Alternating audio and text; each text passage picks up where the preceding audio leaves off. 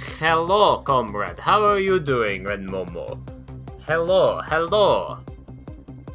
I honestly got super distracted jamming out. But yes, hello, how are you? Hello, Alan. To be fair, yeah, oh golly, pick Tian. Pick Autumn, go to Autumn. I literally have no clue what I'm doing.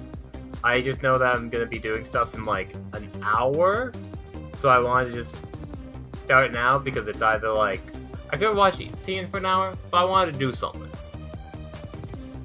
You can't? Can decide. Oh yes, pick Autumn. I'll choose for you. Pick Autumn. Nice and easy. I have zero plans currently other than wing it. Hello, E. Nice to meet you, not Red Momo. No, it does. Listen, Autumn's actually doing something plot relevant.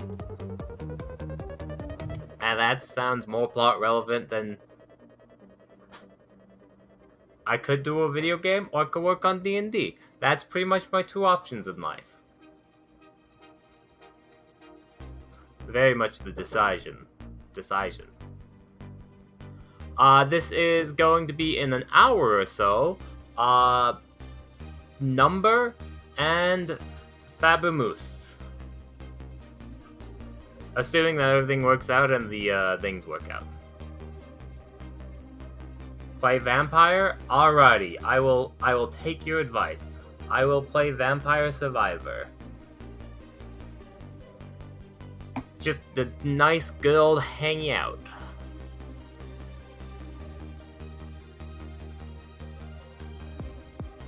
I need to actually set this up. Cough, cough. Oh. Alright. Screen share. Change to Vampire Survivors. Gonna be behind the shield. Gotta keep my shield safe.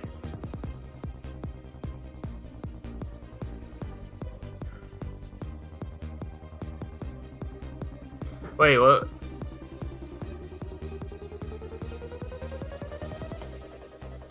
I still have not changed it from Microsoft Edge. What did you mean by vampire? Vampire? What's Vampire? Is Vampire a different game? Is it called, like, Vampire 1 for 1? I assumed you just typoed.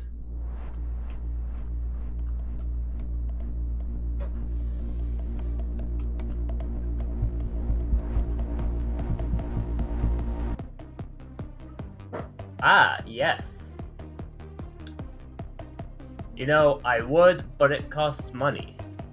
It looks like a fun vampire game. So I will play the free knockoff version.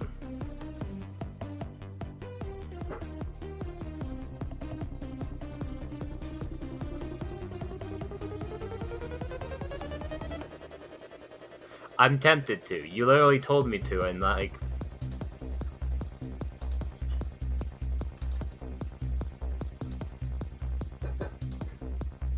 Ah, you don't have to, but... What was that game? Like, Spooky... Oh my goodness. You're talking about Observatory. Listen, maybe I'll try out Observatory later on. But I'm gonna chill out with some Vampire Survivor first. And we're gonna play the bone.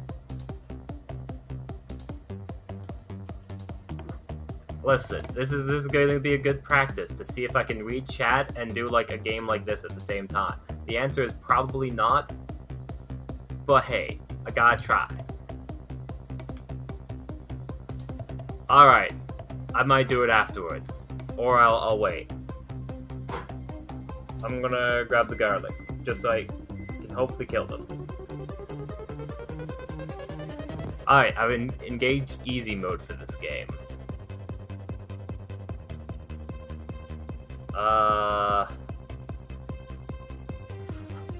If you want, y'all can vote what I pick.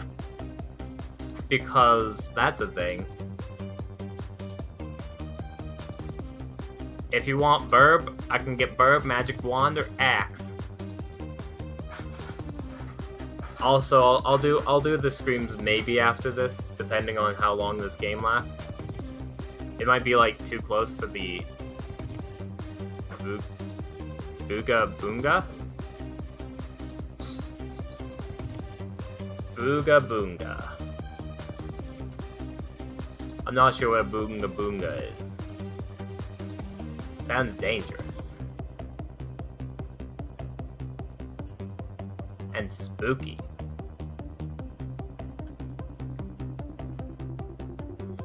But yeah, this game is like really addicting. I will admit it. It's just really good.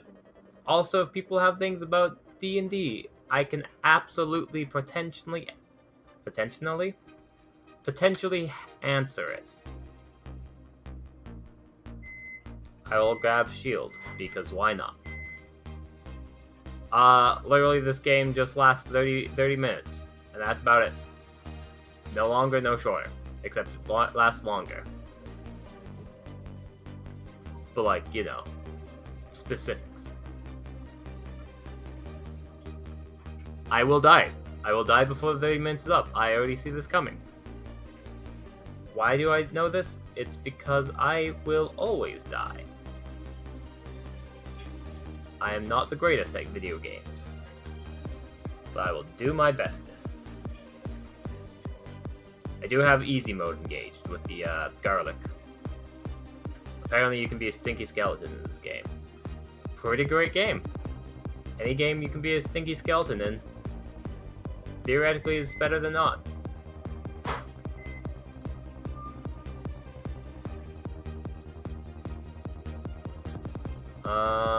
Let us grab some spinach. But yeah, how are y'all doing today? I got them brain sauce stirring in my brain space. That's how I'm doing. Let's get some of this, because it upgrades garlic to be even stinkier.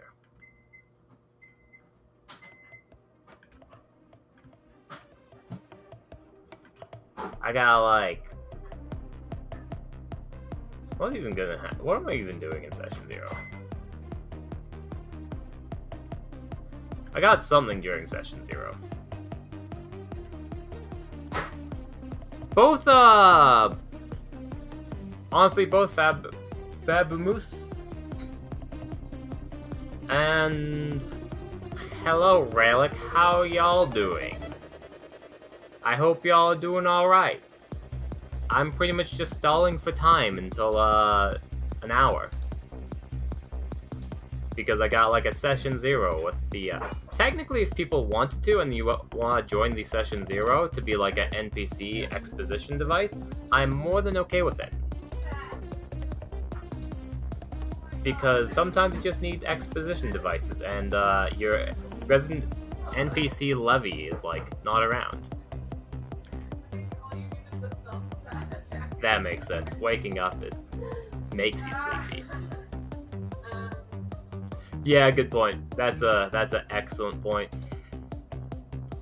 Duvam helping others. Psh. One day Duvam might learn the meaning of friendship. One day, I tell myself. I have to admit, you know the polymorph idea you had, Duvam? / Relic? I don't know, I guess I'm just gonna jump back and forth between names. I had a different idea with that, which I'm not gonna mention, because if I do decide to do it, it's gonna be real funny to just surprise you with it.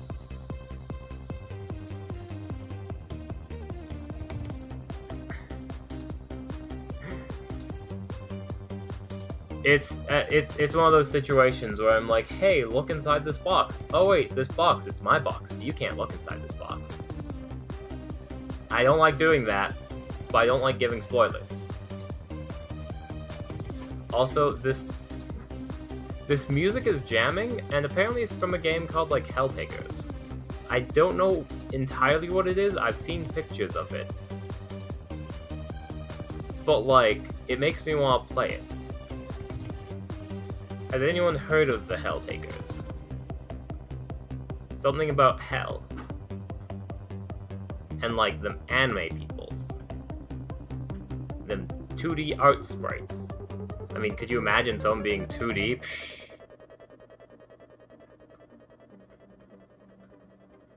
What is Helltaker? Is it good, and is it worth doing them duos? Is it playable in the fun way? Yes, Demon Anime Lady. Fairly fun, fairly fun. I, like, get the urge to do things spur of the moment of, like, hey, this seems pretty decent. Like, music's jamming, random OST of a game, a lot of things to do. I am gonna pick up a bone, because I've got a bone to pick with these things.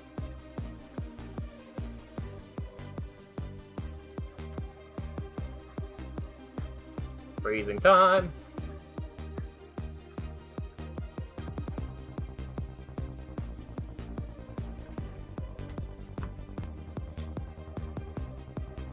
Do.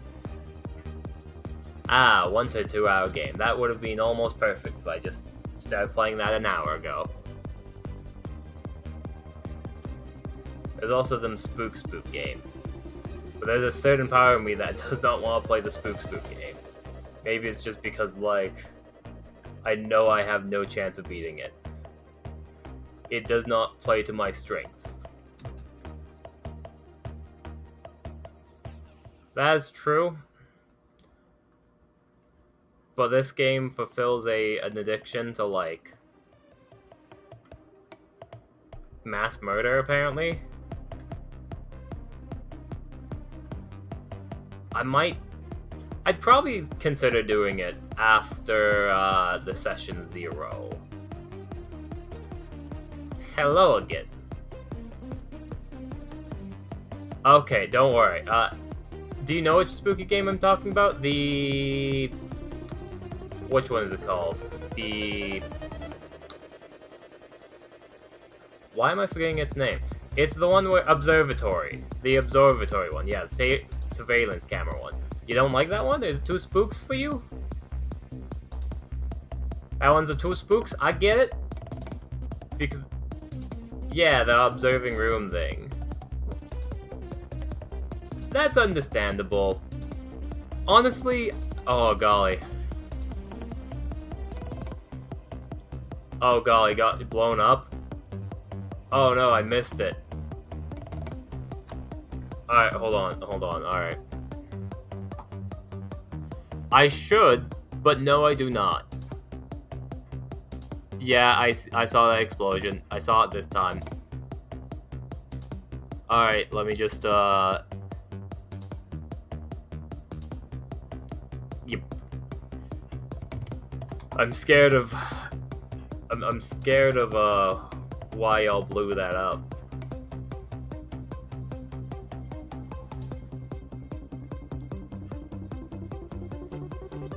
Do you know what Red Death is?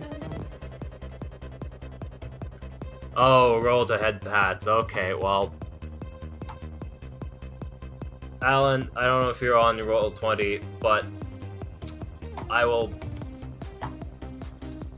What is Red Death? And hello, King Steel. I'm just gonna call you King. How are you doing, King? What's Red Steel? Red King? Red? Yes. Red Death. What is Red Death? Where did my brain go?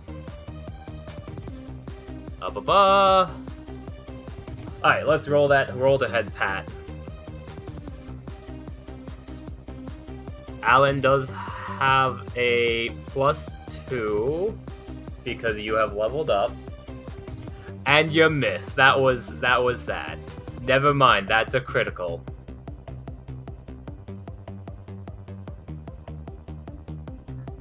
Congratulations, Alan, you crit. It's on until you take it off.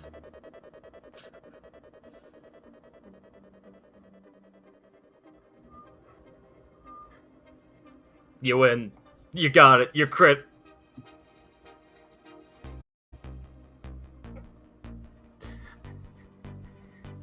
The warmth of a head pat.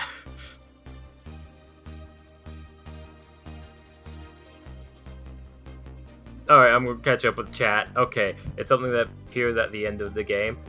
Oh, for Vampire Survivor. Is it the Reaper thing? I saw the Reaper. I haven't been able to kill the Reaper. I'm not very good at this game. I'm not very good at most games.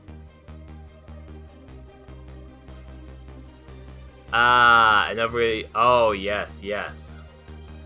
Also, Alan, So, Alan, I guess this is just here now? This head pat lives here until someone else rolls a natural 1? Oh, no.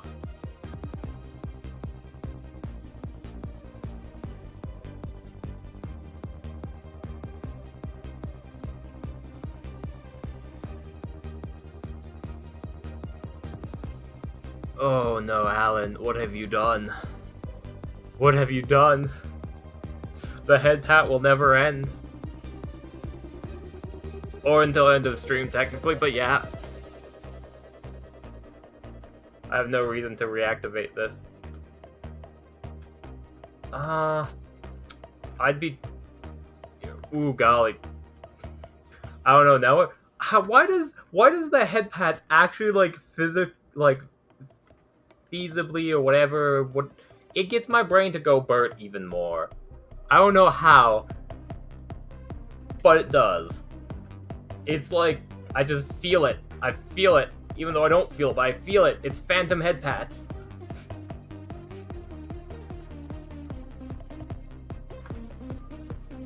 Sessioning 0, which will be happening in like roughly an hour or so, like 2 games of this, aka 1 game of this, because I'll be taking time to choose, is going to be with the fabumoose and good old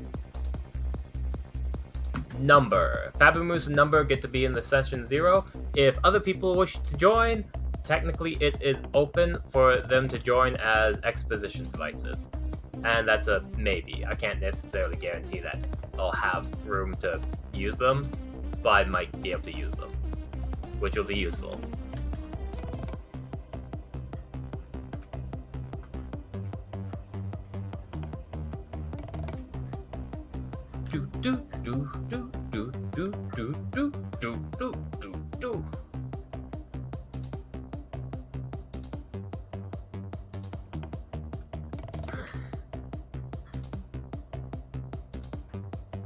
Expert bitchin' device, ha. Ah. Yuck, yuck, yuck, yuck, yuck. Yuck, yuck, yuck, yuck, yuck. The head pad, I still see it. Oh no. It will never end.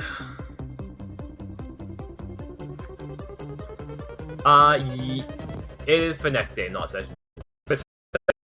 Session infinite, aka just in between games. I usually don't do anything for. It's specifically my lazy build.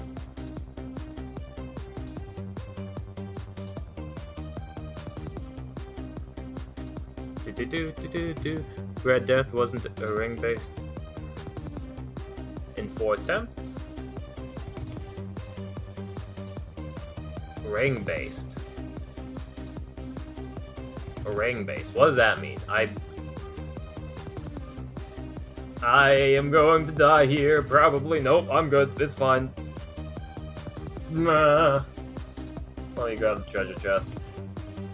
I've gotten to the point in this game where I'm, like, familiar with how to, like, you know, evolve weapons, especially now that it actually shows.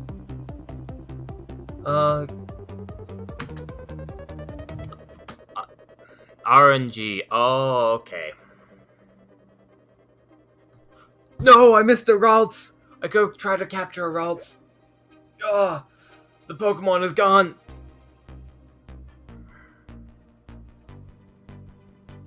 In 4 attempts, huh? I kind of want to beat it one day. Because that sounds fun. I assume you don't want garlic. Usually I haven't been playing with garlic, but I don't know, there's something about streaming. I just wanted to get to the end of 30 minutes. I stopped playing this game for like a tiny while, and now it's like, okay, I'm back. Let's do our best. Let's actually get to the end. I played this like off screen like yesterday for a little while, and I'm like, oh yeah, I just died constantly.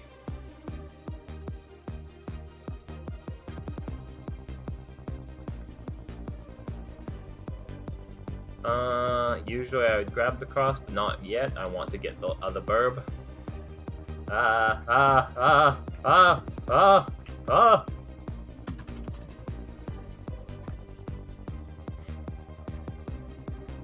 Yeah, I could see that. That might, that's still kind of worth it to try. I assume, do you have to do an armor build? How do you beat it? Because I have no clue.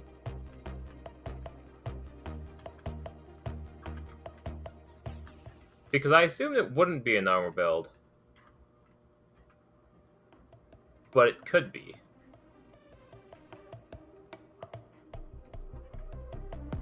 Okay, let's see if I can read chat and not die at the same. Huh. Soul Eater and Blood Whip is godsend for Reaper when you max out the Hollow Heart and your recovery. Oh, so you just regenerate. Oh, that makes sense. Yeah, that makes sense.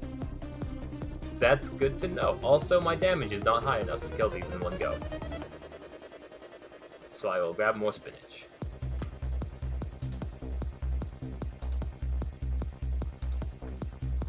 Ooh. You get Rune Tracer with a very specific character, and then lock yourself in the position where everything dies before you can kill you, then wait 30 minutes, and then level up to an OP and pray. It makes sense. I'm at least at the point where I can actually take my eyes off the screen, which is good.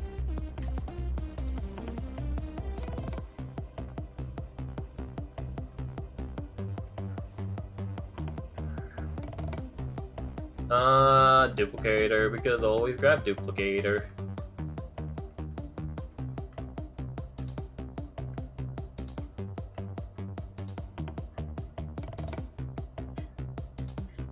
Alright, ooh, no, I need to wait to grab Fire Wand. Oh no, I can't wait. I can wait? I can't wait. I was gonna wait for the white burb. The head pats.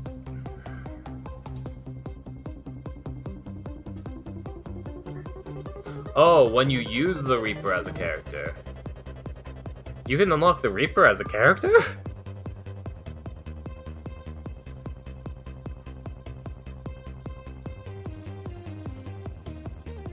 Golly. You have to still be level 2 when the Reaper spawns. There's oh wow. Oh wow. So you just have to run away from XP? That's insane. Golly. What should I do right now? Because I wanted to wait for White Burb. So should I grab the Candelabra? Or should I just buy the Fire Wand because it can evolve? And then give up on White Burb? What's the right play here?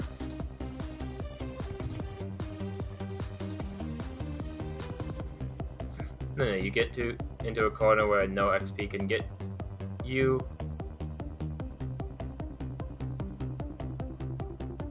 Reaper starts with Desperate. Oh, okay.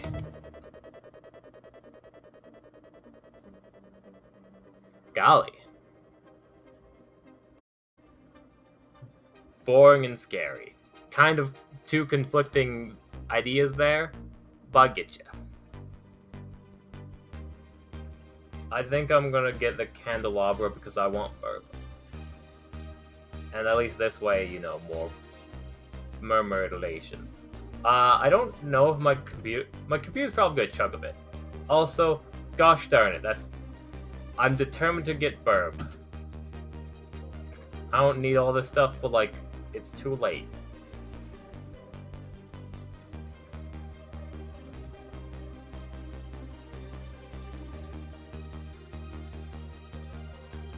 Ah, that makes sense.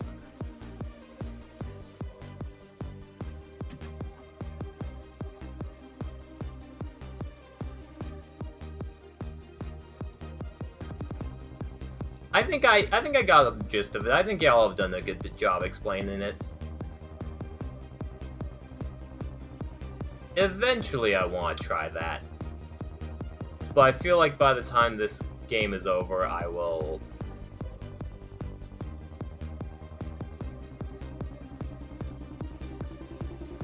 By the time this game is over, I'll probably be doing the D&D stuff. I'd be tempted to try it.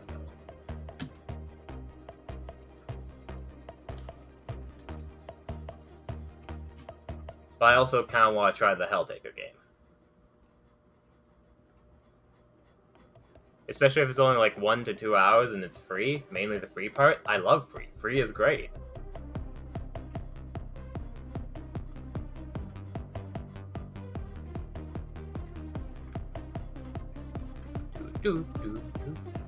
Also, like, this music is way too jamming to, like, not be tempted to play that one Helltaker game.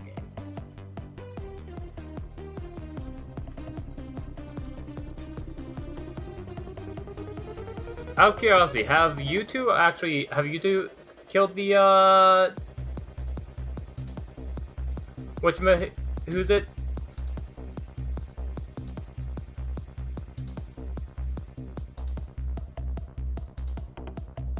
Yeah. Okay.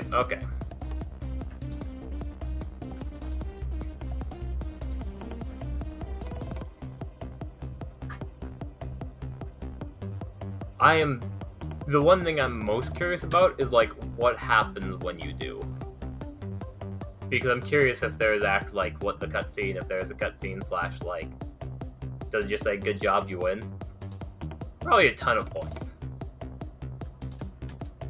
Also, I need burb. Give me burb. I want white burb so I can level it up and get more weapons.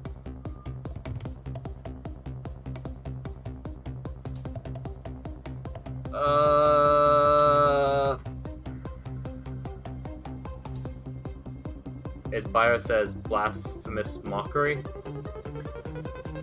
I like it. That's edgy and cool. I like it.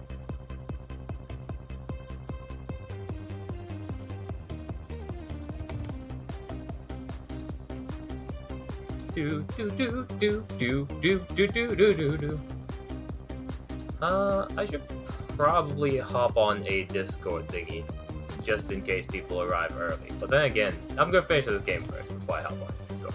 That's a good idea, me. Thank you, me. I appreciate me. That's good. Most people don't appreciate themselves. Everyone in chat should appreciate themselves. I agree, me. Wow. You're so wise, me. The headpad's still going. It's okay, I'm accepting it. I've accepted my place. People really love the headpats. You know, if the headpat stops, that does mean you can try again. I mean, I won't put up my shield again. I mean, it's too late for that. All right. Do you want? Does Alan? That was Alan who rolled it. So Alan, do you want to deal psychic damage with the headpats and maybe try and take out the final boss? If Alan's still around, I'll ask Alan the next time. Alright, Alan. That's 2d4 damage.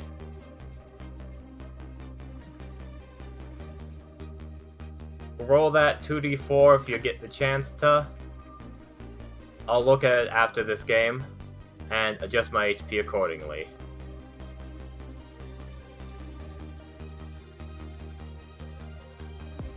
Or technically you can pair it with an attack. If you want to do a different attack and have that crit, you can. But usually headpats are like a D4 psychic damage. After I killed the first Reaper, respawns 3 more before I died. Oh golly.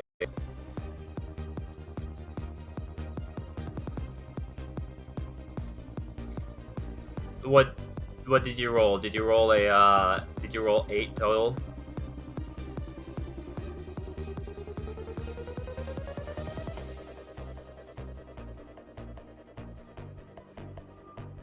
Every 30 minutes another one spawns? So is it endless until you die?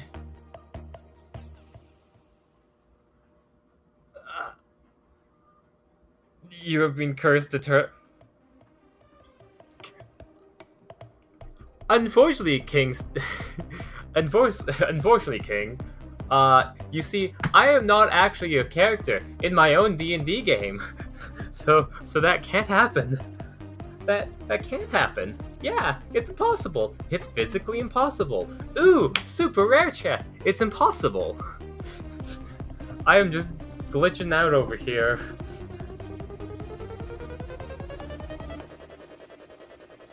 Also, that was horrifying. Like, one, the head pat god, but the fact that they just keep on coming until you die. Oh, this is where the game starts to chug. Everyone ready for 0 frames per second? Woo! Let's go! Streaming this game isn't the best idea, but it's still amazing. I can't get the fire wand yet because I need the white burb. Give me white burb and then I can upgrade it and then get more weapons.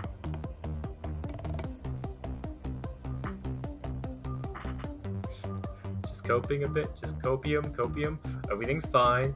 I don't have a head pat. The head pats are fine.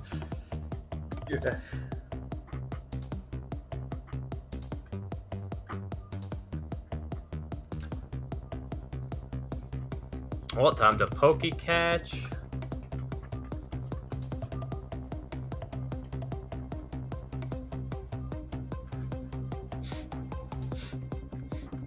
I mean,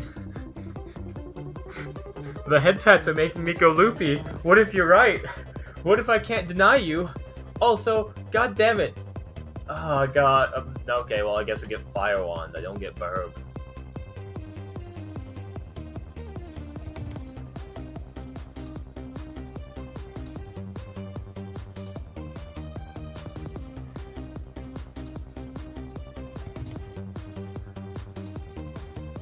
I don't own that Pokeball. Okay, well, might as well give myself more XP. Also, yep, time to have no frames. I hope you enjoy the sight of this game barely chugging along.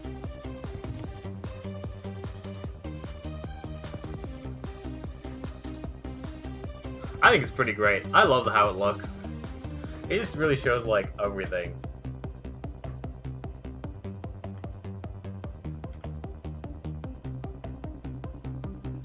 Don't you know? Of course it does.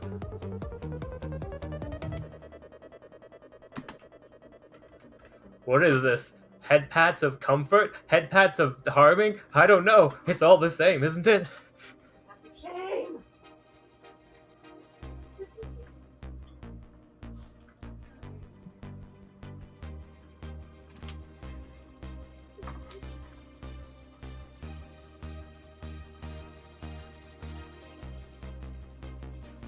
Gee golly.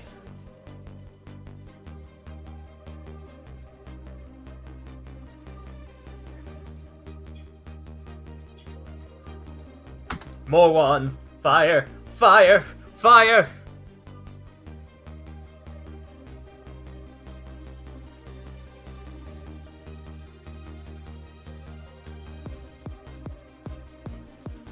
Okay, I don't think I'm gonna die now. I think I'm at the point where we've got this. I don't think death is an option. I think death is like the last option, which we won't take. We'll look at the death and say, only after 30 minutes.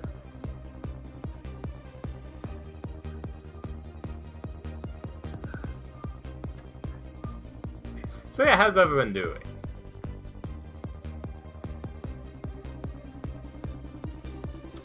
I really, like, pronouns I don't really care about. Pronouns are like, I get it, I understand, people like pronouns, but my brain's like, I can do whatever. Like, the world exists, And if people, whatever people want to call me, they can call me. I'd say you can call me Bethany, but I knew someone named Bethany, so I don't want to steal their name. And also, I'm Raylan, so like, why'd you call me Bethany? I wouldn't realize you talking to me if you called me Bethany. That seems like a stranger decision on your part.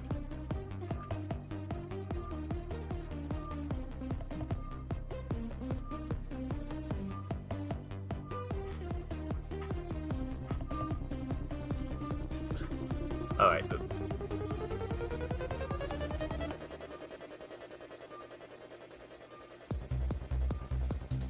Like,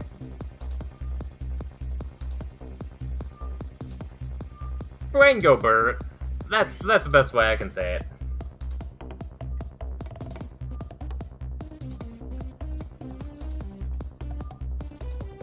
If I could, I'd be like, hey, I'm a Raylan, that's my pronoun. But like, that's kind of silly. I like it because it's silly, but like, that's kind of silly.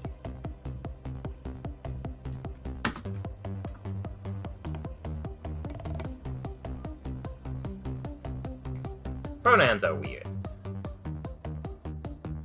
My pronoun is Shadow the Hedgehog. You better call me Shadow the Hedgehog.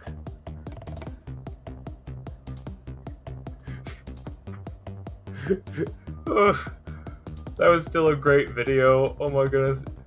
Yeah, no, that's. I'm gonna just say my pronoun is Shadow the Hedgehog. That's the best way to have a pronoun.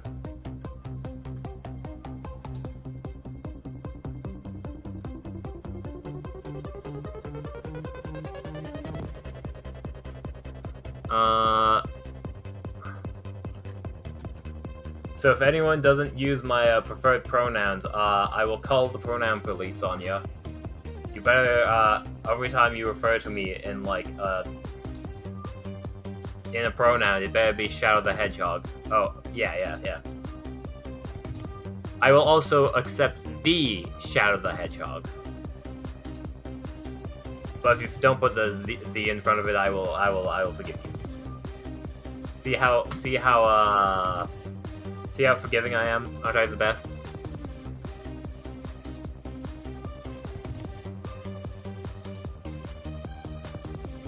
It is a PowerPoint.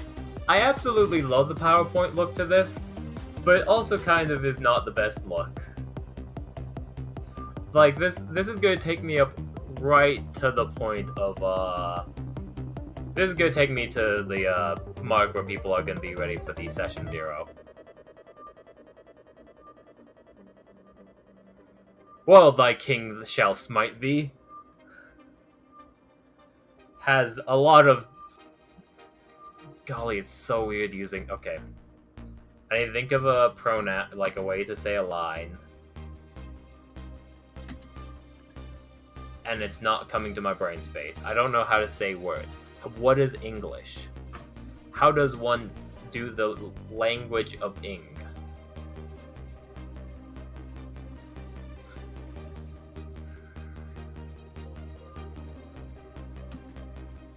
I mean, probably. I mean, maybe... Here, I will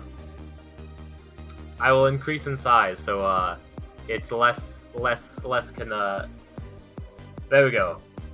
Now you see less chugging and more me. Of course it is. Why do you... Yes and no, but mainly yes. My vocabulary always struggles, but with the head pats it struggles more.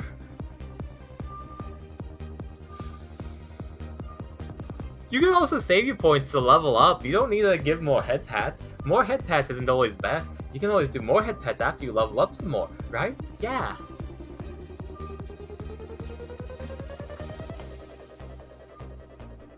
If you level up, then you can also take attacks, and then those attacks don't include head pat butts.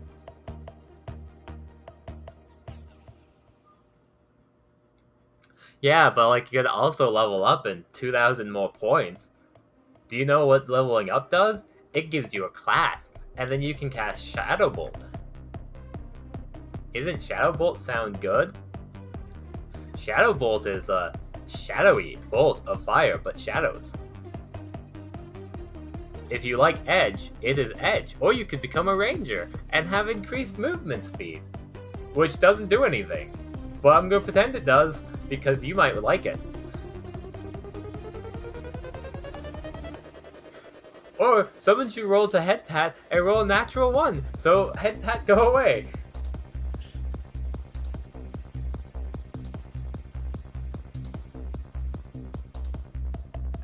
I hate to say it, but a Head Pat could also be a grapple roll. You are correct with that.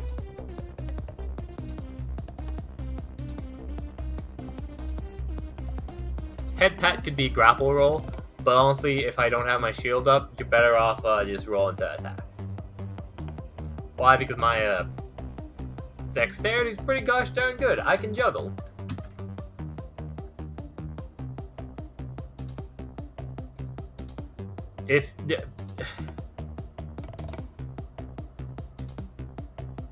I see where you're going. I see where you're going with this. But listen, if you level up now, then in the long term, you'll have a +2 to hit. If you roll now, you'll have a +0. Isn't the +0 not good enough? +0 is very little. That's like a 50-50 chance right now.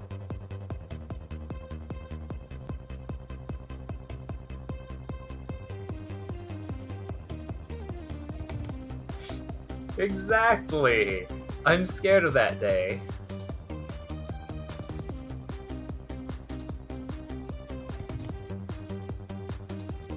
Just make it like a human fighter, so you have a action surge.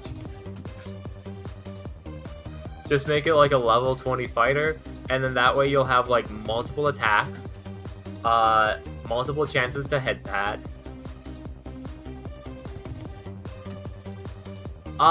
Absolute kind of. Absolute kind of is the best way I can phrase it, because... So essentially, we currently have 13 players, so the number one thing we can do for you, after this slideshow, is to get you an NPC. This NPC can be a NPC that's in the guild, or it can be an NPC that you might play in the future, or just an NPC essentially. Kind of just play it by ear of what happens is what happens. Not everyone who has made a character has gotten to join. That's why I hesitant to say you can join the players, just because not everyone's gotten to play yet, so I kind of want to make sure everyone gets to play first before we add more people. But we can... Head Pat? Get more people to be NPCs, and you can do stuff for the guild, and have interactions with people within the guild, and such like that. The question is, what would you want to make for a NPC PC? NPC, ? PC?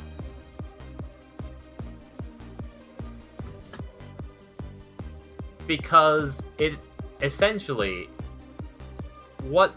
I feel like I haven't seen your name in chat, and you were a first-time chatter earlier. So what essentially is the summary of the D&D campaign that I'm doing is that pretty much another streamer called Mithril Mira I pretty much approached them, was hey, you want to play some D&D?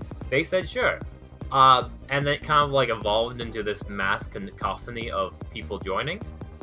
And essentially the whole plotline now is the people are creating the world around them as they start existing. So the rest of the continent does not exist until that lore is created either on stream or by a player creating a character, essentially. The main plotline currently is that Mira, the guild master, is essentially rebuilding their family guild after it got, destroyed for mysterious known reasons. This guild is existing in the land space of I forget the country name, but it's pretty much a place where kind of humans and elves got together and put aside the racial differences for mostly. As there's some other places like Spider Island,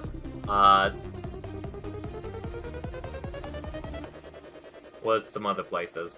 Golly. There's the icy place. realistically, there's 3 main places. There's Icelands, which have drugs and magic drugs. There's the main human kingdom / elven kingdom. There's the Orcish territory, and then there's the Spiderlands. Kind of like Borderlands, but with spiders. Where pretty much you could create anything. Technically, it's a low technology world, however, so there's not much options for, like, starting with a gun. Players can make guns and do a bunch of things. But I feel like I've over-explained everything. Wink.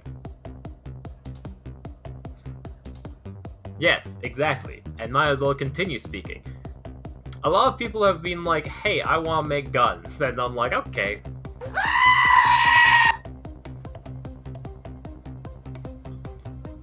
I can't tell if that cut out early, because I feel like it cut out early. Absolutely. I can do an NPC that might think, yes, absolutely. You can make an NPC that you intend to play later on, for sure.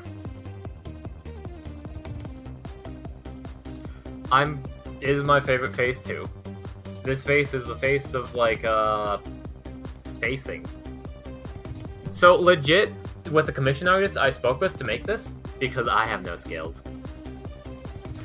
Essentially, number one thing I said, I was like, okay, yeah, I want a face that pretty much is the face of, I started to speak and I can't stop speaking, and I know I should really stop speaking, but I keep on speaking anyways.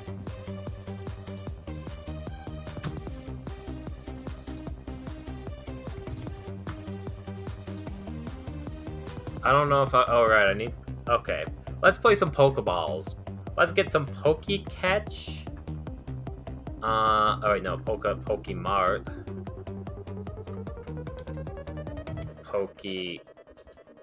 Pokeball 10. Also hands off keyboard right now.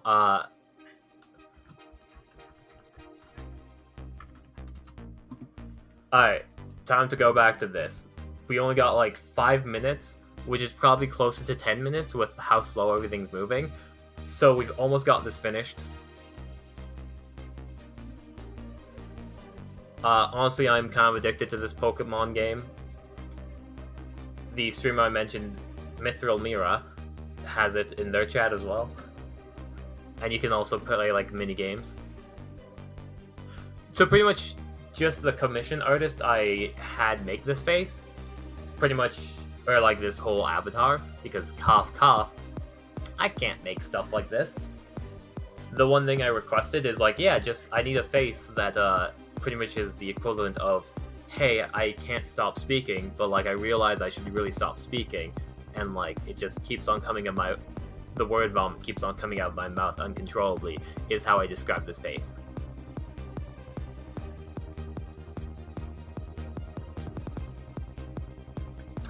Alright, also I might have been wrong, that 5, which is actually 10 minutes, might be more like 15 minutes with how slowly everything's going.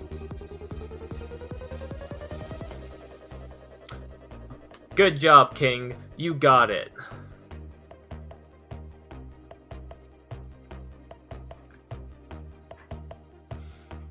I hope I'm a decent person to, like, employ to do stuff. I have no clue. Oh my goodness, I can't believe I fucked up so badly. I'm getting a 3D model, and I forgot to request getting this face done on it. I'm a fool.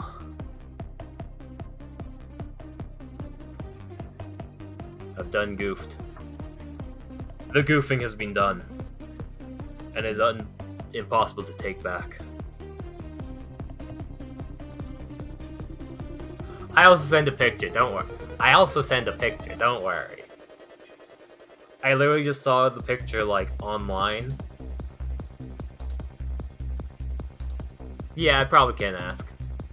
And also, this ho-ho is, like, getting real close to my business. You ain't no Waylord. I ain't gonna give you attention, ho-ho.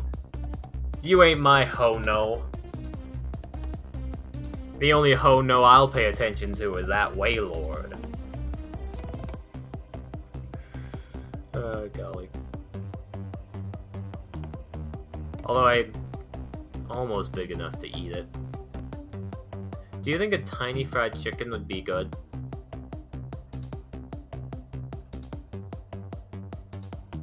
Also, it's almost the 30-minute mark. We could almost end this slideshow. This is like the one reason I should never play this game on stream, because apparently I need a better graphics card.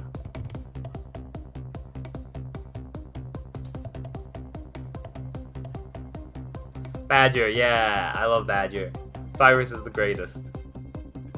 Honestly, like, I'm hoping Virus, like, exists again soon. I hope there's so many characters I just absolutely love in that game. I'm hoping that fabumoose and Number become some of them. I just haven't got the chance to like fall in love with the characters yet. Also, I'm just gonna skip.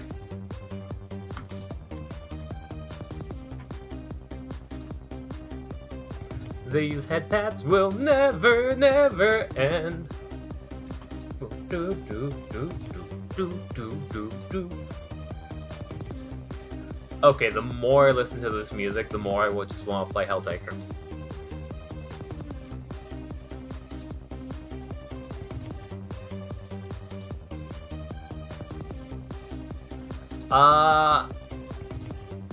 But yes. I assume you're thinking or writing currently, King, of what sort of NPC/future character you might want in the game. Realistically, I should probably put it to like a channel points buy, but I kind of don't want to do that because I really like just having people join and like create characters, because it does my work as a DM for me.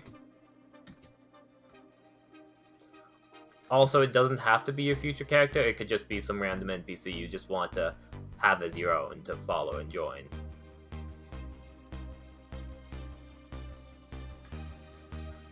Do, do, do, do, do, do, do, do, do.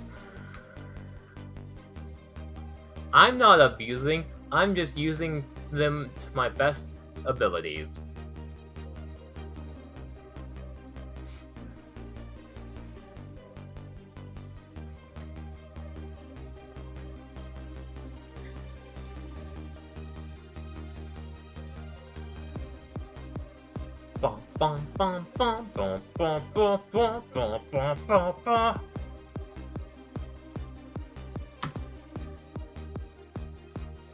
Things are moving at a slideshow pace.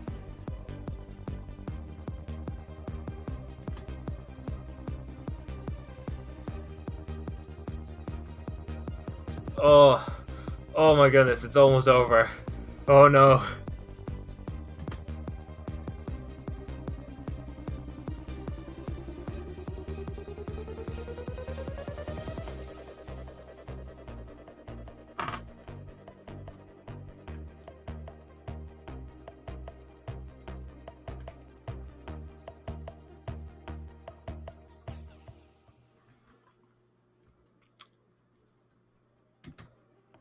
Alright. Oh, close to a minute left.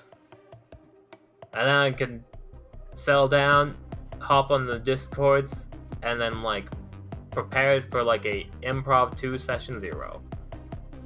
Once a person dies, they are sent to Death Realm, filled with Reapers of all kinds. The two most powerful beings, the Green Reaper and the Red Reaper.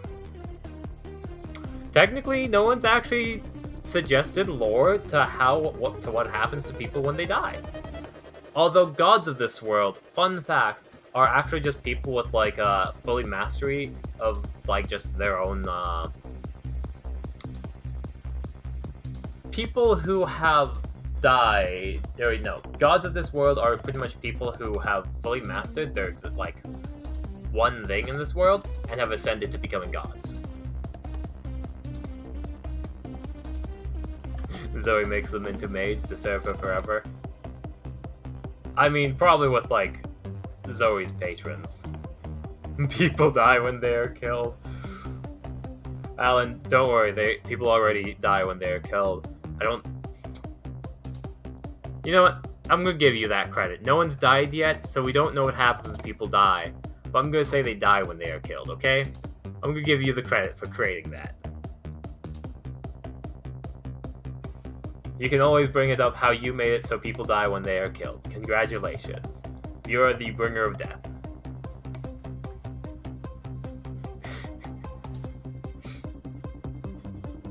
You get full credit for it.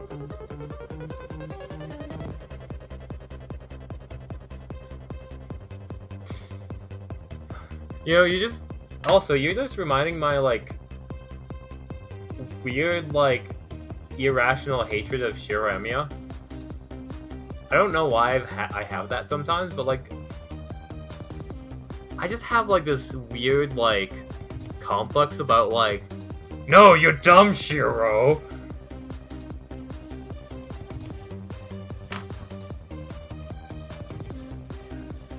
I think it's just because, like, I don't want to say Shiro reminds me of me. Shiro isn't me. I'm not Shiremiya. Shiremiya sucks. I'd never be Shiremiya.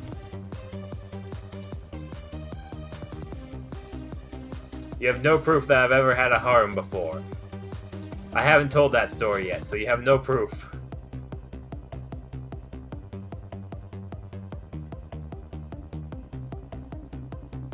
Oh, 10 seconds? More like 30 seconds. 1 Mississippi, 2 Mississippi, 3 Mississippi. No, actually, I lied.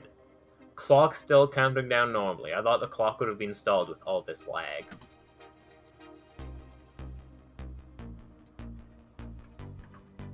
Thy king shall smite. The Green Reaper. Ha ha ha, losers. Hello, number. I am finishing this up, and then session 0 can begin. Don't worry about this. Wait, how am I still alive? What the fuck is happening? How am I not dead yet? Hold on, am I playing this game right? Am I playing it wrong? The fuck is happening? I get revived once, and I'm gonna try and run away from this person, and then just gain more XP.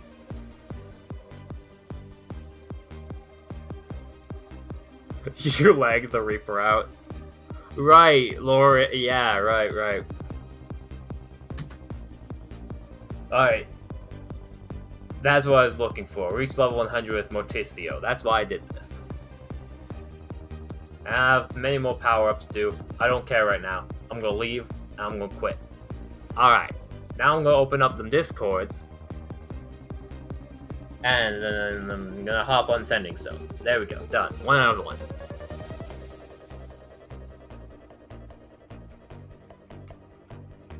Like, I'm ready whenever you are. We are, like, I'm gonna be just sitting and waiting in Sending Stones, essentially.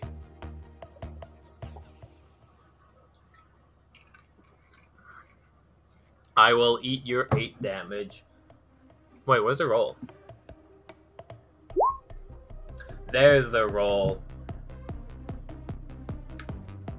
Alan, let's see something. You do have, okay, let's see. Untitled document. I'm at max HP. My AC is not currently 15 because I don't have my shield, but I'm gonna leave it that way anyways.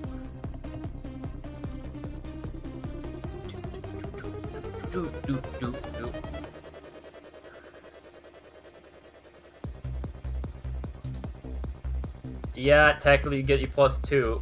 Holy shiza, that's 10 damage? Oh no.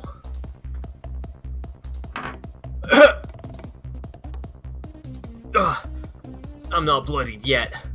You think you can take me down? I won't go down that easily. Except I will if you do that like 2 more times. If you do it 2 more times. Goblin, the dead goblin! Now let's make these goblins good! Not a goblin though. I'm not a goblin though. Oh no.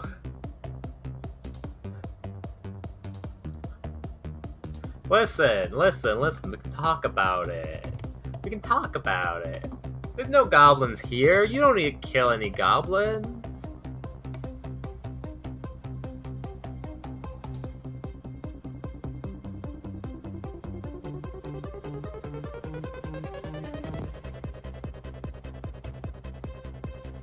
Burp. I am gonna first of all message fabumoose. 5 minutes. You still good? Question mark. Alright. I'm also gonna open up the character sheets. I don't remember either of them having secrets, other than the fact that one of them is a moose. I need to get... Alright.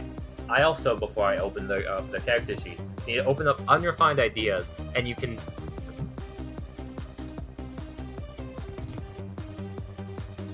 Control-C, Control-V, don't worry, I will tackle these at some point.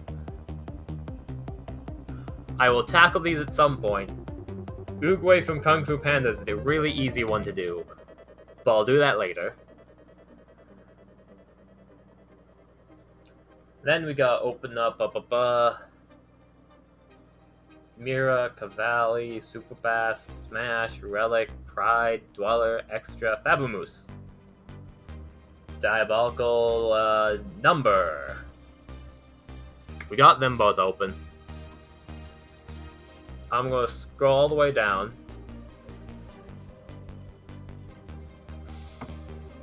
Honestly, I don't know. And we're gonna look down at fabumoose and then see that doesn't have anything filled out. The critical state is critically needing criticals. Critical failures. Someone should roll to head pat. Ow. Someone should roll to head pat and roll a natural 1. That way, the head pat gets knocked off.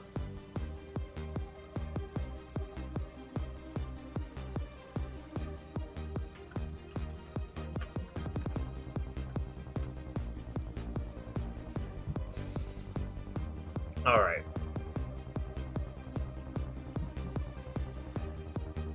So, let's open up guild roster quickly because I want to double check something. I think I'm missing some people. 1, 2, 3, 4, 5, 6, 7, 8, 9, 10, 11, 12. 12 people. I didn't count Alan, 13 people, plus Mira, which is 14. And then 2, 4, 6, 8, 10, 12, 14, 15, 16, 17. 17 minus 1 is 16. Extra Banel doesn't count, so 15. Who am I missing?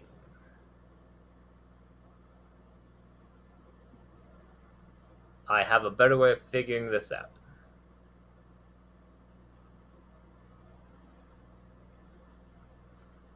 Because extra Banel technically goes up here.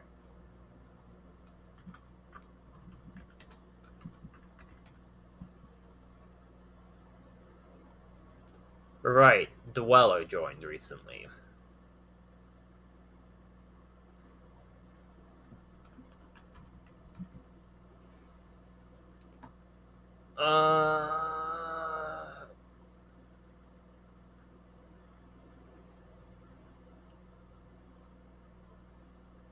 Right, what's Dweller's? Sega?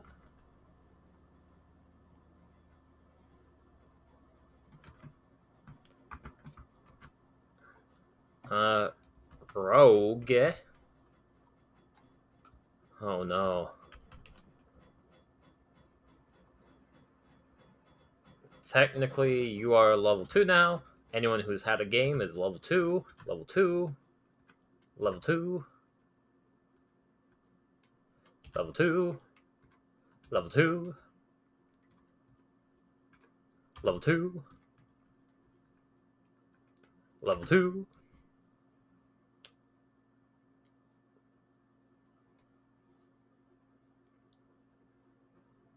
As we got that all good and dandy, hey, the music stopped.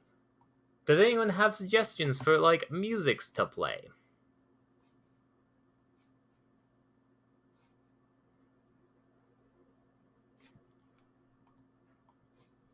because I could re-listen to all that Helltaker stuff again. That would be pretty good.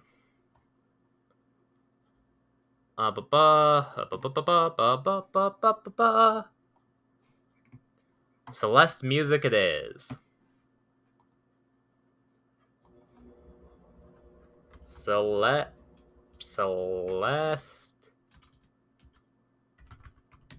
music.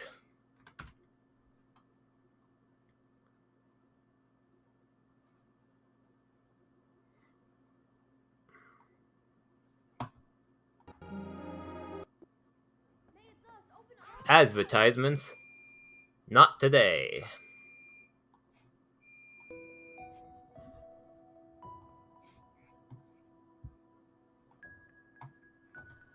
You're good.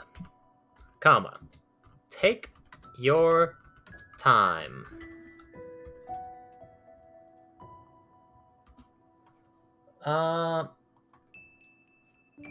4 to 5 minutes will be good.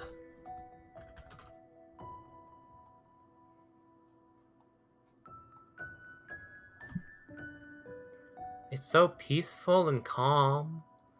So much different than the previous music. Alrighty. Never mind. It's picking up. It's ready. It's hype. It's getting ready. Okay. I'm gonna turn off the beeping in the background. There's a beeping and I'll be there. BRB.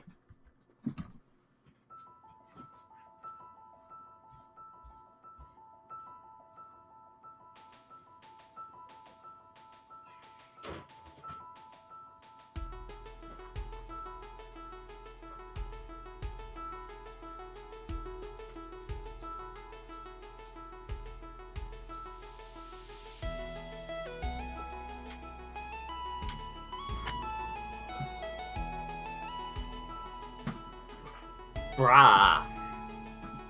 The head pats will never end. They'll just always be there. I have the problem of like listening to games on like 0 volume like 90% of the time, so I like always miss out on like soundtracks. That's my one like big problem in life.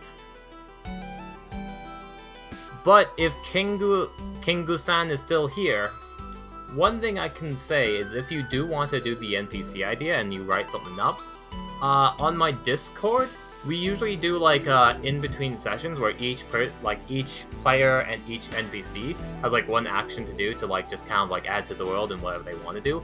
Like, hey, I want to work on making guns.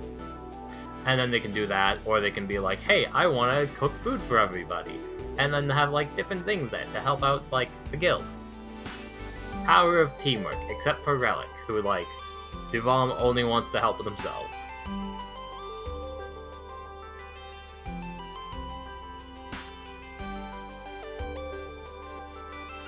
Oh, yeah. Duval. Ah, Duval. This bird is big. I'd do something about it, but I can't. Just gonna have to like move my way out of the bird's face. They'll get better eventually. Yeah, that's the whole idea. Alright, so as for Number and Fabumoose,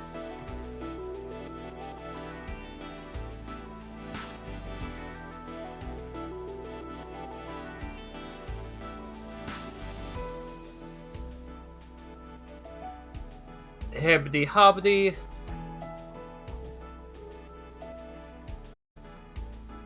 Your ideas are now my property.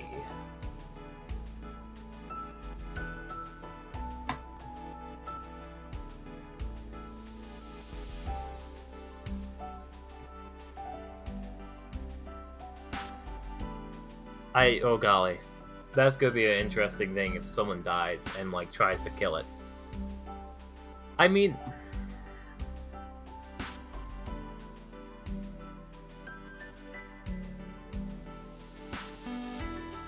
I really like the idea of, like, the party members growing to high enough levels, dying, and then going to kill death. Like, S-rank quest, kill death.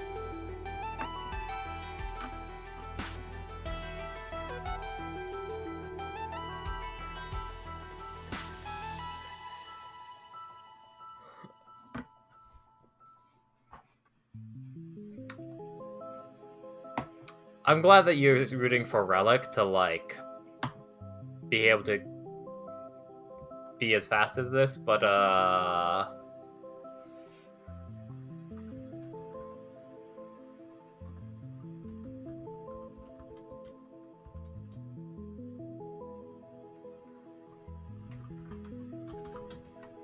makes you as fast. Also, there's a relic that makes you as fast as Jesse Owens.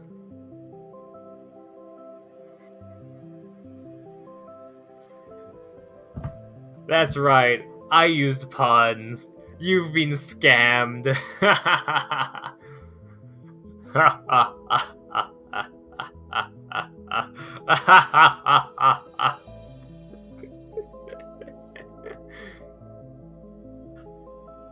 It's called running shoes. Oh, golly.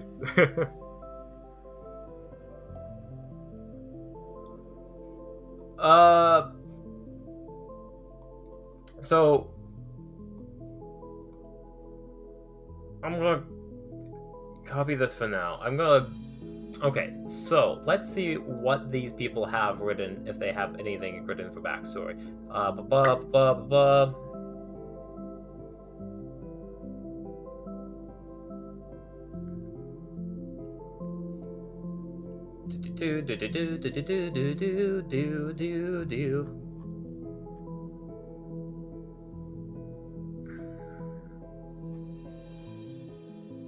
The moose has nothing. The moose has no backstory whatsoever. But that's okay, that's what Session 0 is for. Session 0 is to fix that.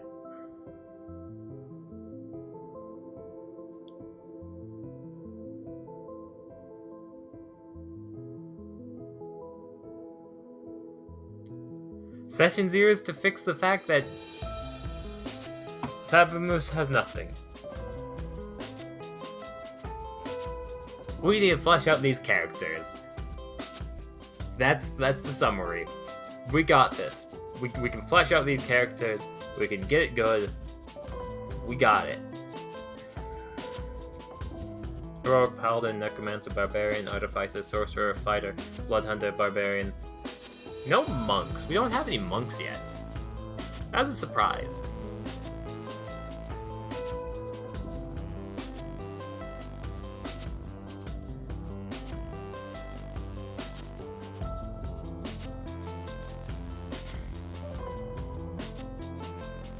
Or warlocks, you're right. Oh my goodness, a maid warlock? Oh my goodness, can someone like make a pact with Zoe?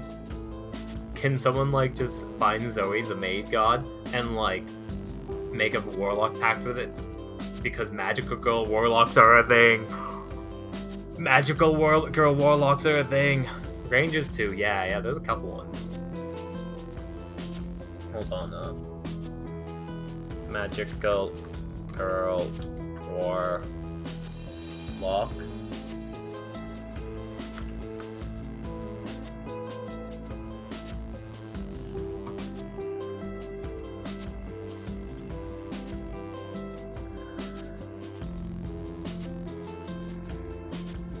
Oh, okay, cool. I forget which one. I know I have one that I really liked. This isn't it.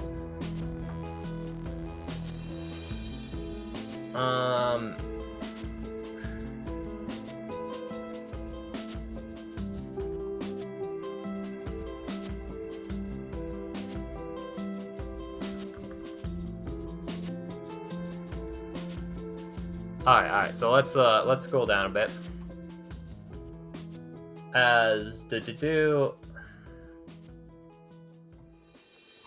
Yes, so this is just random, one of my characters, with 4 dexterity, which was a magical girl warlock who was the anime class, aka Devilkin.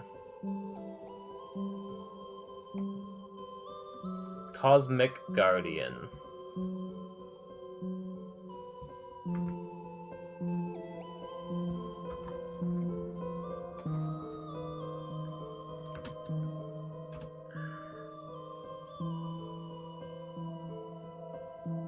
Nope, not that one. Are you it?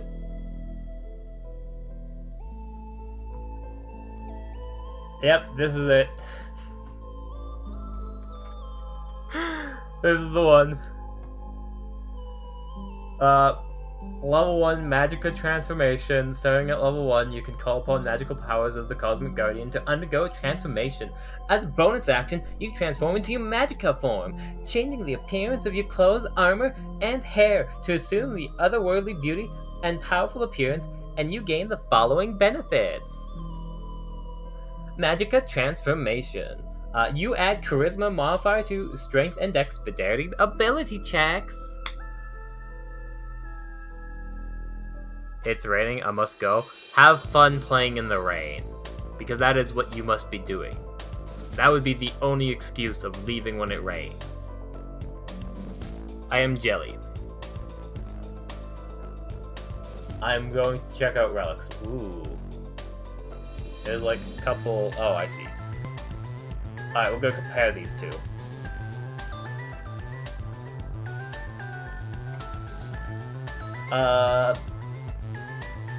Agent Legacy, choose from expand spell slot, warlocks, blah blah. Heroism, beginning at when you choose a subclass first level, you have magical relic, the patron. Allows you to undergo fantastic transformation, or reverse it as a bonus action. The exact nature of the transformation changes. Okay, so this isn't a limited thing. Your AC equals 10 plus Dex plus Charisma. Unless your creature has true sight or watches you transform, you can't be recognized as your true identity. I kind of like that one. You have a pool of battle dice, which are d6s. A battle dice is expended when you use it. You gain all expended battle dice after a short or long rest. Versus the temporary hit points at the start of each turn. Charisma modifier. Once in each turn, you deal additional damage equal to Charisma, and advantage on Persuasion and Intimidation. While not transformed, you're unable to cast first level spells or higher unless those spells are granted by Warlock Invocation. Oh my goodness, I didn't even realize that. I never read that part. I would... Oh, wow.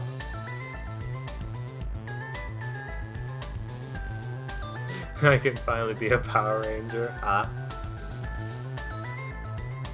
To activate this transformation, you must spend hours equal to that. Okay, that's different. This isn't... They've updated this. The one that I used was like a minute and didn't have this. Okay, so they've changed it recently. Yeah, that is a strange one. I would not have expected that. I kind of like it. I know it's not good, but I still kind of like it because it does give you, if you have like a good dex or strength, if you have like a 14 or like, it does make you like a super big powerhouse for like an hour or so. But at the same time, first level, you can just do this freely. Balance-wise, I'd have to look at a base Warlock, because I'm not too familiar.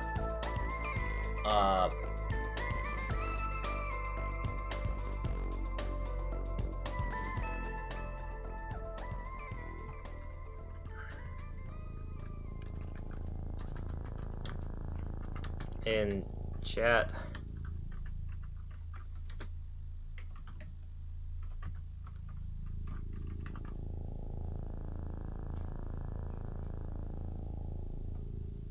Alright, so, we got that. I was gonna open up that second page. I got distracted. As for the second page... Oh, once on each turn when you with attack, you can roll battle dice and add the dice to the damage.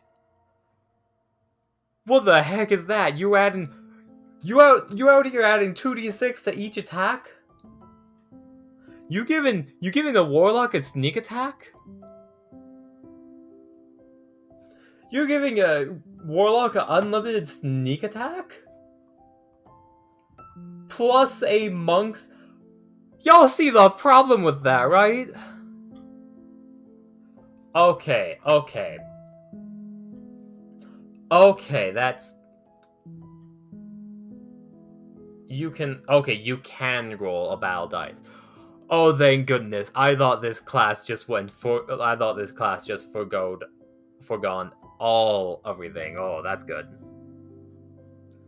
Yes, okay.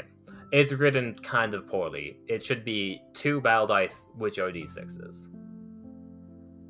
But I get it. Sometimes, yeah. Fundamental force of nature, elements of the first level. Choose the following damage type. One of these, one transformed, you deal damage type. Cool, pretty much you can substitute spell damage. You can do lava damage. You can have the lava magical girl.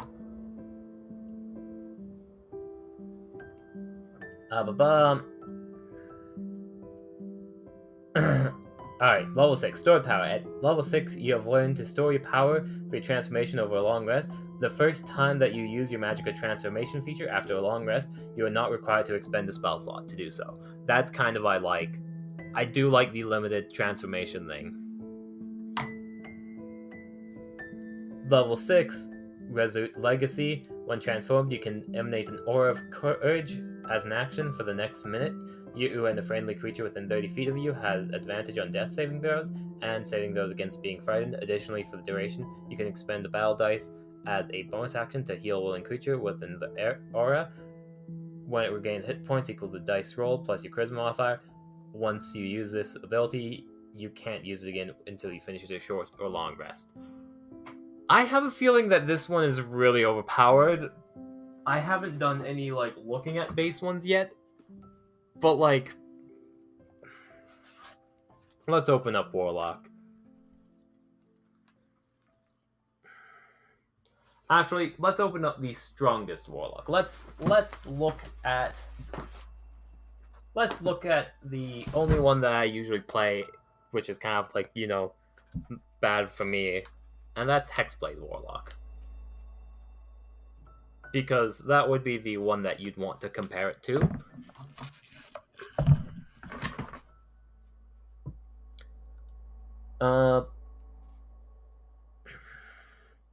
Hexblade Curse, pretty much add your... when the creature dies, you gain temporary points. You can crit better, and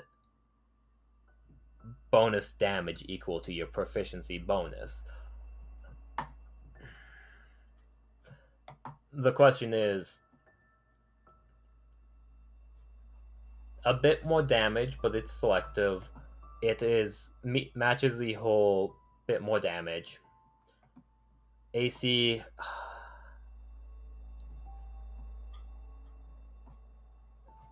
honestly, it kind of seems like it balances itself out. This one feels like it balances itself out. I don't think it is that powerful. Level 6 stuff. Yeah, because level 6, you can literally get a Spectre. It's not overpowerful. It's good. While transformed, your unfriendly creatures within 30 feet of you gain resistance to your relic's force damage type. That's an interesting one. So you could just get resistance to necrotic damage in 30 feet. Everyone plays a magical girl. That's an interesting one. Level 10 Hex Warrior. Your Hex grow more powerful as the target cursed your Hexblade, blah blah blah. You can use your reaction to roll d6. On a 4 or higher, the attack misses you. Yeah, Armor of Hexes is overpowered. That ability is overpowered. Let's look at this magical girl. You gain advantage on saving those to resist being charmed. Frightened. Additionally, your presence can fill your friends with hope. Allies within 30 feet of you. You can see, or otherwise aware of your presence have advantage on saving throws to resist being charmed or frightened as long as you are not unconscious. Pretty much a immunity to fear and charm. This magical girl is way more underpowered so far compared to the other one, but the other one isn't necessarily overpowered to the point of being nerfed. Becomes more powerful while in the magical form. You gain additional benefits. Advantage in all saving throws. That's really good. And fly speed of 60. That's a fun ability. And then you can use your action to begin in charging the powers of your allies into the ultimate attack until the start of your next turn. Each friendly creature within 10 feet of you can use your action to add to your charge. At the start of your next turn, you fire a massive beam that forces 120 foot long, 5 foot wide direction choice. Each creature in the line must make a dex save throw or take 10d10 force damage on a fail, or half as much on a success. The beam's damage increases by 40d10. Oh wow. Up to a maximum of 30d10 force damage. Once you use this ability, you can't use it until a long rest. And then Hex Blade, you can spread your Hex Blade's curse from a slain creature to another creature.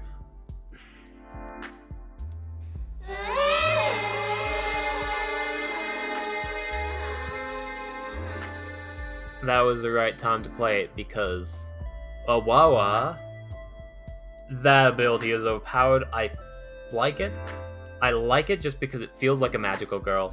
But if you're comparing the two classes of what feels more like a magical girl, honestly, I feel like this one plays and feels more like a magical girl. Hello, how are you doing, fabumoose? Via mobile, do you just... I was gonna have you in voice channel. It was probably gonna be easier, but at the same time, if you can't do voice chat right now, like, as long as your computer actually works the day of, that's kind of what's needed.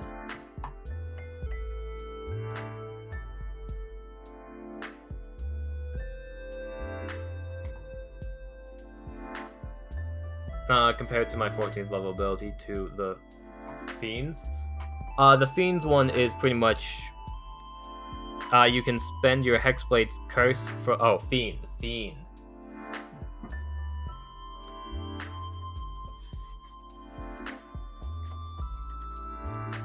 Here, let me pull it up. Preferably, if you can do voice chat, do voice chat. If you can't, that's understandable. Let me know once you figure that out. I want to do the final comparisons for the Magic Girl ones. Arcane Ward, no, Abjuration.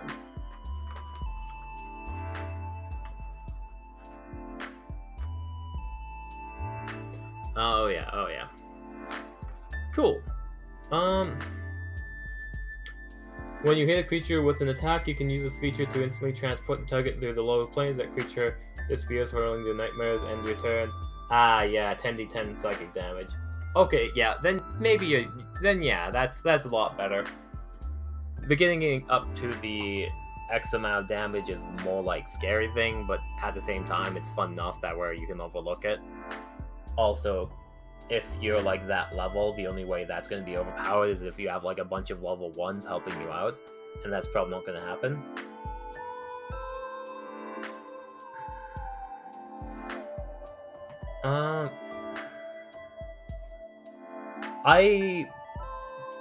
Maybe it's because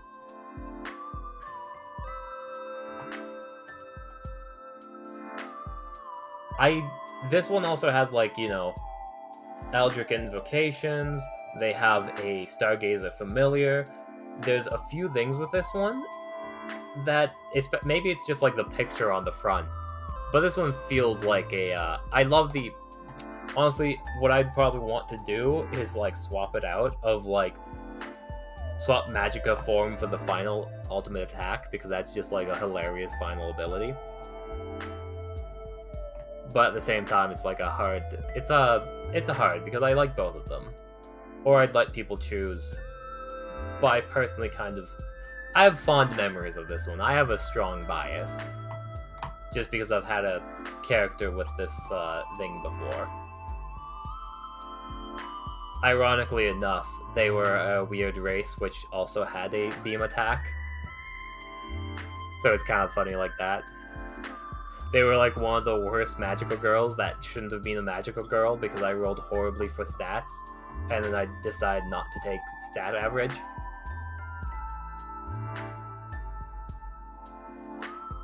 Oh yeah, that makes sense. Then, for this one, it's a... They do two different things. Dex, or add charisma modifier to that.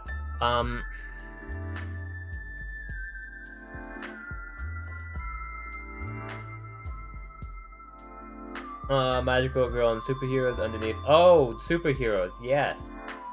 That makes sense. Anime tropes campaign. Yeah. If you were to do a Power Rangers superhero thing, this one I would definitely say you should pick. If you were to doing straight up just a magical girl, or maid. Maid could go for either way, but if you're doing a magical girl, then I'd highly encourage doing this one because of... Look at it! It's so magical girly. Alright. Let's see if... are you able to hop in chat, fabumoose? Or do you want to just... Y'all said, just struggling a bit today. I can voice channel.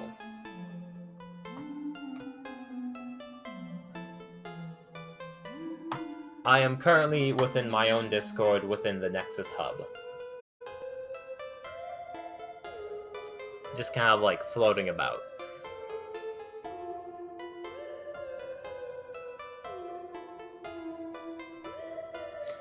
Floating about. Pretty much the main thing we gotta do is actually get you a backstory and everything like that. And like actually flesh out your character. That's the main thing before we start anything else.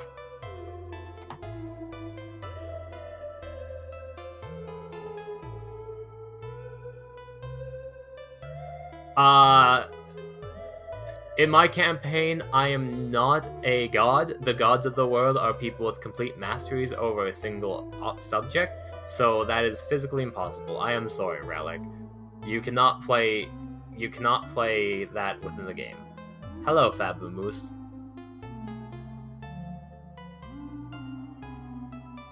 Just getting my volume adjusted. Can you hear me? Yep, I can. Awesome. How's the volume for everyone else? Speak some more. Hello. 1, 2, 3. 1, 2, 3. How's that, everybody? Does that work well? Is that too quiet? Too loud?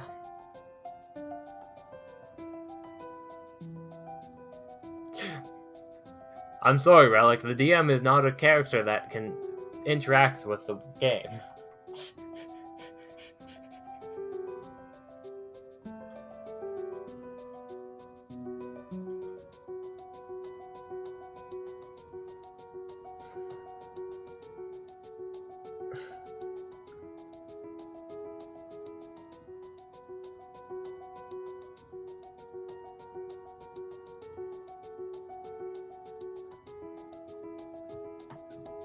An ability called plot armor I don't want in my game, or OP class feature, or fudge the dice. All of these things sound bad. Sorry. Alright, so, fabumoose. Yes. I'll read it later, Relic. You have your character. Your character is Moose. Moose Blood Hunter. Yes. A moose thrope, if you will. A weremoose. A weremoose. A moosenthrope.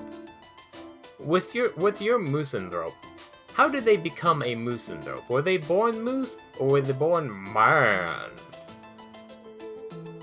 So, the answer is yes.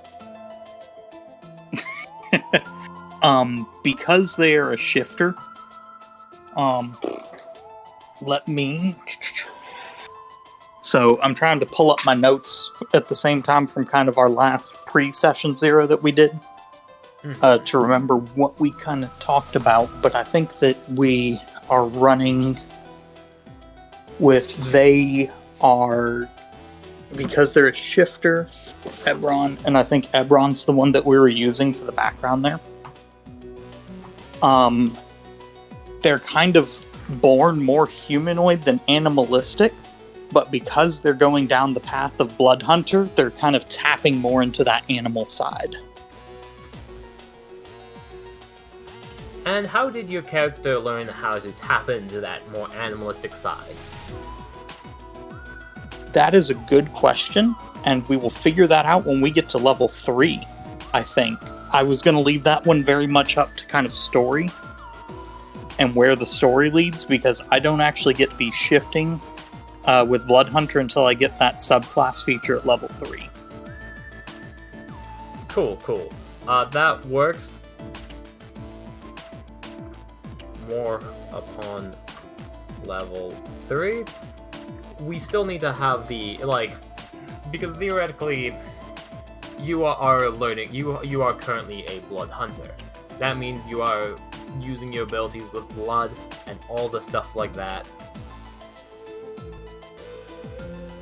So with using your abilities with blood and all that stuff, the question is this kind of like a taught within your homeland? Is this path kind of one that you have discovered by yourself through the painful trial and error? Or what is this class to you, and how did it get established? So it's passed through it's like a familial line of blood hunters who kind of work to preserve nature and kind of the order of natural things.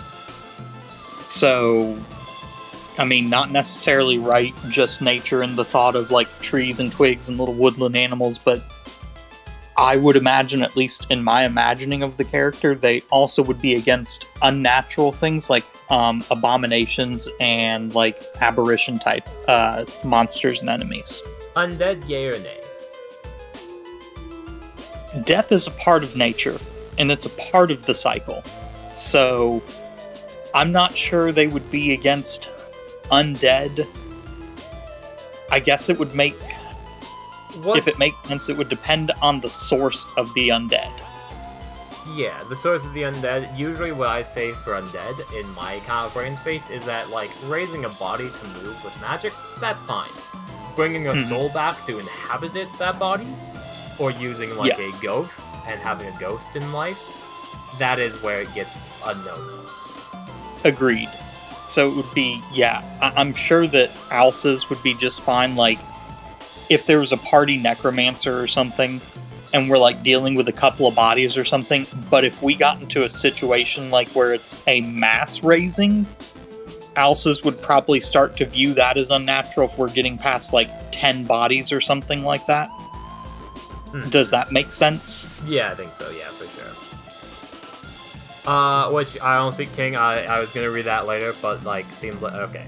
I will come back to King's message in a bit, but yeah, I'm gonna finish this. So you mentioned this is a lineage thing. I do have maps.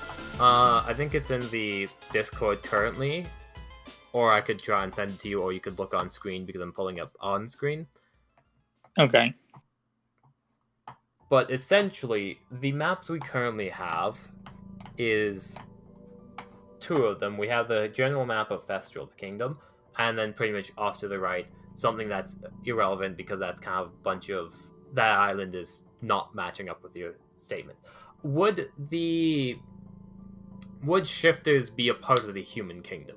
Would you want that, or would you want them to be up with the orcs for whatever reason, or perhaps elsewhere, such as Frost End, or a new location? Hold on real quick. I got Discord up on my other device, so I'm trying to log in there so that I can pull up the maps real quick. For sure. Give me like 2 minutes. If I send it to you, would that help or no? Go ahead and send it to me, and I might be able to pull it up a little quicker.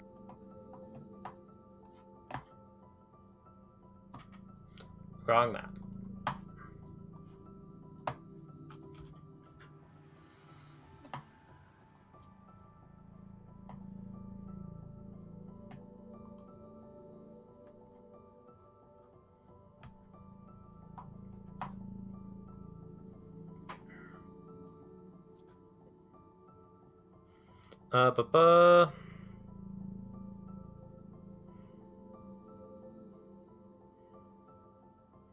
Alright, the lore is fine to mess with. Let me see. The king shall smite the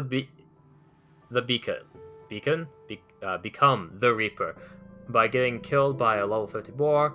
When he was sent to Death Realm, he took a Green Reaper scythe and became the Green Reaper.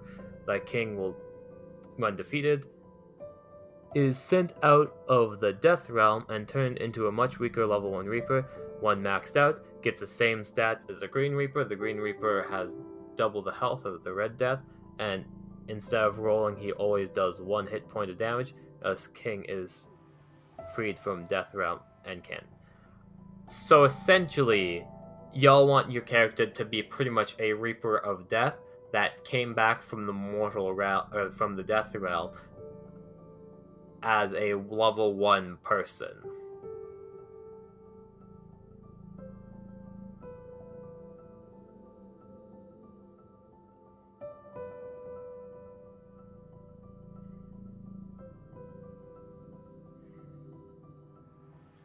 That's my summary of what you want, King. Because we have, like, not as crazy things, but pretty... Okay, cool. I mean...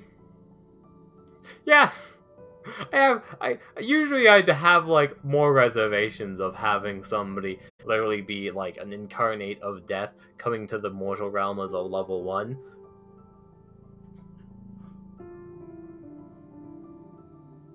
And I still do, but, like, at the same time, there's a lot of weird things.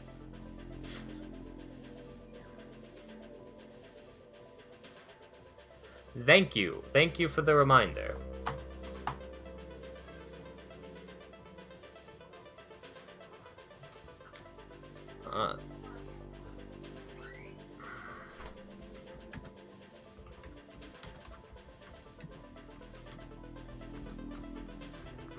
Number, if you do want to hop into chat, y'all can. But, like, yeah. Also, if I'm talking, feel free to interrupt me, fabumoose. I assume you're still getting things set up, though.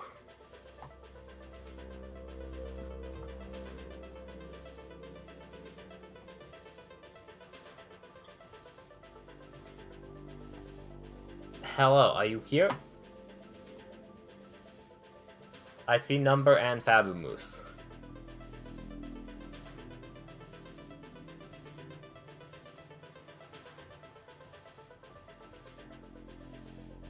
I see both of y'all. I assume y'all have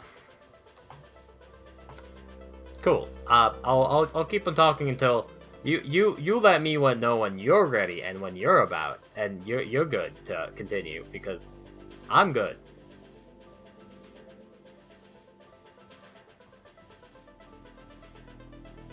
Hold on. I need...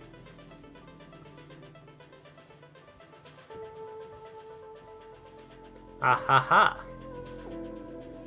Alright. So, while they're muted... Hello? No, I cannot hear you, fabumoose. I am unable to hear you. I have pushed play. Number, is that you? Yep. Oh golly, okay. Say something else? What? Just so I can adjust volume. Okay. Golly, is that your mic? Okay. Yes, microphone. Hello. So Number, for what your character development and stuff like that, pretty much a healer soldier knight. I don't know if... I'm not gonna... Hopefully it's not a secret. Do you have any secrets on your thing? Nope. Cool. You are pretty much a knight currently. Are you a knight of the main human kingdom? I have no idea what you mean, but sure. Awesome. So you are a knight of Festral. Essentially, you probably would have either come from Hosfetter's Reach or lower, essentially. Question about the knighthood. Do you serve the kingdom, or do you serve, like, a lower noble? The kingdom. Just the kingdom in general. Sounds good.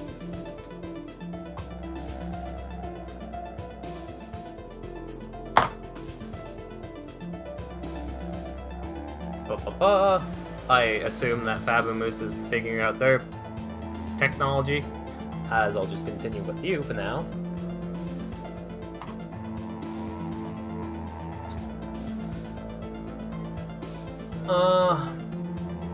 The one thing I thought is, do you want to be a full-fledged knight, or do you want to achieve knightdom in-game and have that be kind of like a personal goal? I'll achieve knightdom in game. Sounds good.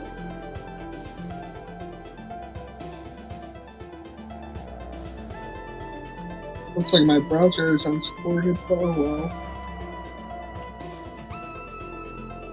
Not supported for what? Oh, roll 20. Roll d4. Yeah, roll 20. Yeah, that's not too bad. Do you have a picture for your person? No, I don't know. Can you hear me now, Reggie?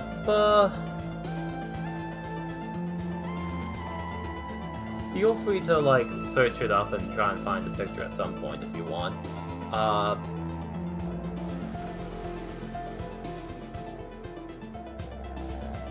Brave, nimble, healing touch, knight, bardic inspiration, you're a bird, Spiro.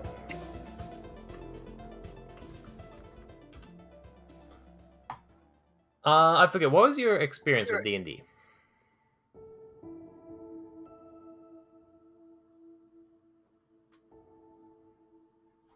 Who? You. Fabumoose. I have no Microphone's still not working. experience. No experience. That is excellent to know. That changes my approach for this fully. Can you hear me now, Raylan? Yes, I hear you now. Awesome! You are a mammal. Sorry, bro. What was your experience with D&D as well, Fabumoose? I should reiterate and ask. I have been playing D&D for way too long.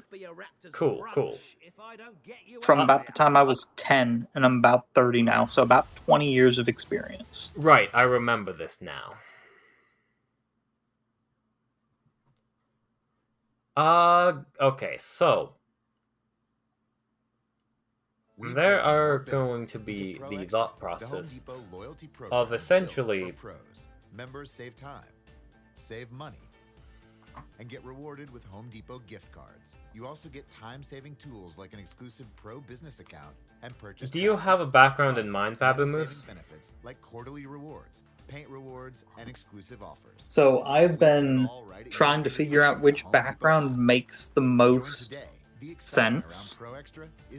Do you have any recommendations? Because background to me has always been one of the hardest parts because I have so many ideas of which way it could go. Yeah, it's kind of like a selected quest, just kind of choosing it out.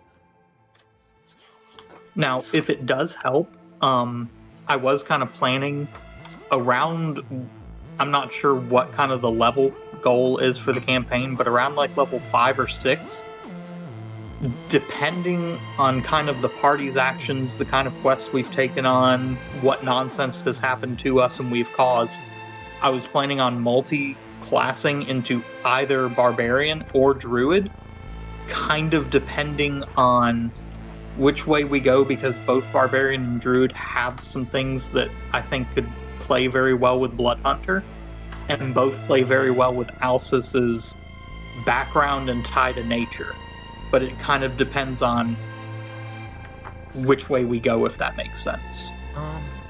Yeah. I would say soldier would work if it was more of a grounded area of, like, if your homeland was essentially, hey, this is my homeland, I am a soldier, this is where I live.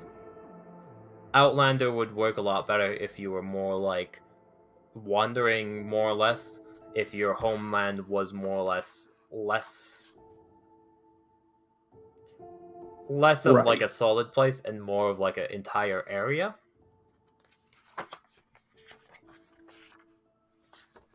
I was thinking of either, like you were saying, Outlander, Folk Hero, or Haunted One.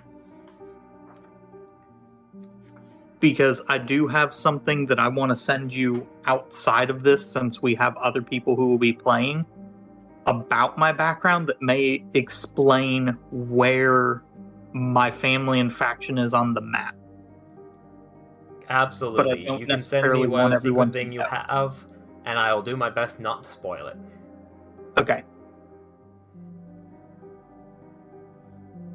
Let me see. I should be able to actually message you now that I have everything working. Sorry.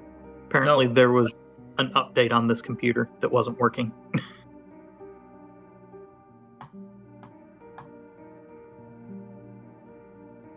But while I type that up and send it to you, you can get on with number again if you want to. For sure, for sure. Okay, so new experience in D&D. So essentially just going to go over the basics of D&D in general, and you are on Roll20 currently. So the number one thing that you're going to be doing constantly is rolling dice. In Roll20, you do the /roll d20, don't put the period at the beginning, and you can do things such as +2, divided by 5, and it's pretty much a whole math thing.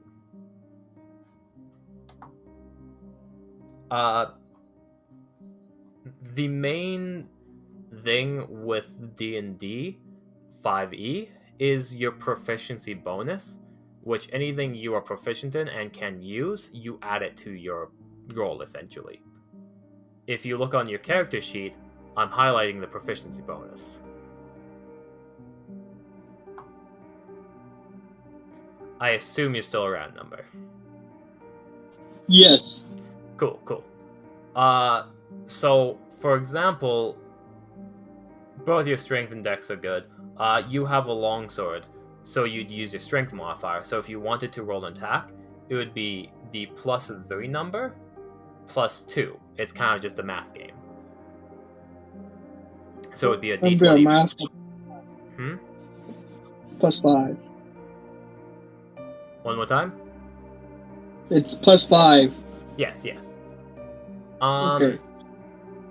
However, for damage-wise, longswords are a d8. Or if you have to, it's d10. So for damage, it would be a d8 +3. Proficiency is only for, like, the d20 rolls.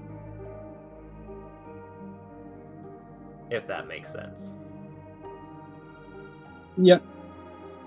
That's the main thing. That's the main thing you need to know. There's some skills that y'all need to select, because currently I don't think you're proficient in anything, or at least it's not selected.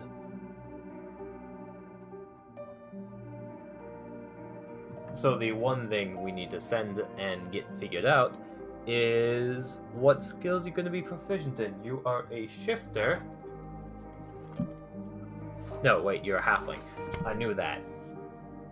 Two characters at once. Oh, you're the draconic healing one. So the healing halfling you have chosen is a draconic bloodline.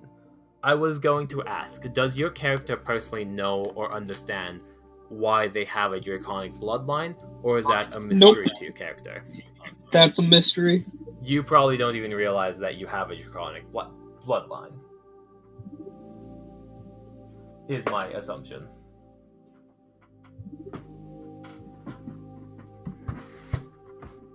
Let me find the right book. I think it's Eberron. Yeah. Oh. Yeah. Ah. Got it.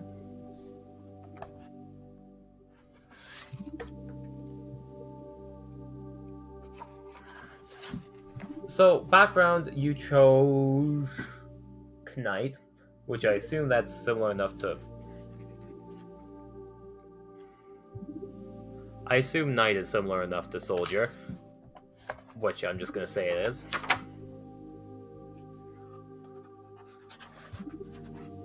Meaning it's Athletics and Intimidation. Control B. And where is Intimidation?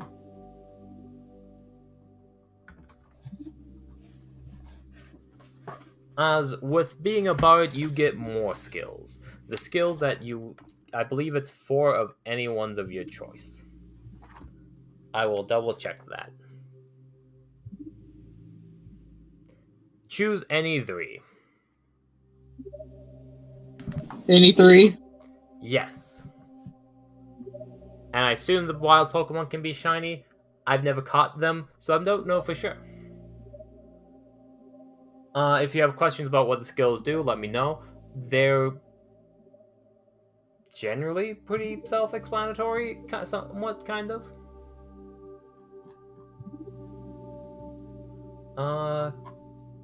Charisma's a +1, so your Intimidation is going to be a +3 now, because it adds your Proficiency bonus. Athletics is going to be a +5.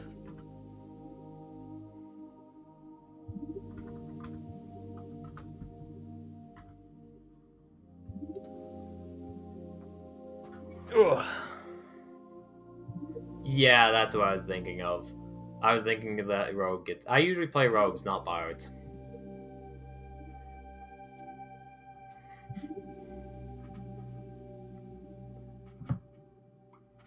Arcana is going to be that gold +5.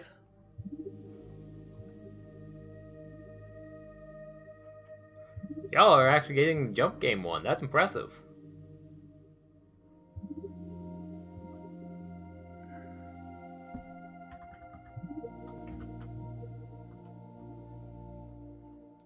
Tab +1. Tab tab tab +1. Tab tab tab. Back +5. Perfect.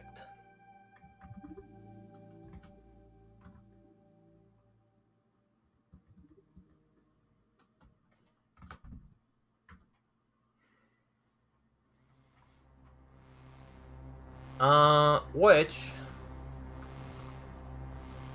we really don't need to do this, but might as well, because why not?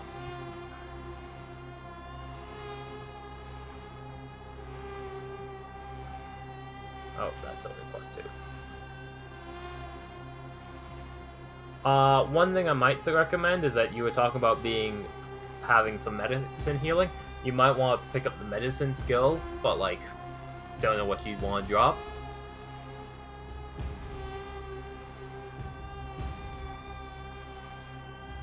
Sleight of hand doesn't necessarily always go with knightdom, but like at the same time, meh.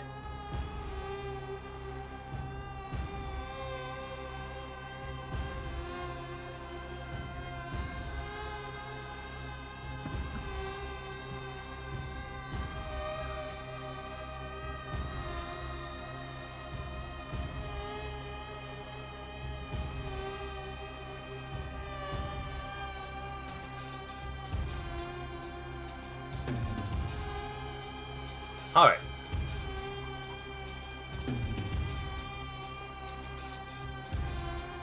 Just go.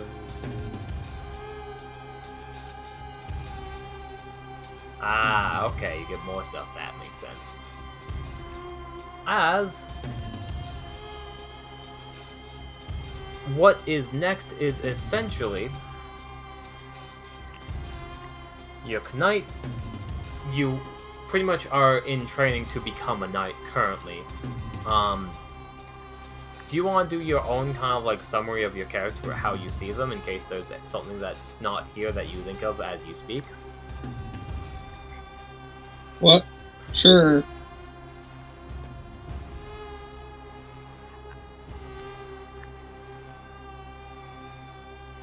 What Sounds do you good. mean? What do you mean by summary? Kind of just like an introduction to your character. Pretty much the idea of what they are, what they stand for. I know it's all kind of like, there are some of this right here, but essentially like, oh, my character grew up like pretty much rich, poor, kind of just a summary of their life until the point of before they join a guild. Whatever led them to the point of going to join a guild. I assume it is going to be for like renown or fame. Yeah.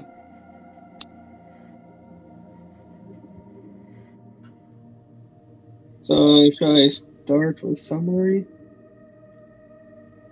Yeah. Whatever you feel is right for introducing your character.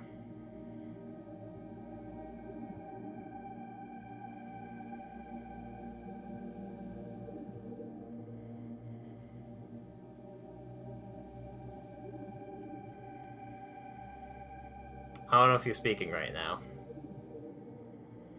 Oh shit! I forgot to put my hand on the push talk. Ah. Time to start again.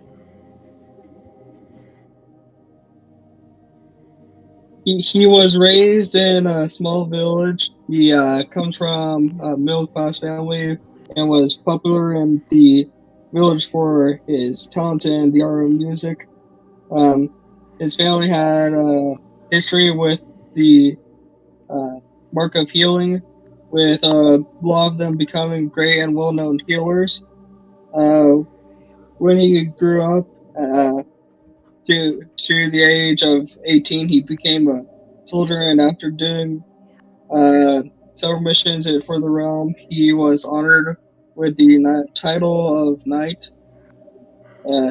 Yeah, he is adventurous and brave, as well as quick thinking, and is caring for his friends. He has a code which he follows when fighting. It is treat enemies with respect. Only if they are respectable, make death less painful. Again, if only if they are respectable, and if they yield, spare them. Question, do you have a better microphone for like, not right now technically, but for the day of?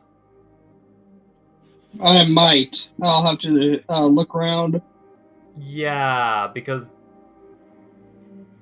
there's a few words that like get dropped off as you speak, and like, if you do, that'd be great. If not, you can listen back and then decide if you want like, yeah. Luckily, this is recorded, so like you can like listen back and like hear your own voice to like see whether or not you still want to come by for like the game and stuff. But hopefully for like the game itself, you'll have a better microphone. Yeah. So yeah. Which are you? Because y'all were you? Let's see.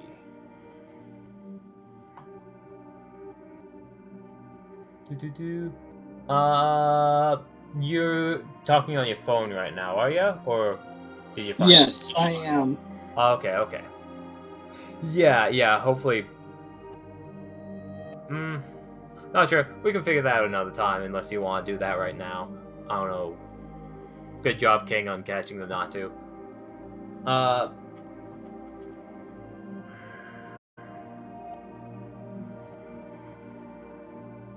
Does your character worship a god, out of curiosity? Are they a knight in service to a god, or are they just a knight in the stake of honor and pretty much what they believe in? Honor and what they believe in. For sure. Less of a paladin, so that's perfectly a-okay. I have something to read from fabumoose.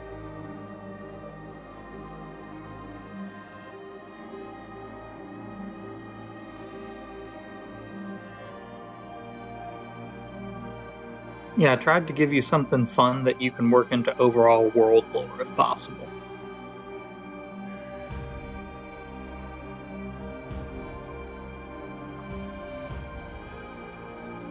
Interesting. I have thoughts about this, and is this a secret thing that I should avoid talking about right now? Probably yes, depending on which direction you're thinking about taking it.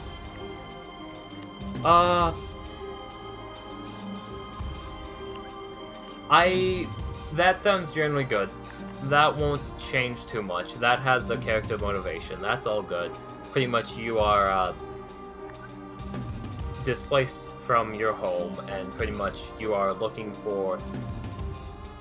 Are you looking for people to help you? Or are you looking for pretty much... Oh, sorry. That was a line of thought that I had in my head. So, essentially, the gist that I was going for is, you know, a character, like how they describe their homeland and how much they miss it and all this kind of stuff? The way he's describing it is he's in so much kind of grief over losing his homeland and whatnot that he's not out here, right? Because he was leaving his home anyway due to being the 7th year after receiving his Hunter's Bane initiation.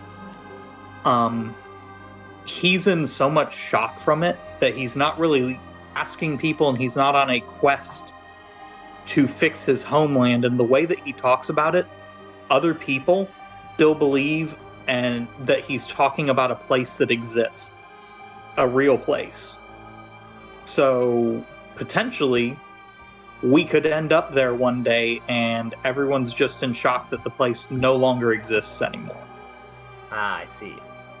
Does that make sense? He's very tragically upset about the loss of his homeland, but he was already on such a bigger mission, and he knows that by fulfilling his quest of doing what he's supposed to do and keeping his oath, he's still bringing that honor to his homeland, and he knows there's nothing he can really do to rescue his homeland because of what happened. There's a... Does that make sense? Yes, it does make sense. The one thing... There's two ways I could bring it. I'm going to leave it elsewhere. I'm going to get the hand to give me a shoulder massage quickly, just because that's been on my head for an hour and a half. I'm going to at least have like a bit of a shoulder massage. That makes sense. We got, like, that all works out well. Golly, okay.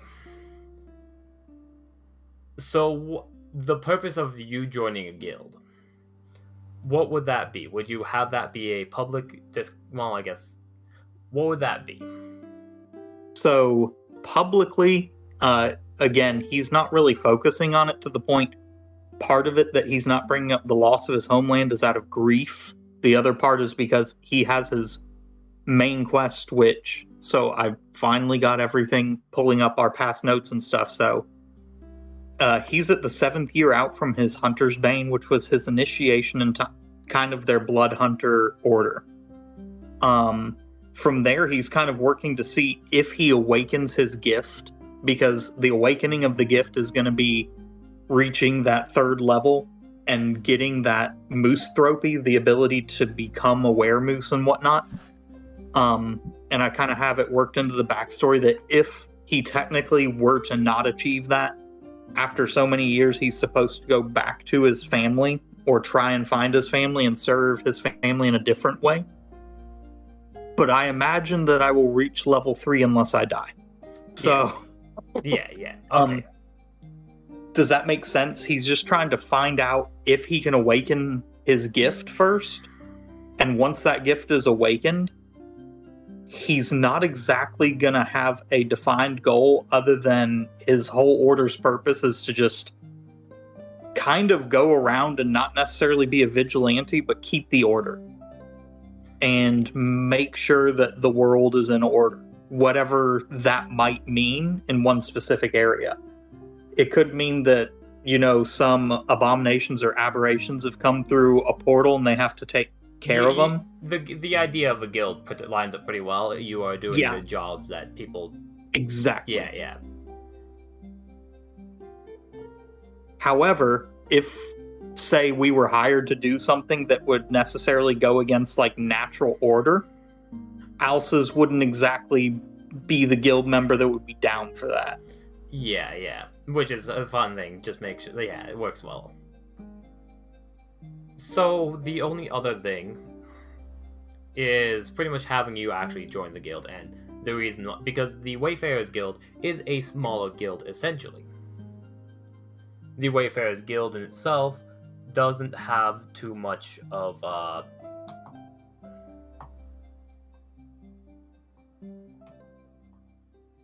gonna just go over here.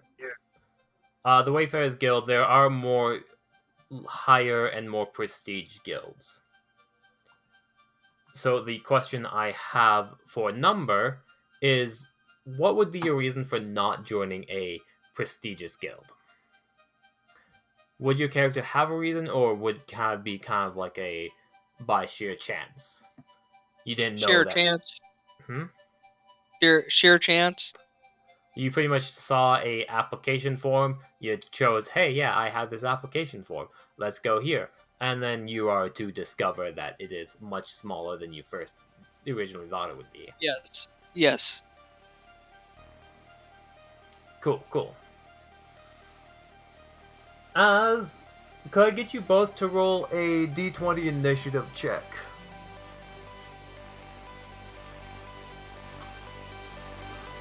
And initiative is essentially just a d20 plus your dexterity modifier to see who goes first. So that would be +3 for Number, so that would be 17. Do you have access to the Roll20? Fabumoose? Can you resend me the link real quick? I know that I have it, I just don't have it quickly accessible. Absolutely.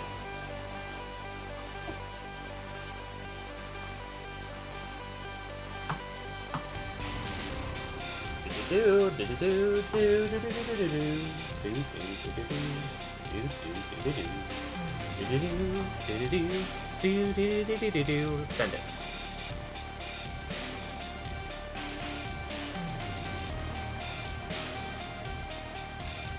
Water.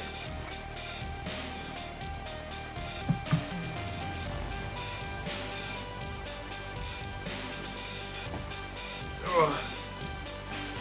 Stretching. You see it?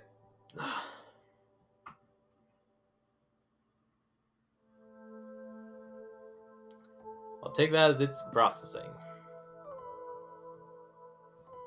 Yeah, I'm getting in right now as we speak. Cool. I should find a token to temporarily use for Number. Have y'all two caught any of the other games that we've done before?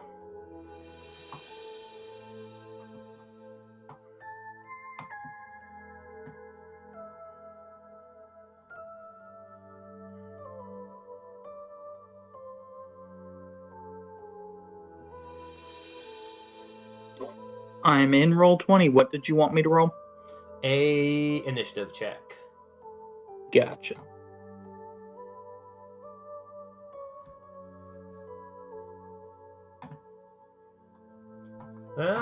There we go. I have a temporary character thing for Valos.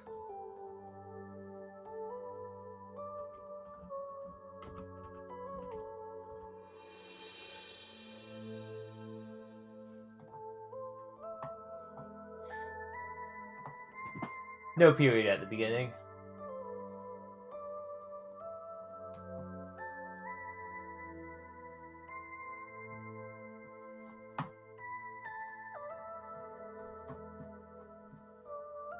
And then +2 to that, so that's 20 total.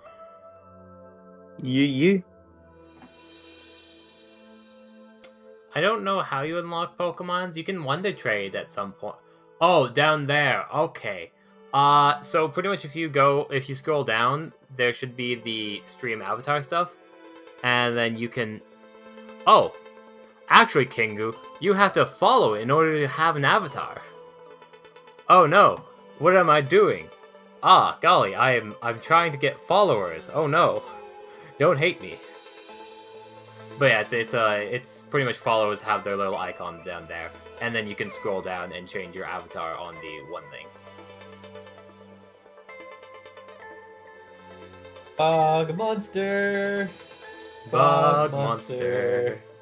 We find ourselves alone. Thank you. And now you can have your little Pokemons, and your Pokemons can, like, be Zygarde. Alright, so, jumping back to this. So, since you beat the initiative, we'll start with fabumoose. After I put in the name. After I put in the Valos name. Valos.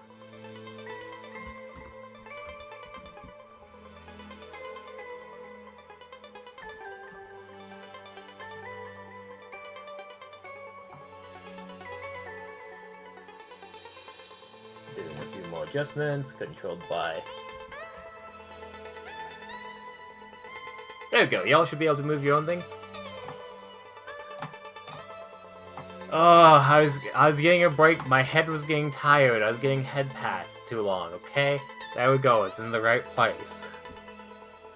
You're happy? Oh. Won't give me a little shoulder massage? Okay.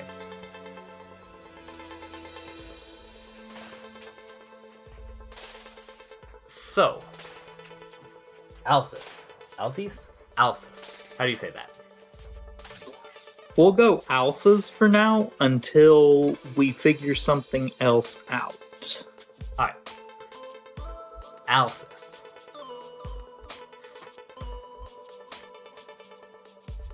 Upon leaving your home, your lovely, lovely, perfectly intact home, how long will you... I believe there's a couple options of where your home could be. I believe I know where it is, so what would have probably happened is that you probably would have been traveling across the Orcish territory for a while. You probably came more up north in these respects of the map.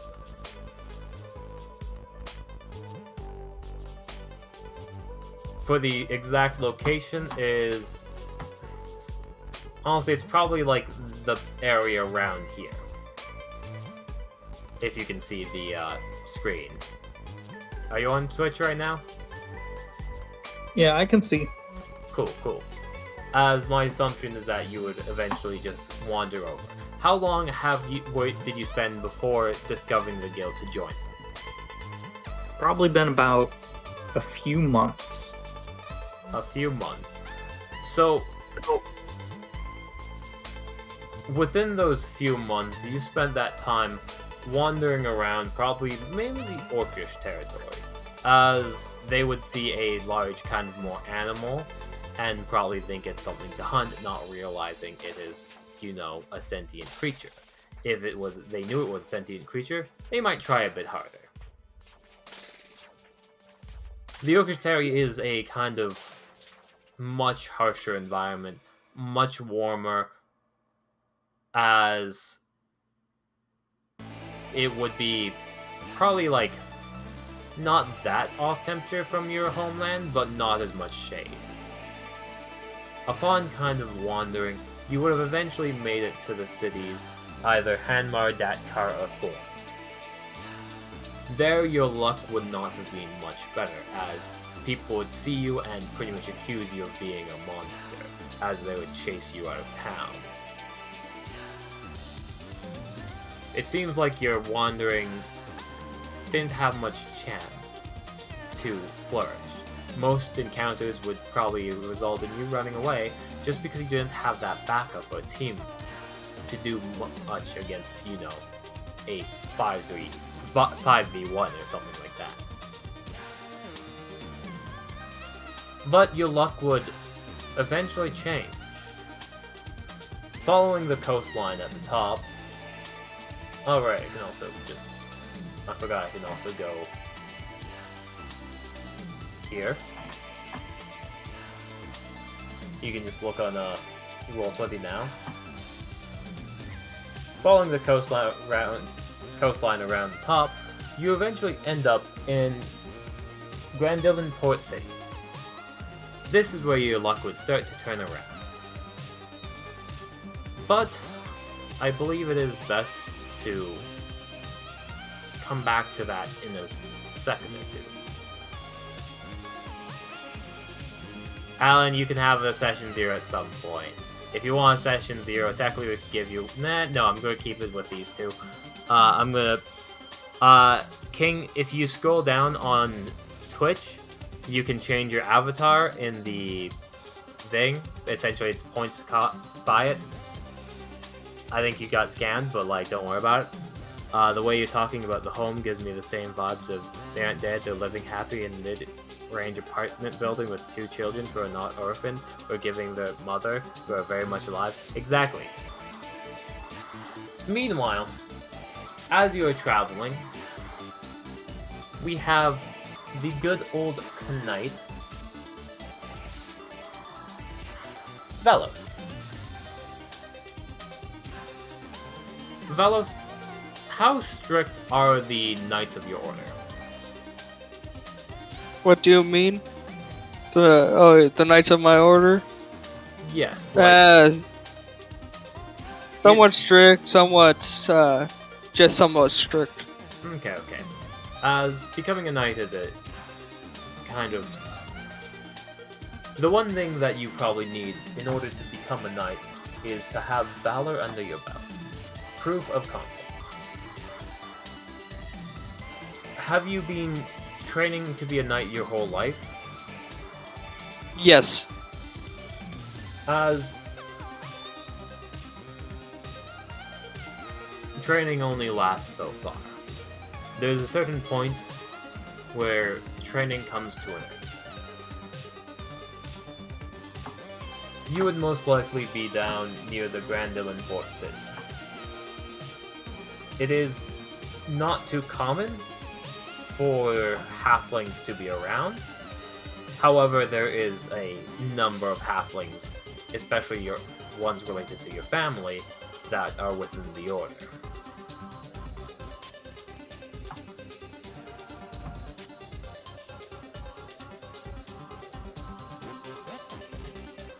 One day, while wrapping up training for the day, basic sword practice, you're called into probably your overseer knight. Not the knight of, like, the entire order itself, but just kind of like a knight of the kingdom. One that is directly oversees, like, the training of yourself and probably a few other handful of students.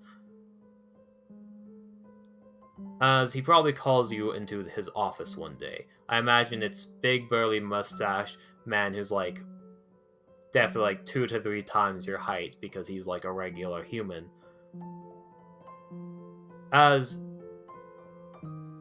I assume you knock on the door and go into his room. He's sitting behind a large oak desk, even with a larger chair behind him, as both of his elbows are on the table and his fingers kind of played across one another. He says,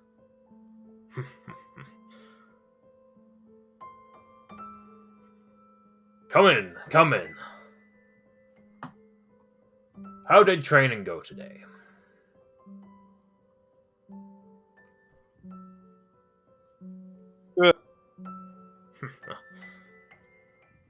You've been making a lot of progress. Or maybe progress isn't the right word. After all, I think you've learned all that you can from us. At least for now. Is there nothing more you can teach me? Well, there is. Not yet, though. You see, you're not quite ready. Ready for what? This can wait until later for the exact details, but there's another thing that... another training process that you must go through. But your body will not be able to survive it. Not at the current state. I think it's Very time... well. Hmm? Very well. What must I do? It's time for you to get some experiences with life. I know you haven't left too often, you probably don't have much of an experience, but that experience is exactly what you need. Do you think you're ready to leave? I don't know. Do you think I'm ready to leave?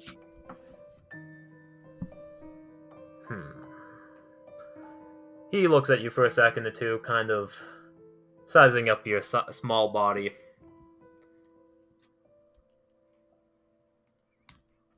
Sometimes in life, you don't know whether or not you're ready, but you have to be. There's a chance that you might not come back, but I'm certain with you, you'll have no problem growing stronger.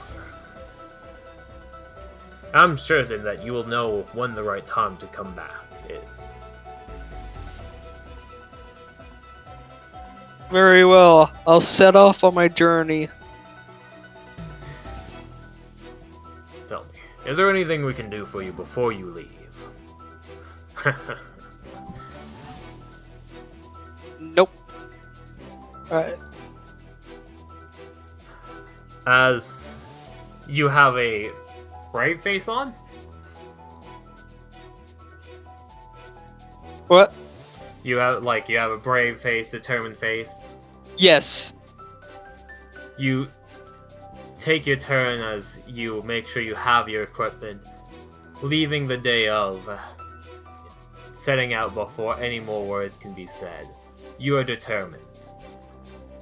Could I have you roll an investigation check?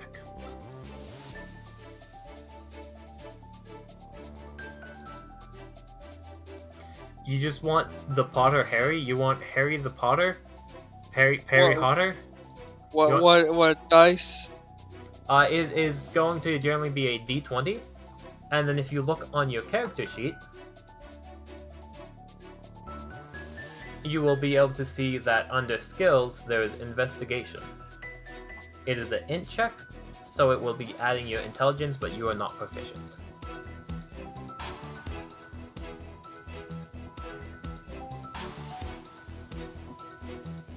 So like this? Yes, perfect. Wait. Yes, that works. You usually don't have a space, but I guess spaces work. What exactly about Perry Hotter? What do you want with Perry Hotter? As you look around,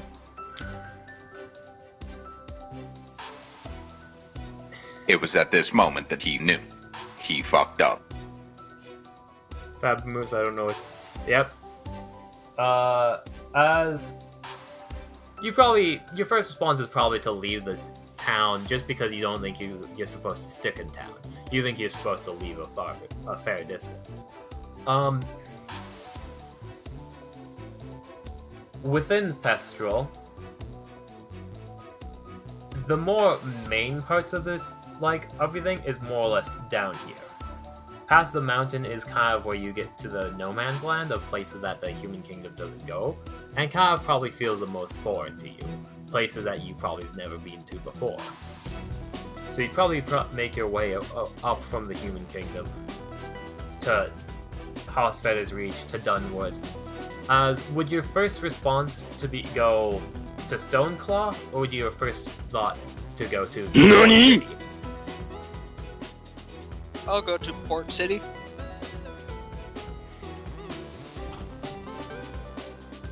As you make your way,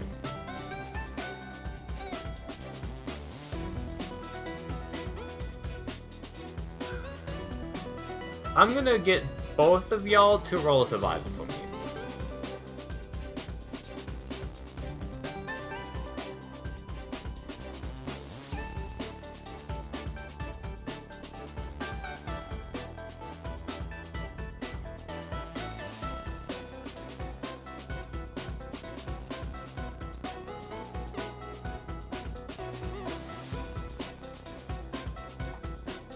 Both of y'all can roll survival for me. Oh, number switching. Right, that was later. That was older, wasn't it? Yeah.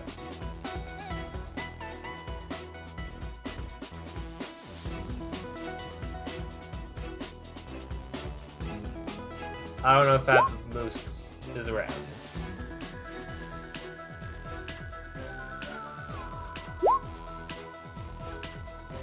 You forgot the D.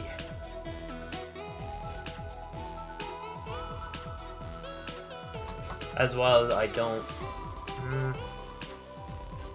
Also, yeah, that's it. Just the D20.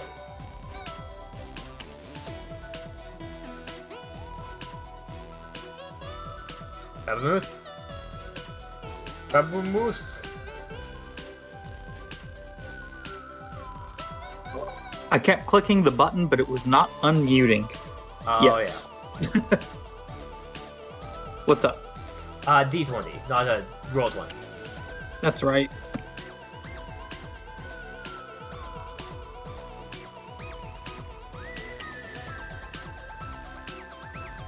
Ta-da!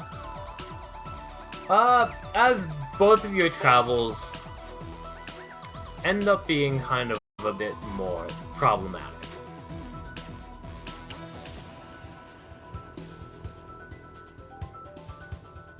For, as I am gonna cheat and look at names. For Valos, as you travel, you are not quite prepared to travel for long distances. You end up not packing enough food, and that causes you to camp out in the night a bit earlier, looking for food, as kind of eating berries that are questionable, but like you end up being fine from it. By the time you probably get to, by the time you get to Dunwood, you're probably pretty exhausted and over-purchased food. As for names, I need to remember. Alcis, you end up doing your best to survive. You do a fairly good chance, but with Dakar and Form kind of being racist, and the racist part of the human kingdom, they aren't very accepting. As they kind of don't let you resupply properly. So by the time of the next scene, y'all are probably in a pretty dire state.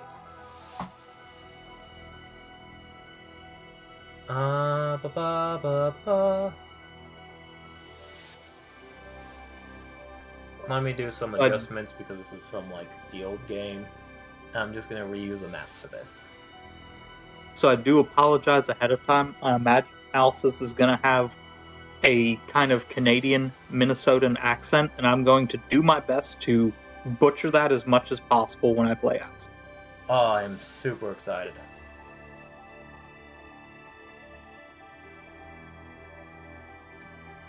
Alright, I'm just gonna keep this memory of history here, and then layer GM layer, no one can see it.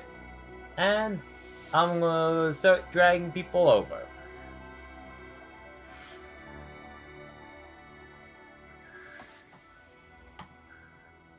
Wrong page.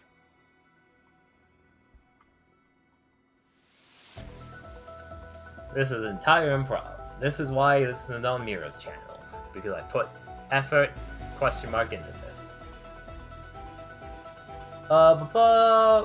Numbers HP is 13, 9 and 13.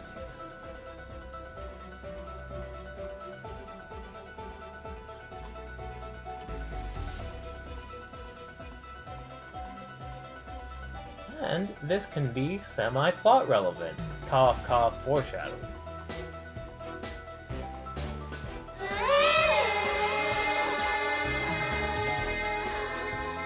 You got it. You got the atmosphere right. Foreshadowing.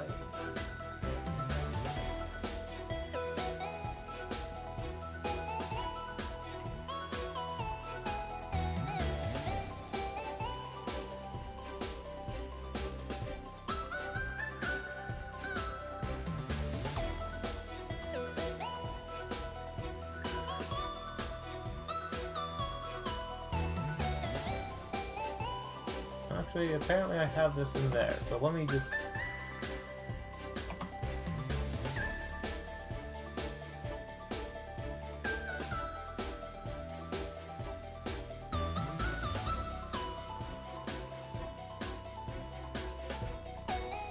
So, how's everyone going? I'm just setting up. Don't worry about it. What's up? How's it going? Filling in silence. Hey, I'm enjoying the sound of silence, thank you. Filling the sounds. I mean, I can understand that, but like... Good news, I have a maid.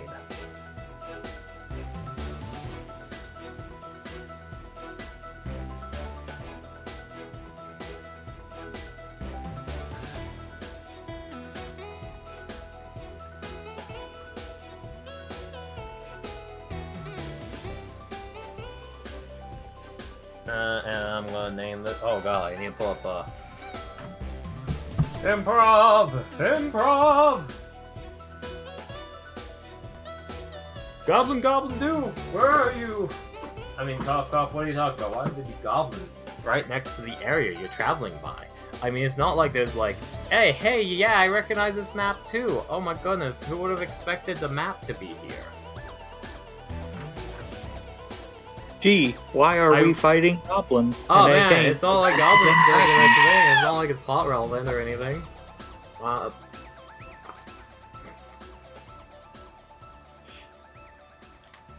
are we fighting Raylands?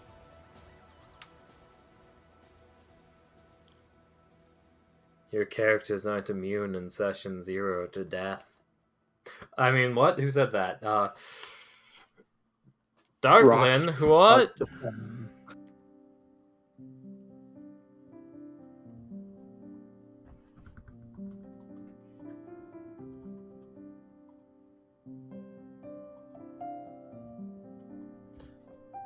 Gobo.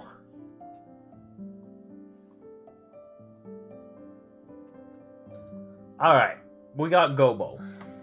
As while you are both traveling from literally two separate directions, you end up kind of both passing through a forest. Not yet, I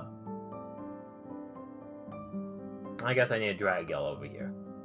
No, y'all are already over here.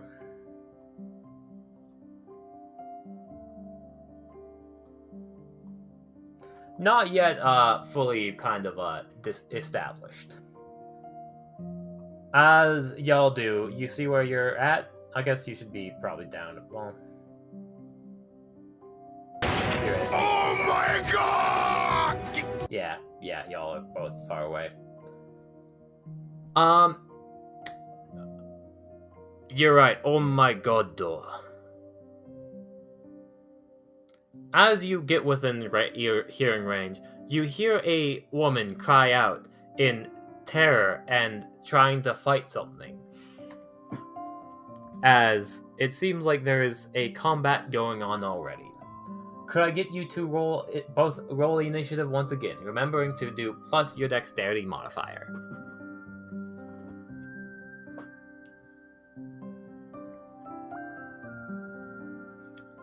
This NPC is meant to die.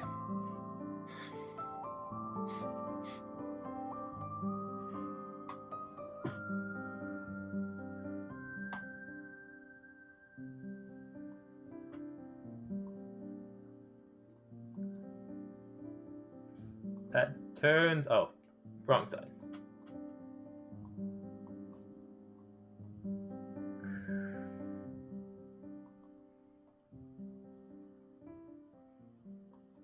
Wait, what? Where's your... Add turn. You will be able to add your own initiatives once you see yourself into the turn order. Feel free to do so.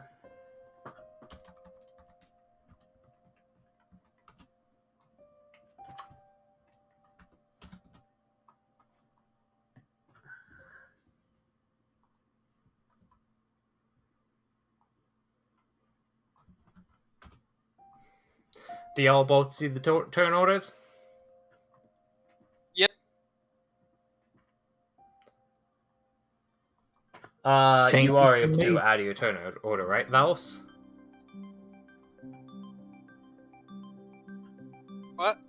Are you able to add your turn order, Valos?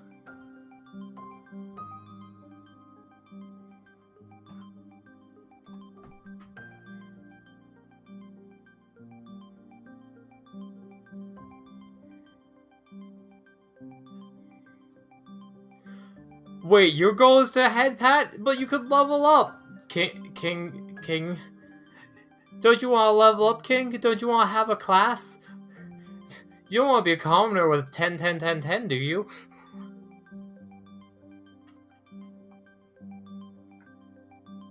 As we will descending. The Gobos will be striking at this maid. Gobo, gobo, gobo, they cry out.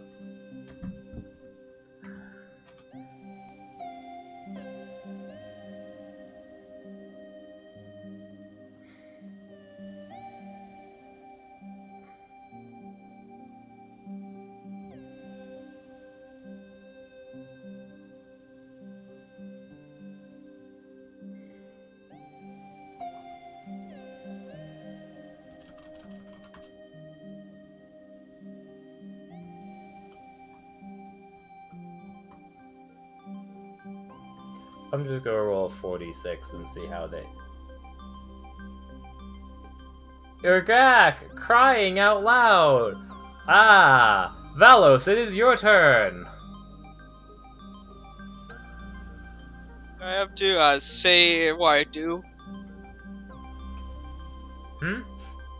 Do I like say that I would cross the river or something? Yes, pretty much within this combat, because this is your first turn in combat, you generally have 3 types of actions. You have the movement action, which in your case, you can move 25 feet. You have the action, which is usually an attack, and a bonus action, which you can use for a bardic inspiration. Generally, you can just be like, hey, I want to move closer, and I can help you out. So what would you want to do in this situation? Alan, why would you do this? I already put too many goblins here. There's literally already too many goblins to fight. I'll move right here. I believe that's 25 feet. Or just recheck. Yep. Yep, as you are able to move yourself as well. Here we go. I don't know why there's a butler there. No, no, never mind. You can't see the butler. The butler's invisible. As you can kind of make out some shapes off in the distance. You can also see a roll a perception check.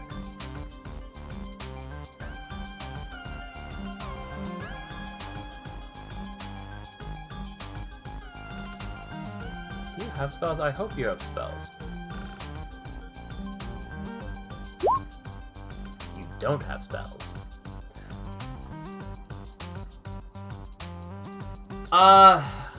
You can see figures, they're clearly monsters, and you do not see the unconscious body, unfortunately.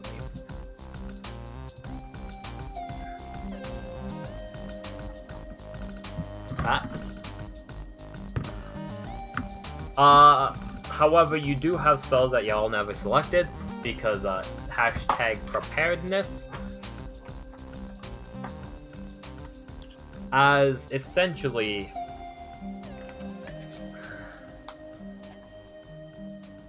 you will know 4 spells as a bard. You can cast 2 of them. You have an action to do stuff. So what else would you want to be doing? You could also run closer as an action, but I'm gonna give you a pseudo list of spells until you change it up yourself.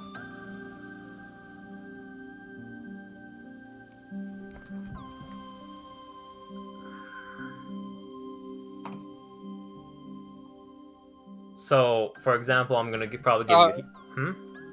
I'll get closer.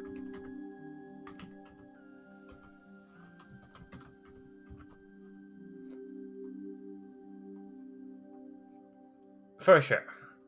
Which, with your action, you can move closer.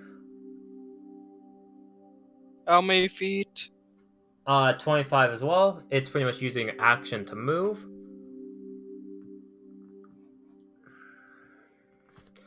Let's see.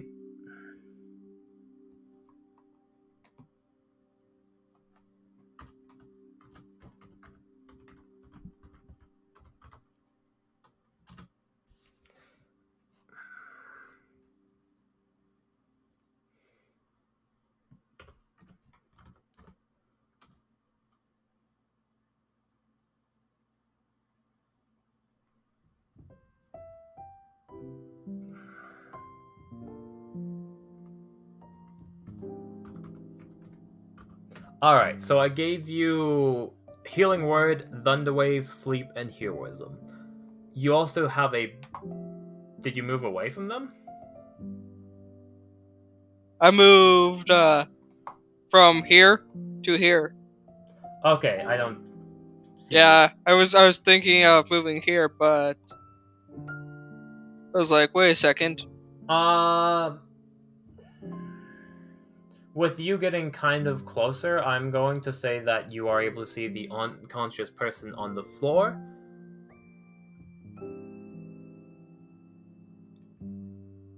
As you are able to... You have... Technically, with your bonus action, you can either, like, play shenanigans with what you're holding, or you could cast Bardic Inspiration or Healing Word. I'll cast Healing Ward. Are you targeting the lady? No, the goblins, of course, lady. Alright, D4 plus your Charisma modifier, so D4 plus 1.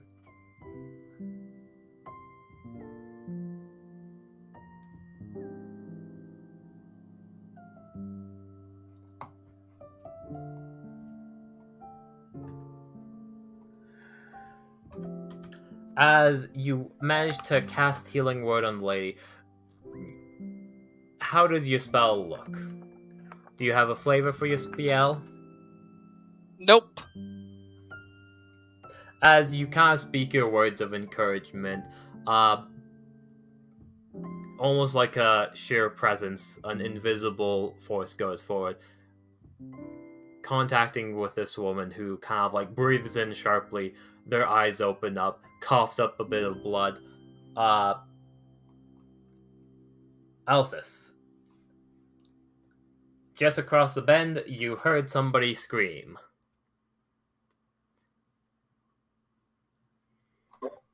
Yeah, so I'm gonna, do my best to move as close as I can to him, eh? Oh, I see, eh?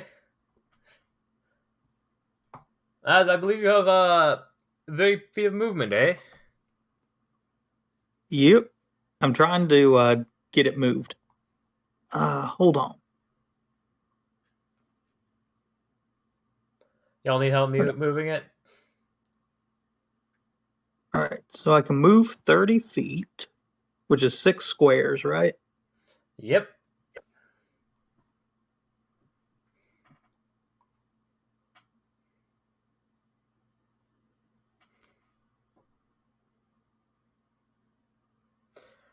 Your extra gob is going to appear on the gobby's turn, Alan. Don't worry about it. Move to about there, right? Yes, I believe you're there. Y'all can make it there. Alright. Which... And I am then going to take my action to dash another 30 feet. Oh. 5. 1, 2, 3, 4, 6. So it'll put me about here. And once I get there, can I use my bonus action this turn? I think I can. Absolutely. I am going to use my... Oh, real quick before, because I know that we haven't really established all of my equipment because we're prepared. I'm working under the assumption that I have a shield. Whether that assumption is correct or not, We'll do it for now. Worst case scenario, you lose your shield later on. Okay. And for armor, I don't think we've established my armor yet either. We can discuss that outside of here. Yeah. I assume it's like some sort of leather armor or like medium armor. I assume you don't get heavy armor proficiencies. Yeah, no, it's going to be a medium armor type, but again, I have some ideas that I'll message you about after this, but Alsa's, while he's running, is going to say, Alsa's Servaday at your service, eh? And as he gets here, he's going to use his bonus action to shift. And as he shifts, you're going to see him get just a little bit bigger and hairier, and his face, which was already kind of like somewhere between human and moose, but like more human, is going to kind of start to develop a dewlap as he shifts. And he's going to get +1 to his AC for shifting. Cool. As well as 1 plus my Constitution modifier for temporary hit points. So 4 temporary hit points and then an extra 1d6 for being a beast hide. Oh, God, you might actually be able to take on these goblins. Exactly. Oh. So do you want me to roll my 1d6? Yes. Roll your d6. Awesome. That's 1 plus how much? That is 1 plus my Constitution modifier, which my con modifier I think is 3. So the token, if you press +4 on it, you'll gain some temporary hit points. All right, my con is +3, so it's 1 plus 1 plus 3. Okay, so +5. Put +5 on your token. How do I do that? If you click on it, you should see the green dot appear. All right, the green dot. And then select the green dot, and then put +5. It's not even a druid, Alan. This is a shifter. So +5. Got it. Awesome. And should I add 1 to the AC here as well? I already did. You realistically have 17 because chainmail I think is the base starting equipment. Yep. And then plus 18. Yeah, I did the math for you. So, yep, I'm about here, and as I shift and do all the stuff, kind of this weird, for anybody who might have ears that can hear, they hear this weird Canadian voice saying all that, and this bellow just come from the woods. Valos, you definitely hear that as well. As this maid seems to stand up uneasily, try to cast some sort of magic with some This maid seems to try to do some sort of magical prowess or something or another, but misses, so it doesn't actually matter. As for the Gobo's turn, somebody bought a free goblin. As it arrives on the scene. As for the other ones, this one will see you and kind of start attacking. The maid will be a badass and miss it. As the other 2 goblins get to attack the maid. That is 9 plus something.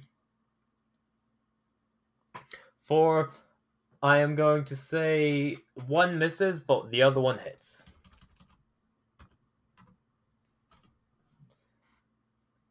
I rolled the wrong dice, so it's not 5 damage. It is 5 damage.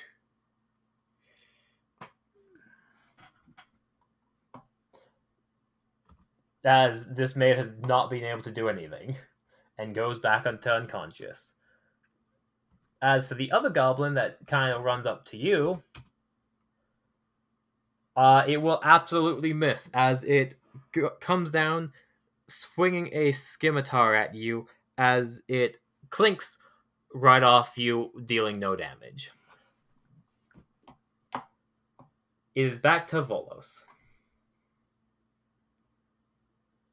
Bolus, if you want as well, you can also don't worry, I was just falling.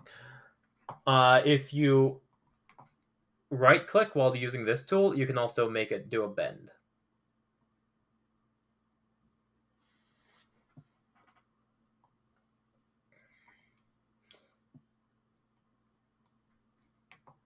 I don't know if you're saying something. I'll move to here. So 25 here. Yep.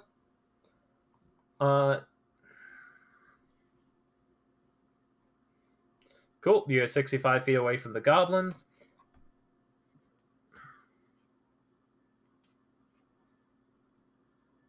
What should I do?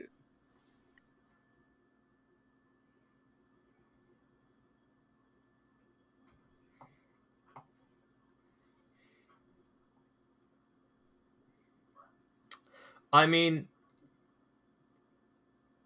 as for that lore suggestion, since it directly involves a player, if Relic wants to make it canon, that is up for Relic to decide. Oh, okay, cool. What else do you want to do with your action and bonus action, if anything? I'll sleep. I'll cast sleep on one of the goblins. Cool. I'll cast sleep on this one. Fun thing about sleep, it's more powerful than you think it is. So LMNOP, QRS. Let me just pull up the sleep spell. So with sleep, this will be your last spell slot.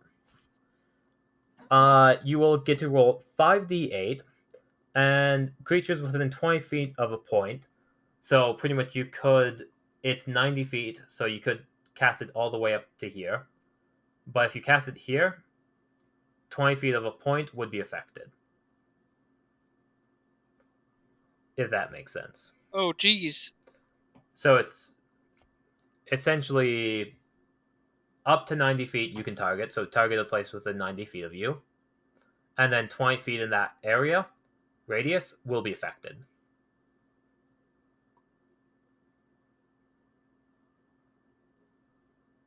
Is that where you want to cast it? Yep. Roll 5d8.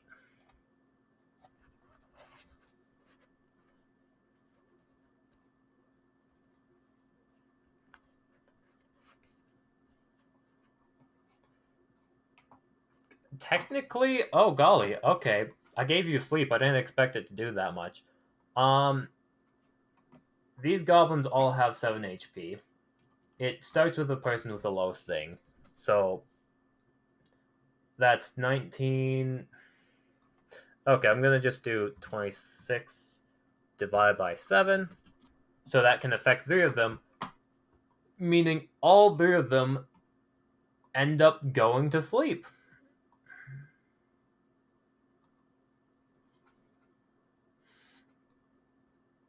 Where's them sleepy sleeps?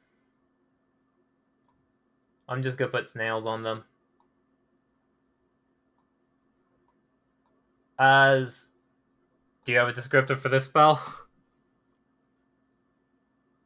What? Do you want to have a descriptor for this spell? Do you use a magical...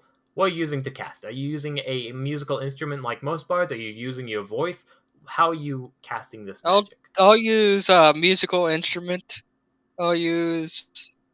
what instrument do I have?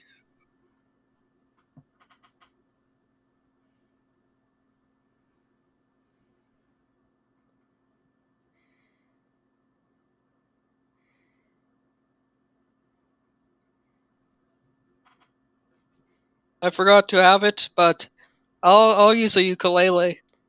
As this small knight pulls out the ukulele, as musical notes start to strum a very quiet tune, I imagine just like a bunch of tiny music notes fly out of your ukulele as it just kind of pop, pop, pop, pop, pop, pop, pop, pop, pop, pop, as the goblins take a second to look around.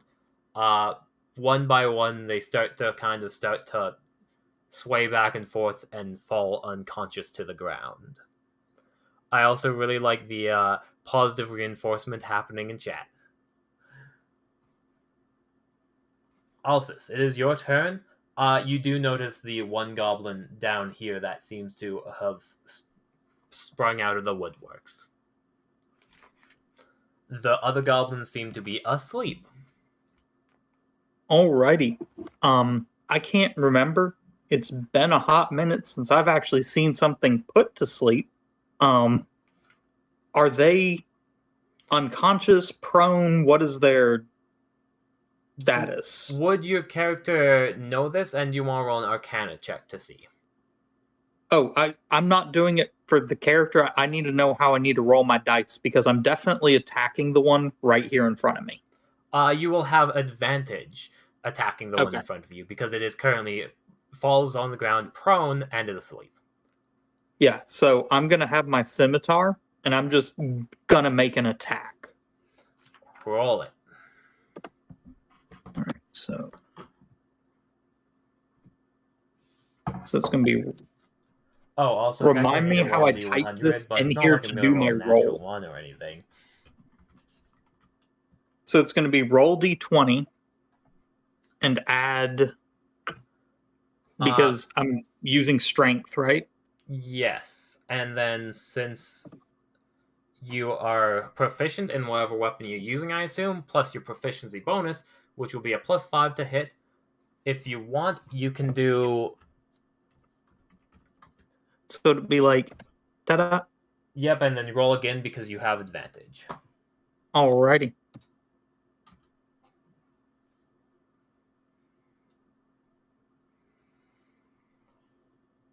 Awesome rolls. Awesome rolls. I love it. What weapon are you using? A scimitar.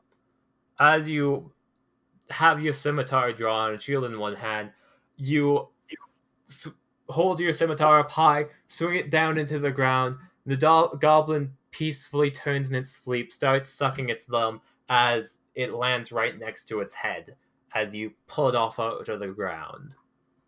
Awesome. Anything with a bonus action? Since I'm holding my shield, can I try and smack it with my shield as my bonus action? I am going to say, unfortunately, you can put away your shield, and then you can hit it with your offhand. Okay. Just because of basic rules, how it works, unfortunately, you're not allowed to bash with shields. Yeah. No, I know that we talked about that previously, and that's going to be a future deal. Weapon, yeah. But if you want to lower your AC, you can hit it with your offhand, or you can just hold it out because there is a gobo going after you soon. Yeah, I'm just going to brace my shield, I guess. I'm set up to deal with this much better at later levels. Yeah. This gobo is going to take its chances. I'm going to say it's going to have to do an athletics to get over the water properly. With a -1, it kind of trips and falls in, has to spend its remainder of its turn to get up to you, and is unable to attack you, but is able to... and is able to get up to you, but cannot attack. The other goblins are asleep. Volos.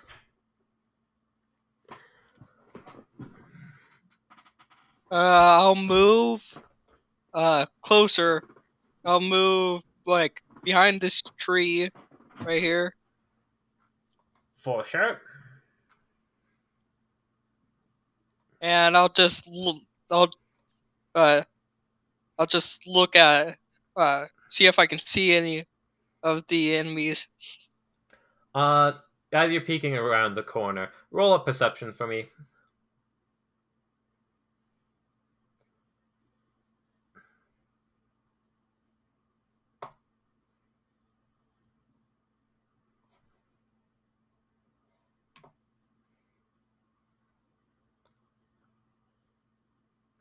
You can see the people sleeping. You can see there's a goblin sleeping over there. as you hear movement over here. You know that there's something happening, a kerfuffle happening over there. But I'm going to say with the trees and your low perception, you're kind of in the worst position to see it. Especially because Alcis is behind a tree. Okay. Patience, King. Gosh darn. King, you really do remind me of royalty for obvious reasons. King, if you want more Pokeballs, what else are you doing? Anything? You do have cantrips as well. Let's.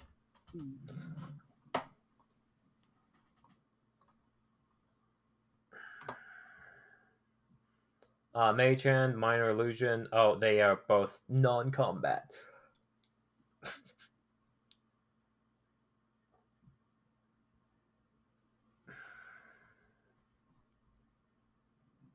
I'll put something. I'll put like.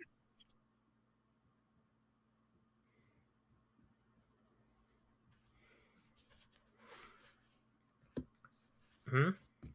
I'll put a minor illusion. Right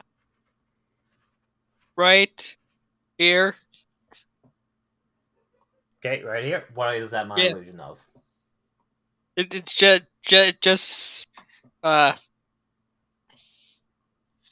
like diamond or something. For sure. I will get a. As you put your minor illusion there. As Alcis, it is now your turn. One goblin sleeping, one goblin awake next to you. Have fun with ramen. For now, I'm just going to keep trying to attack the sleeping one while holding my shield up to the one that's awake next to me. Alrighty, go ahead and attack the sleeping one. You have advantage. One thing you can do is...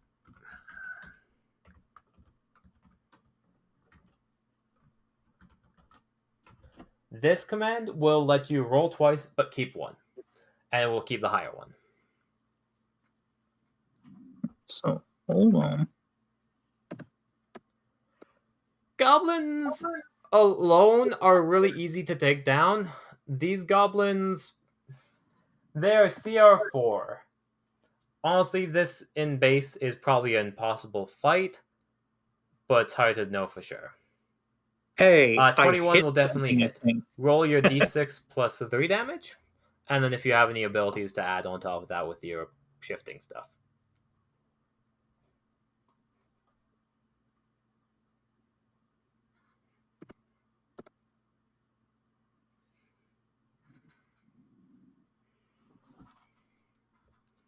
Four damage.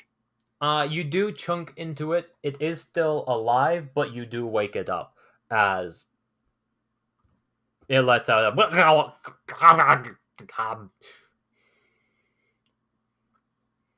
As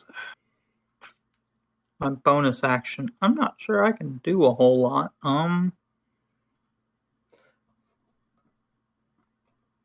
Probably not. Unless you have like some blood maledict. I don't know how Blood Hunter works too well.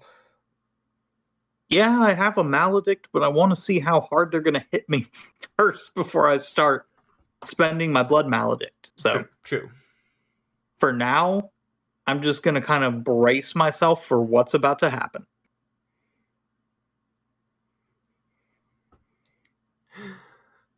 All right. Death has taken a break and went for a walk. As Gobo's turn, this time this Gobo has waken up and is able to try and attack you. As it will stand up safely, not provoking attack of opportunity, using its bonus action to disengage, yada yada. And you will get 2 attacks off on you. D20 plus 4. And then +4. Both will hit. Both will hit your incredibly high AC somehow.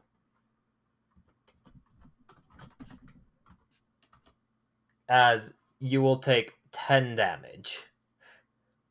As one comes from the side, stabbing you, and the other one, as you're trying to move away, manages to duck underneath your shield and just slice at your leg. As they seem to kind of,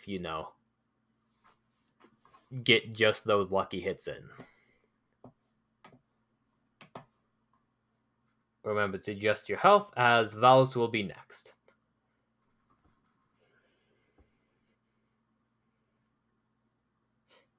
I'll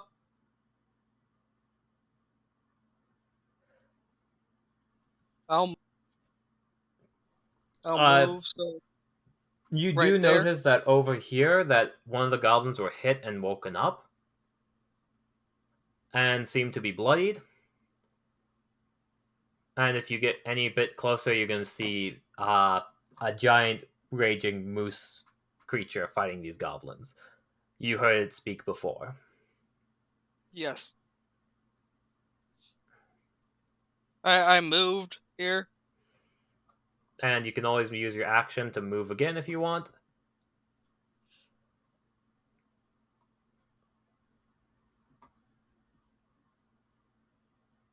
Or you could try something else. I'll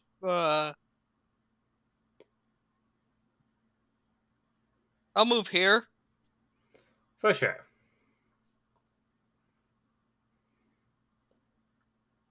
You can always use your... You do have your Bardic Inspiration as well, if you wish to use that.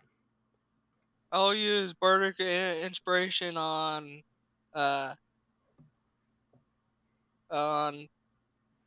this guy. I forgot his name. Alcis. Are you able to see Yes. the...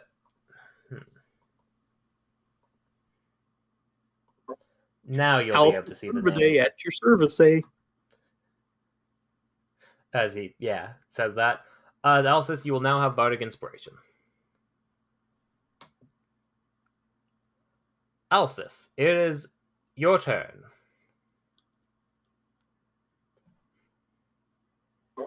All right, sweet. Remind me, Bardic Inspiration. I can roll it before or after. No, it's before I hit, right? You can roll it just before you know what happens, though. So if you That's roll right. it before you know the result, but after you roll it. Okay. So I'm going to try to attack probably the one that I see that's a little bit more hurt. Absolutely. That is the one to your right. That is this one? You have regular this time. No advantage. Yeah. You do have your Bardic Inspiration. What is my Bardic Inspiration right now at this level? It's a D4? D6, I believe. I will double check that, but I'm 90% sure that Bards get D6, yes. Yep. With that Bardic Inspiration, you had that lute playing.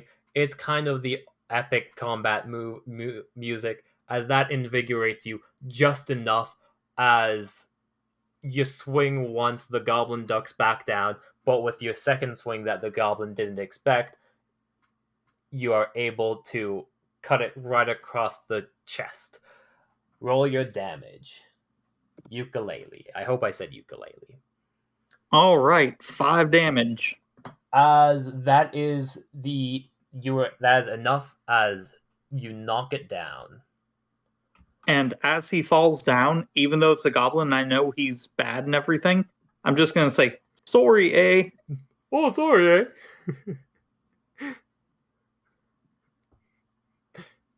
eh? As you cut it down, you turn towards the other goblin. However, it is Gobo's turn, as Unfortunately, as you were dealing with your one compadre, you start to turn, and the goblin is able to... What health are you at? 8 HP? Oh golly, this can take you down if it rolls max damage. Correct. 3 damage. As you were already in the position, you're able to limit the damage with your shield, but it's able to chip into you. Valos, it is your turn.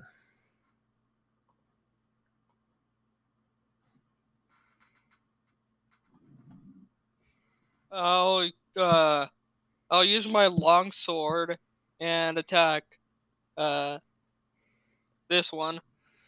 Roll a advantage, so that thing I sent earlier, the 2d20k1 plus 5.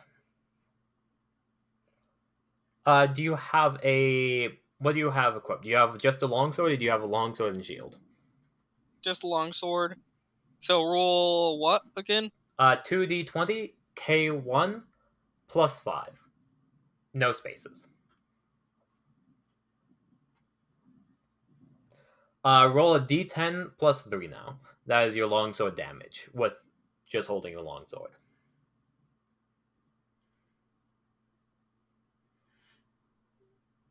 With both hands on your longsword, you have it face down as you pierce straight into this thing's neck. It wakes up and moves slightly, but you take it down in one blow.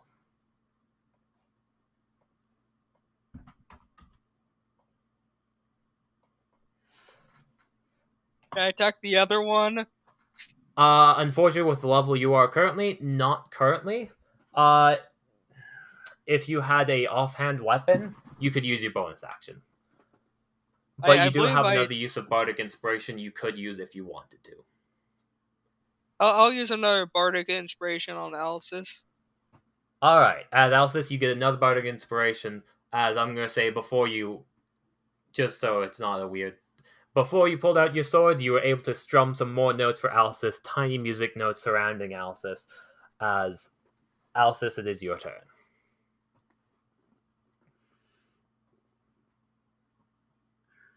All right. Just quick before I start trying to carve into this other goblin, when I hear the music, I don't know why I can't see. There we go, Valos. I'm just going to look kind of in the direction of Valos. Do I see Valos? Yes, absolutely. I'm going to say, don't even know your name, but thanks for the help, friend. I'm at about 5 kittens worth of, life left, so help. And I'm going to try and carve into the goblin in front of me. Alright, roll your attack.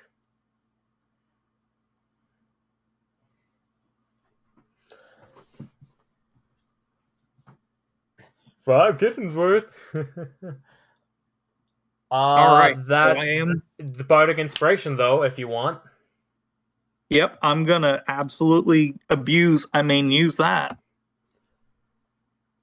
That's absolutely enough. As a music note circling around your sword this time travels up your arm during your swing, propelling it a slightly bit more forward as roll your damage. All right. It deals heavy and good damage, but it is not enough to take it down quite yet.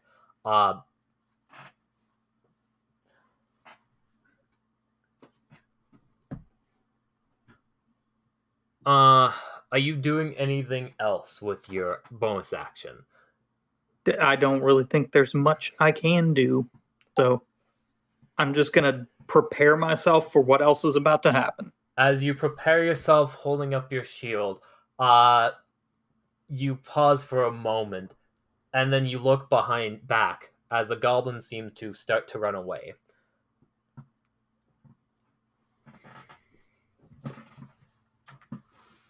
As it seems to be fleeing.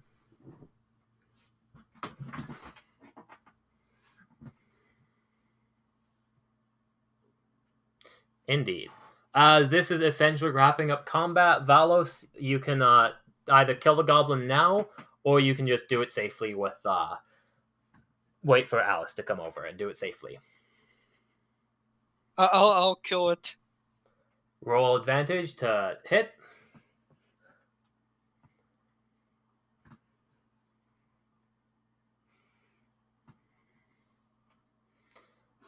And actually, I kind of really need to use the washroom, so I'm going to BRB quickly. That hits, roll damage, and we'll see if it survives. It probably won't. Roll 7 or higher, it's dead.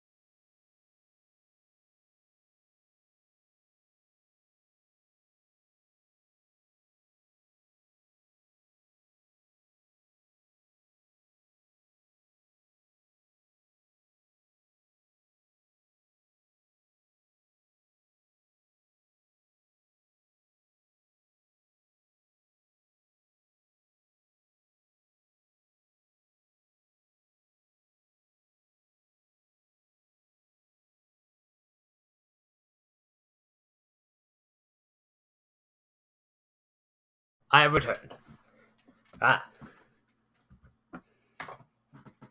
Technically, it's barely alive. Meaning, I assume everyone else is back. I don't know. Oh, golly. Also, I heard the sound alert from, like, the other room.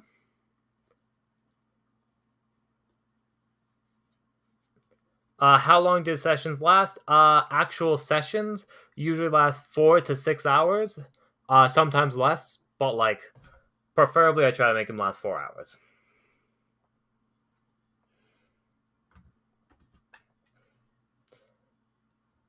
Is number and,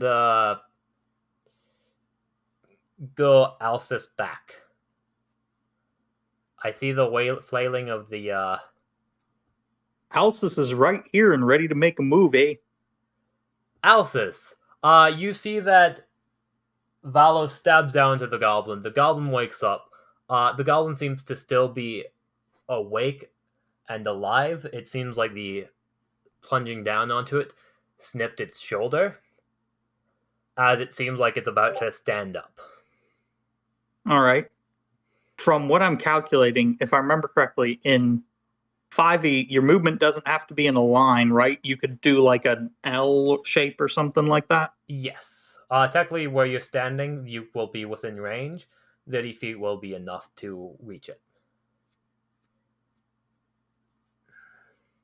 I'm going to run there. I'm chasing after the one that's running into the woods. And I'm going to say, hey, come back here, you little shit. That one is 60 feet away. Attack. You'll need to use an action to catch up. I have 30 feet, don't I? Yes, but pretty much this guy ran off screen. If we want to change it up, you were there. Essentially, the equivalent is that he was there before. So 5, 10, 15, 20, 25, 30. He'd run there, action, 5, 10, 15, 20, 25, 30. He'd be the way down here. So he dashed off screen. Yeah, essentially. So he's 60 feet away, so you'd have to use your action to catch up to him. Where was I before I did all this? You were Right here. Right? Yes. Alright. I'm gonna... Seeing him just, like, He's up one. dash and, like, keep going where it looks like I have no chance of being able to keep up with him. Actually, there's one thing I forgot about. The river causes a athletics check, and the goblin is slowed down, actually. So it is 5, 10, 15 feet. Okay. He's about there instead, which still isn't necessarily the right thing, but you see that he's just running for its life. Let's see. 1, 2. King has enrolled in classes to speak German. Oh, golly. Alright. Would you allow kind of as my bonus action for me to swap out the weapon that's in my hand while I'm running after this thing? Technically, yes. Technically, I believe you get one free action. Okay. Which can be swapping out a weapon, or if you swap out a weapon, you can use your bonus action to swap out another one. So yes, if you want to swap out your weapon, for sure. So I'm going to try to run here and pull out my whip while I'm doing it. Do I need to give you an athletics check? If you're running across the water, yes. Okay, so I'm going to try to run there. Let me go and look at my athletics real quick.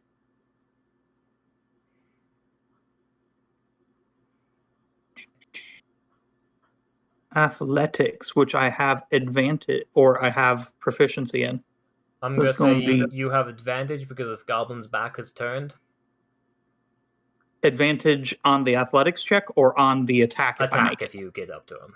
Okay, so since I have proficiency in athletics, that's going to be +3 +2. So +5.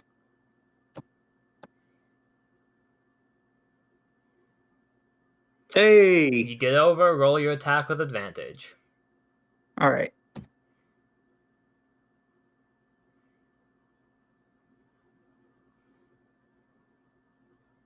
So, because technically I would be too far for a standard weapon, but my whip has reach. Right? Yep, you can hit. A whip has never been more useful. That is damage. Roll damage. And it's 1d4, I think, for a whip. +3 because you can use your strength modifier, so you will take it down. How do you want to take it down?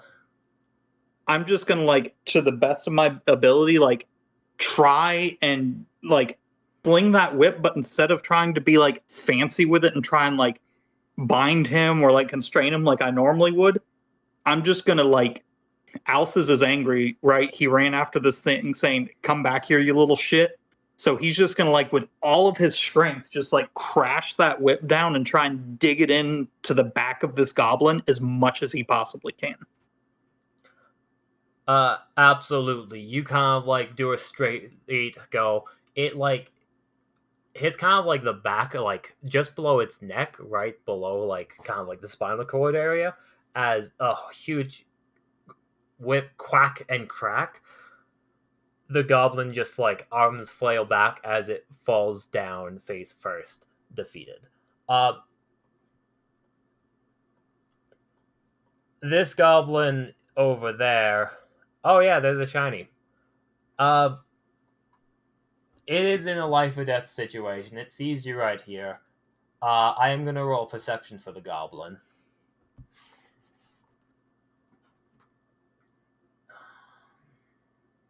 What's your DC for the illusion?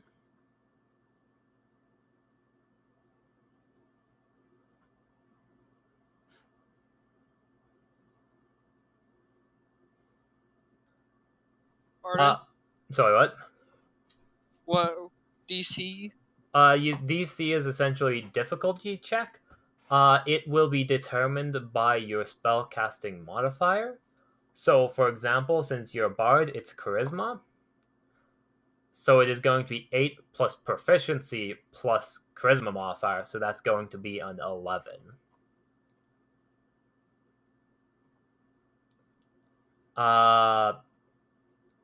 As that is pretty much the difficulty to see past the things.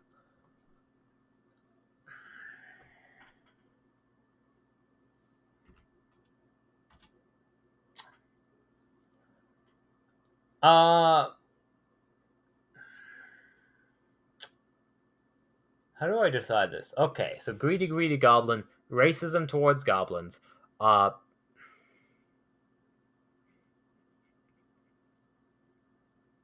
love just like the side plot line. I just imagine like the underworld, like somebody's just like has like going through a bunch of stuff. This goblin wakes up. It has a sword in its shoulder. It stands up the best it can. It does see the diamond. I rolled an int check. It thinks the diamond is real. It was either to make sure that the maid is dead, or the diamond. Let me double check something with the piety system. This goblin is going to be a good goblin. As piety gods, good old Gobo Goblin God.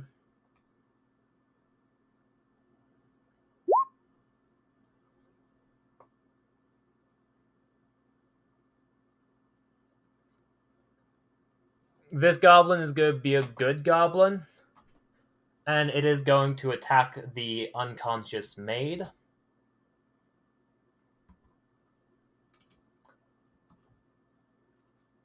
Unconscious maid is on the ground.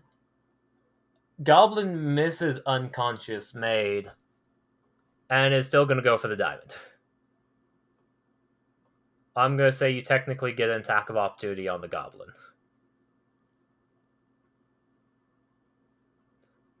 So, an attack of opportunity is as your reaction. You can take an attack of opportunity. So I have a dagger. Can I throw it at the goblin? Sure, you could also like use your longsword, but I'll let you use your dagger instead. So what do I roll? Same as your other checks. D20 plus 5. Because your dex and strength are the same, so you can do either or.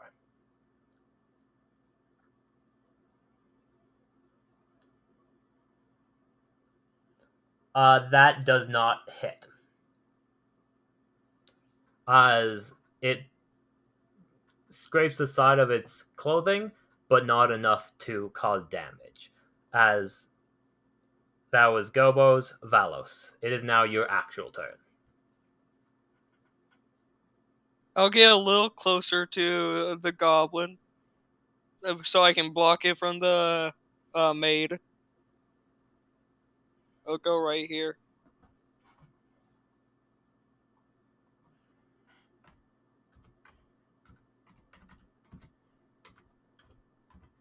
Go for it. And I'll use my long sword, so that's a 2. I'll roll. I'll use my long sword to finish him. Roll to hit.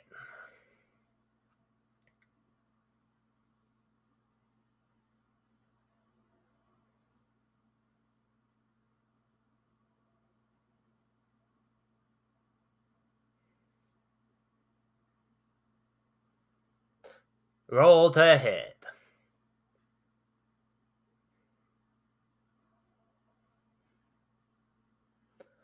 That definitely hits. How do you want to finish it off?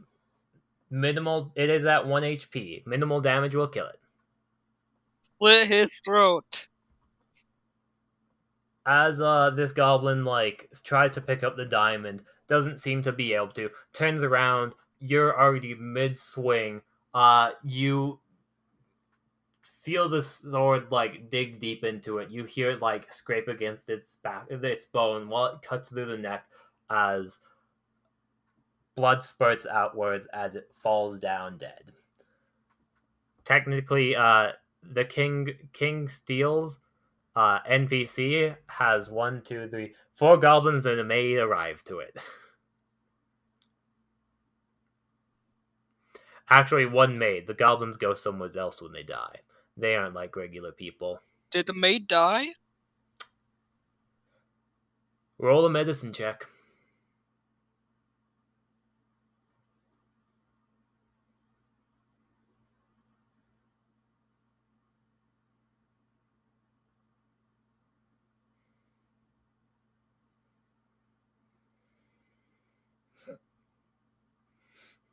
I'm sorry, but a nat 20 can't bring back a dead body. The only way that a dead body can come back to life is that if I thought you said she was still unconscious. Unfortunately, I rolled some death saves in the background. Ah. Unless that nat 20 will let King Steelu decide whether or not this person can come back to life. As you check the pulse, it doesn't seem possible. You start to performing CPR. Combat is over. Alcis can start coming back up. King Steelu, as the keeper of the underworld, you see that somebody is trying to bring back this person to life, but you hold on to their soul. They roll a natural 20 on their medicine check, and it's not enough. Alcis, you see Valos trying to revive this person to no avail, unfortunately. Sorry, bud, but I think she's dead, eh?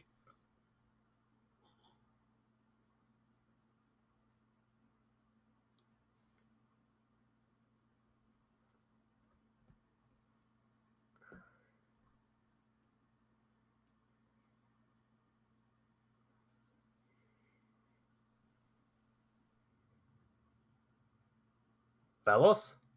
Are you there? Yeah, I'm here. I'll still try to revive her, even though it might be impossible. You do see that they seem to be holding a religious focus. Whoever this maid was seemed to have essentially have had some sort of tie to divinity, although their strength was not very great. Can I just take it? Absolutely. Roll a quick religion check to see if you recognize a deity.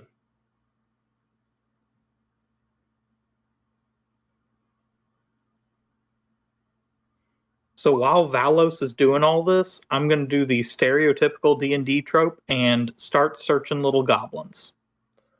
Absolutely. I will tell what you get in a second too.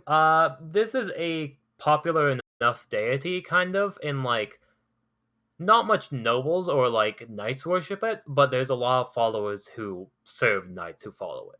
It is the god Zoe, a god of servitude. Pretty much anyone who takes the job seriously in like the maid industry is pretty much would kind of worship this deity. As it is, like I said, pretty much you probably know a few people back at home who would worship this deity. If you have any questions, you can ask about him. So can I just take the thing?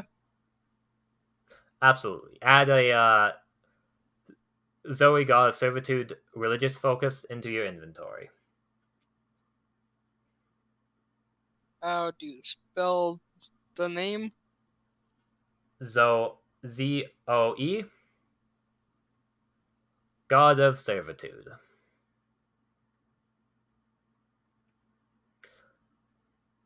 All these goblins had 4 scimitars, and there's scrapped together leather armor on them.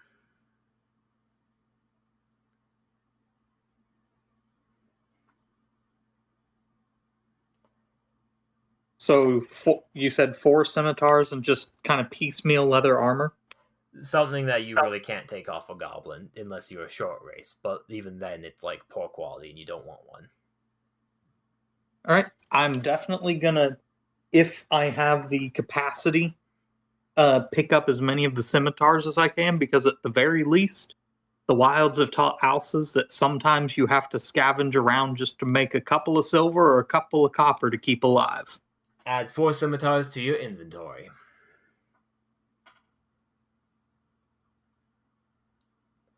As Valis seems to have a somber air about not being able to save this maid.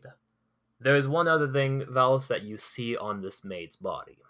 It seems to be a note from somebody mysterious. It does not have a name. I take it and look at it. Absolutely. The note reads as follows.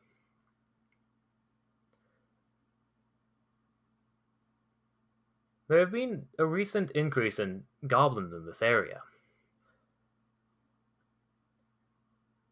We're hoping that a nearby adventurers guild within the town of Grandillon Port City might be able to help. Could you go there and enlist their aid? As this person seemed to have been on a sort of quest to do this. As a just kind of understanding where y'all are at currently within the map, y'all are close to the exclamation mark goblins. You're at the crossroads here, essentially. As you two essentially met up here, as this person seemed to have been going to an adventurer guild within Grandillon Port City.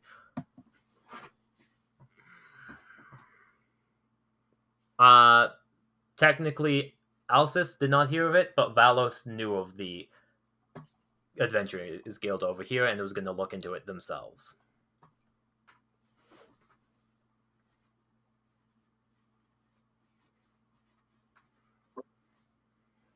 So what's an adventurers guild, eh?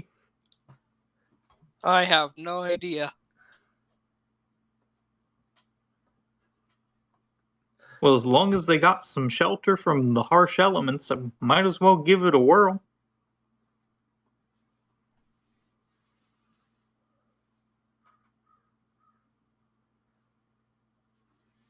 Same.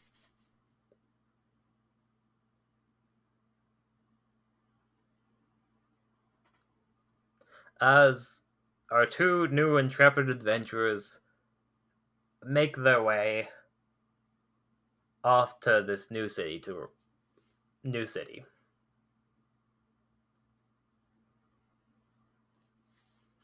I believe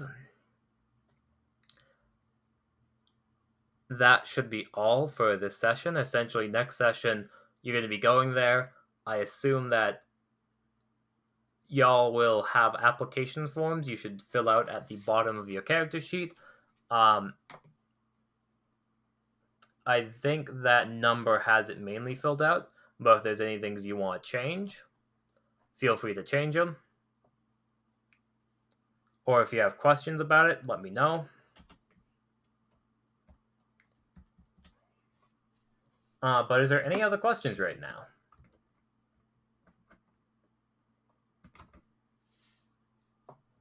That's a good question. I don't know what time is it. What time did we start this? I don't know how long the session was.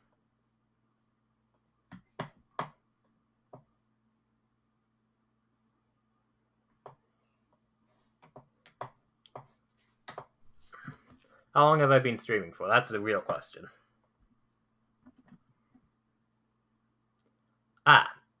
So my guess is that we've been doing this for like 2.5 hours or so. The actual games are probably going to be like I said, 4 to 6 hours, essentially.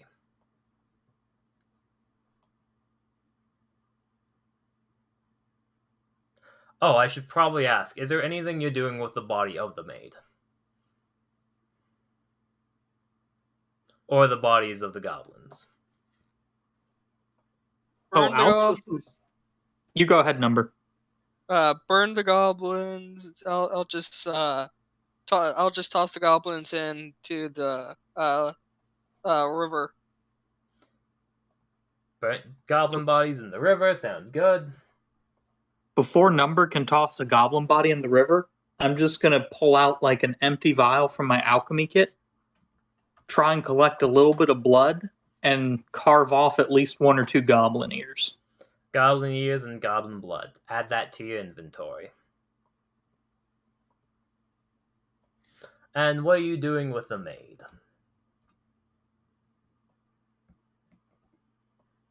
Is there anything else that I could find on her? She was wearing her maid dress. Technically, she has, like, probably some rations on her if you want to steal some rations off a dead person. I'll steal some rations off a dead person. I'm going to say add 5 rations. Cleaning kit. Cleaning / maid kit. Ooh, not kiss. Don't kiss the maid. That's necrophilia. A direction I'm not certain I feel comfortable with. Food is food. So I'm going to look at Valos. I'm going to say, we should probably bury her here because if we just carry a body into town, people are going to ask questions. Yeah, and then let's report it. Does she have anything other than her religious symbol that might be like a mark of identification or her name? Let me see. I'm going to say this person probably has like 10 silver on her. Oink. As well, identification. I'm just thinking of what maids would have. Let me look at the god to see if theoretically. Can I take the silver? Yes. I'm going to claim half of that silver, eh? Both of you add 5 silver to your inventory, unless someone's going to try and take all 10.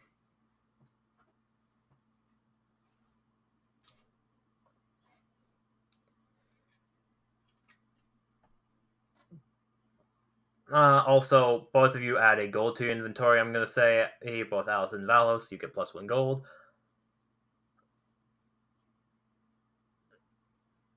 As I do.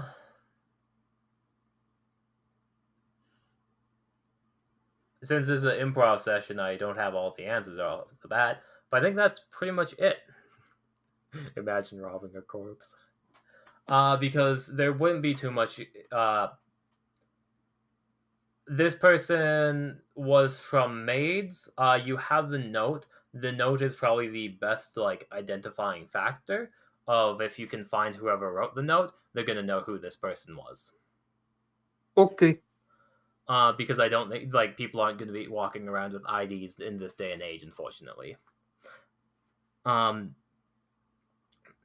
There's probably some sort of insignia of maid rank on their clothing, but that's attached to the clothing. Is there even anything? Sorry, I know we keep asking basically the same question that might represent who they worked for. The insignia that is sewn onto the clothing. I might try and I'm gonna look at Valos and say, "You got a dagger, right?" I need to go get it because I missed the goblin. Well, can you try and cut this little symbol off? My scimitar's kind of not the right tool for the job, eh? Yeah, I'll do that. Roll a, I guess, sleight of hand. Which... We're about to butcher a body. No, you just ripped the clothing. I'm saying one of us is going to roll one somewhere. Not like a master maid work job, but you're able to like cut it off. Maybe there's like a small slash on the clothing, but it's nothing. The clothes don't seem ripped at first glance, essentially. So if someone looks at it, they won't necessarily see it, even though you're burying the body. Would one or both of you roll a athletics to dig a hole, just to see? Just might as well have the actual digging hole. Yeah. I'll do it. And where do you want? Are you helping Valos? Hey, there we go. We don't need no help. Cool, 21. Where do you want to put the grave? Because this grave is probably gonna stay for like all time. I stab her to make sure she's out of her misery. She is dead. You can stab her, yes, but So- she is dead. She is not suffering. She passed on. So Alcis is gonna find like the prettiest, biggest, like coolest looking tree and bury her under that. Biggest, coolest, prettiest, most looking tree seems to be this one right here, right at the cross points. Okay. So Alcis is gonna, I assume with the strength and the roll and everything, carry her pretty easily, dig the hole and bury her there. Yes. And try and like make some sort of marking so that somebody knows that there's a body there. Maybe like crudely try and like carve her the insignia of Zoe on the tree, or like make it out of sticks or something. I don't know. Absolutely.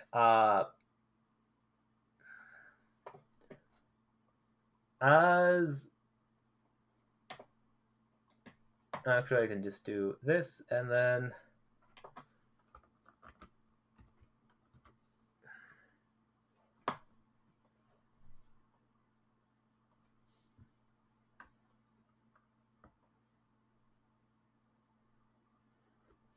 There we go. How's that?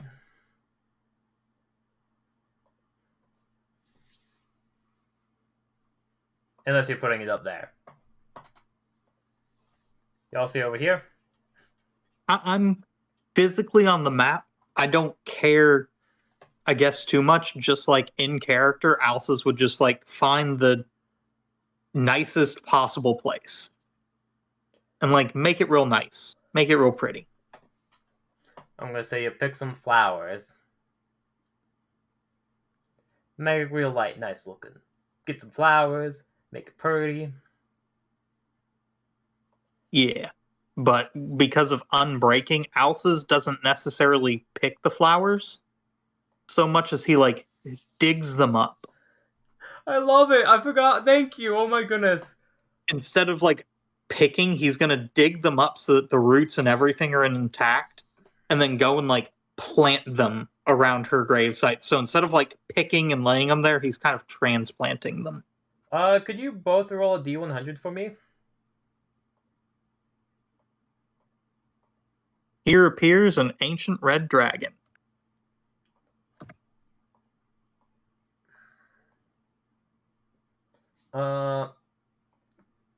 I will get your results later, but I'm gonna do something kind of funny. Which we may not find the answer for a while, but...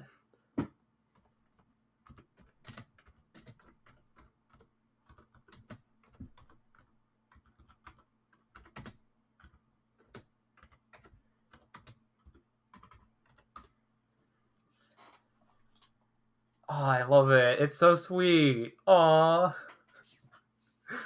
As y'all do bury the body, as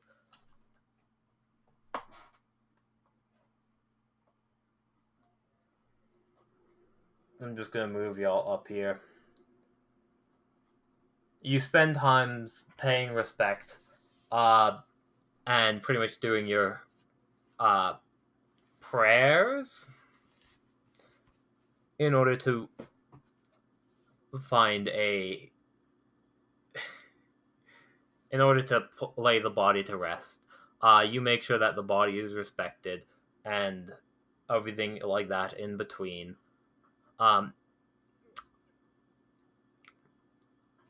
it's always hard to, like, this person was religious. It's hard to know if their god has seen this yet, but once a god looks down, I'm sure they will have a favorable response.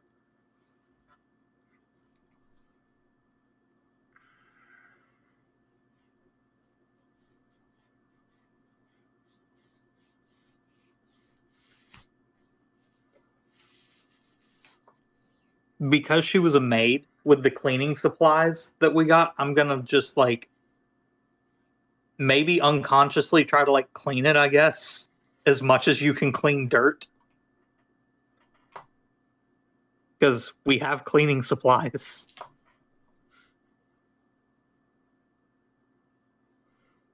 Sounds good. Someone is responding to one of my messages.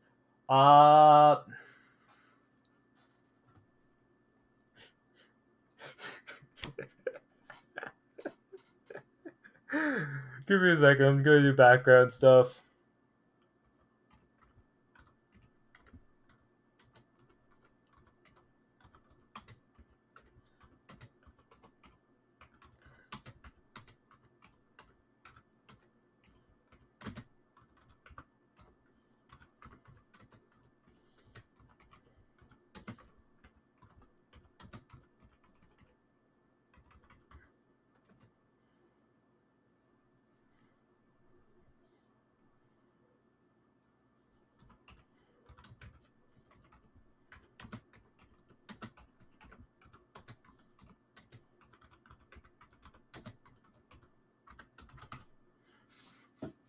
Alright, sorry, typing.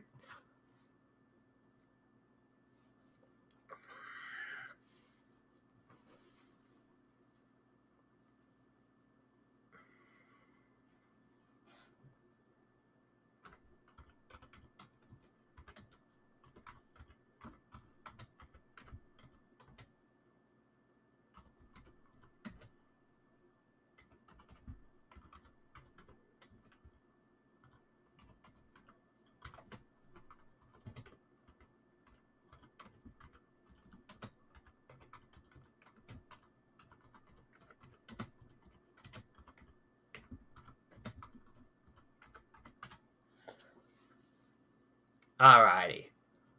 As that will be the general summary and end of the session 0. Y'all are still good to make it for like next week on the 9th still, right? Yes. It's gonna be a lot earlier. If you think there's gonna be problems and you can't make it, just preferably give heads up. What time again? Remind me on the 9th? It is early in the morning. For me, it's like 7.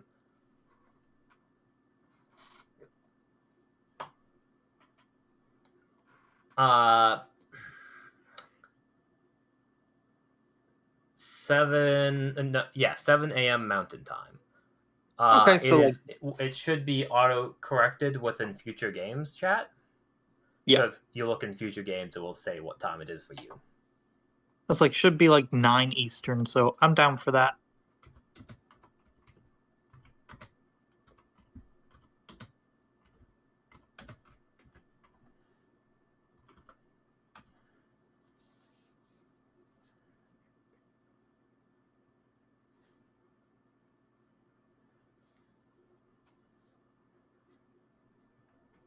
Well, thank you for dealing with all of our insanity, Raylan, and for guiding us through our session 0. No problem. I'm glad y'all stopped by. Thanks for stopping by. I don't know if y'all are gonna hang out or if you're gonna leave right away. I'm waiting for a message from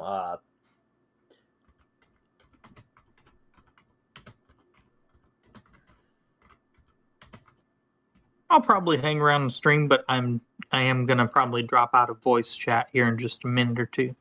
Yeah. Cool. All right.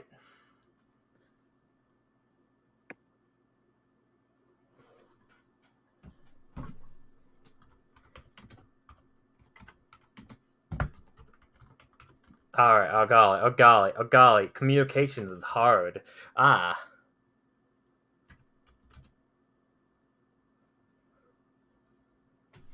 Golly, Hey, communications. PM now. Welcome to herding cats. Herding cats. This person doesn't even...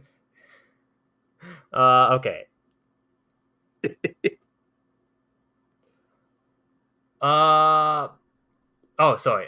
So the 9th 7 a.m. king of Mountain Time. I don't know what time you're in, but I'm just going by Mountain Time, 7 a.m. Mountain Time. It's because Mithril Mirror is in Japan, and like, yeah, it's weird timing.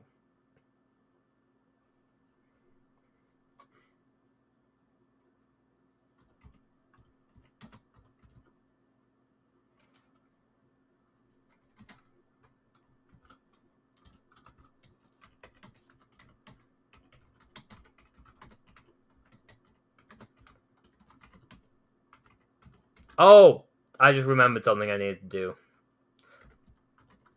Technically, we don't need y'all on the call, though, so that's fine. However, if Number, you're still around, right? Number, we Yeah. have this special thing called traits. Name a defining feature of your character. Something that would make sense, whether it's 1 word to 5 words. It can be something like loyal, or it could be something like Divine Knight of the Holy Aegis. Protection for all.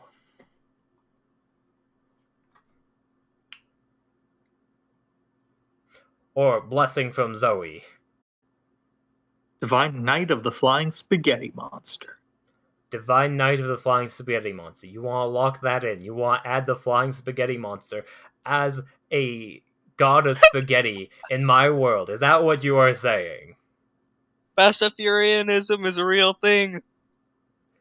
You wish to add Pastafarianism into my world of Dungeons and Dragons.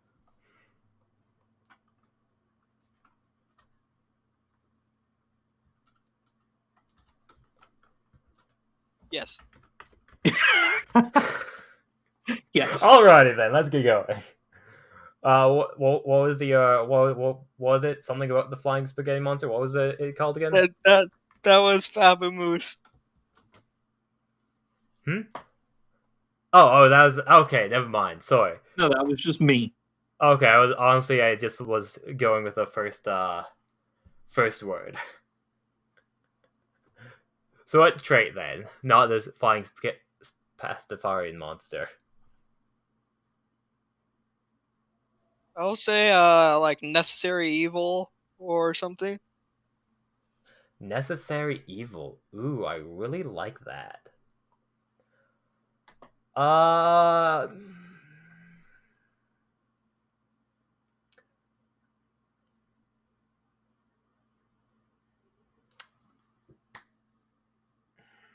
Both of you also add to your character sheet Blessing from Zoe.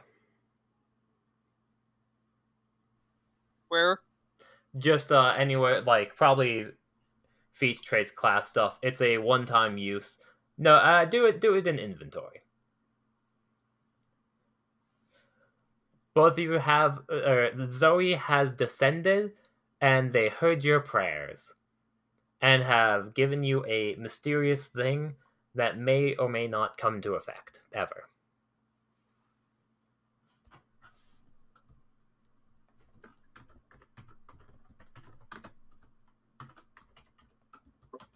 I'll do my character sheet maintenance here in just a bit, but I'm writing everything down so that when it comes time, I'll go ahead and adjust everything. Sounds good. I mean, hopefully you'll remember. But Can I do the bard thing and woo her? Hmm? Can I do the bard stereotype and woo her? Woo Zoe? Yeah. I mean, you could try, yeah, I guess so, if you want to, like, pick up a new religion. Like, Zoe is, like, another streamer, actually. Not actually a part of the game, but they showed up in chat the one time and was like, I want the god of maids. And I was like, sure, you're a streamer. I might as well make you a god.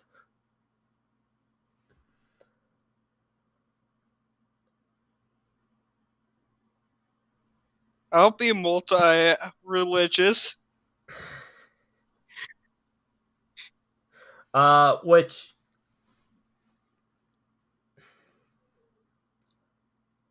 So there are things essentially. Okay, so I will type out necessarily evil first because that is something that's a bonus.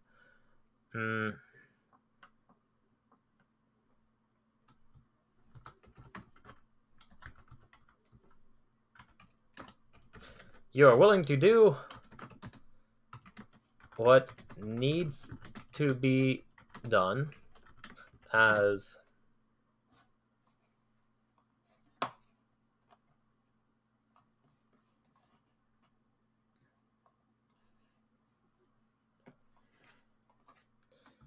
getting distracted.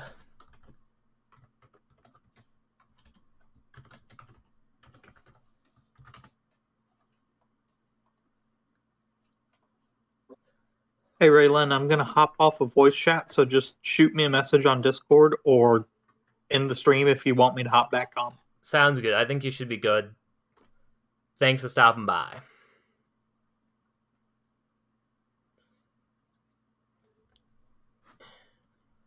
If I don't show up, just send me things that die. My suggestion is join the Discord. I'm not entirely sure what I'm gonna do for what you've asked for. Because it depends on the thing that dies. Because theoretically, the maid should go to Zoe, but like I could see Zoe like letting you have a maid. Goblins don't get an afterlife. Goblins suck. Soy goblins. Goblins go to Gobbo. The Discord code.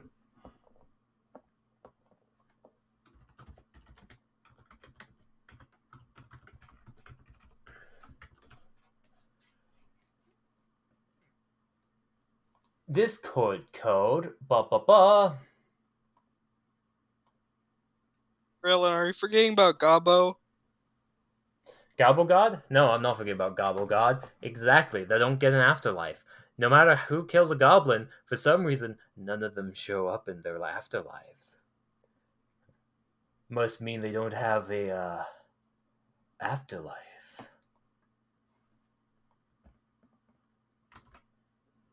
Discord! It's also down in the description somewhere, probably.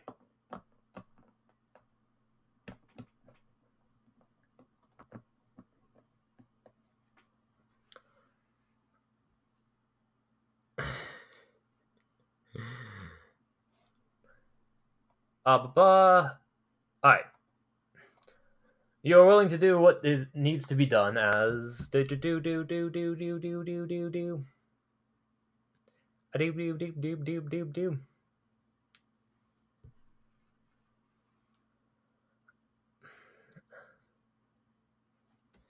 it becomes harder to lose piety from your gods.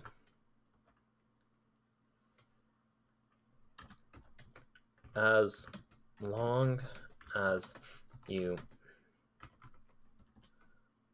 reform the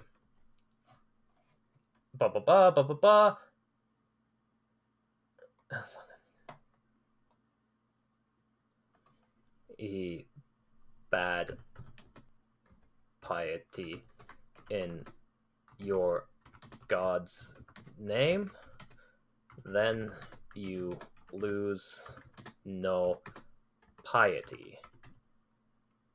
If you go against your god's will, not in their name, you lose 2 piety instead. Alright, so what this essentially means, because you don't know what piety is, right, Number? Is if you look on the stream. Actually, I am going to. Where's the NPCs? It's going to be over here. Under NPC Squad, For example, Zoe, God of Servitude, has certain things that they want and certain things they don't want. For example, whenever you serve tea, clean a room, or fulfill a request, you essentially gain piety.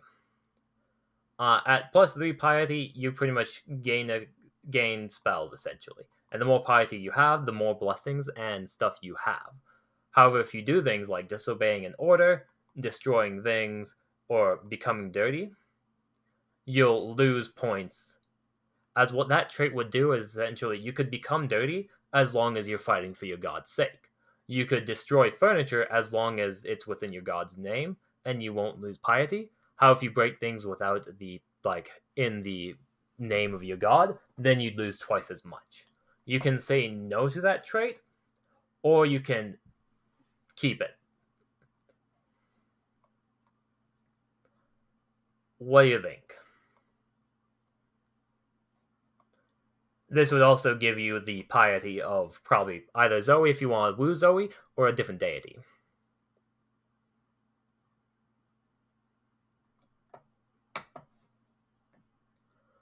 Oh, y'all said you were level 1. That's what I'm kind of confused about. So the... King, are you a streamer out of curiosity? Because I might reserve being gods for streamers, just because that kind of is funny and fits well. Or we could say you're a former god or something like that.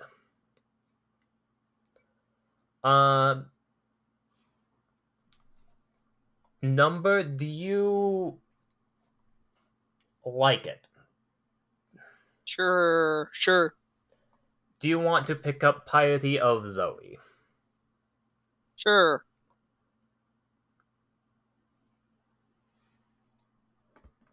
Control C. As currently you have 0 piety, I will put it in your notes section, so it's going to be way, way down.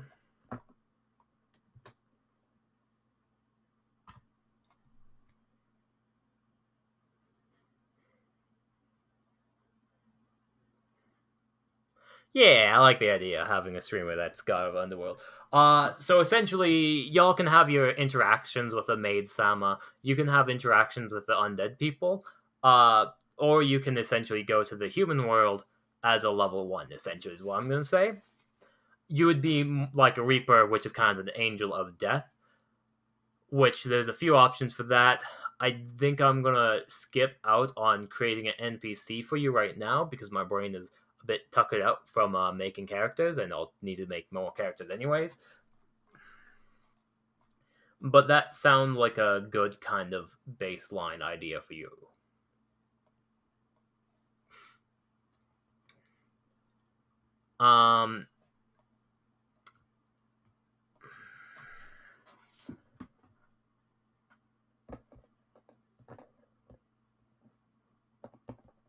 I think I am going to be ending the stream.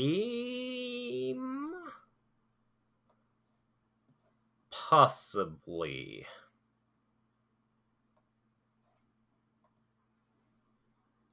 No God of the Underworld yet.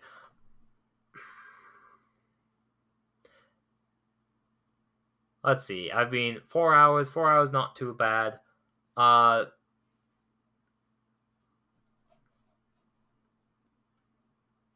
I'm gonna probably calling it there.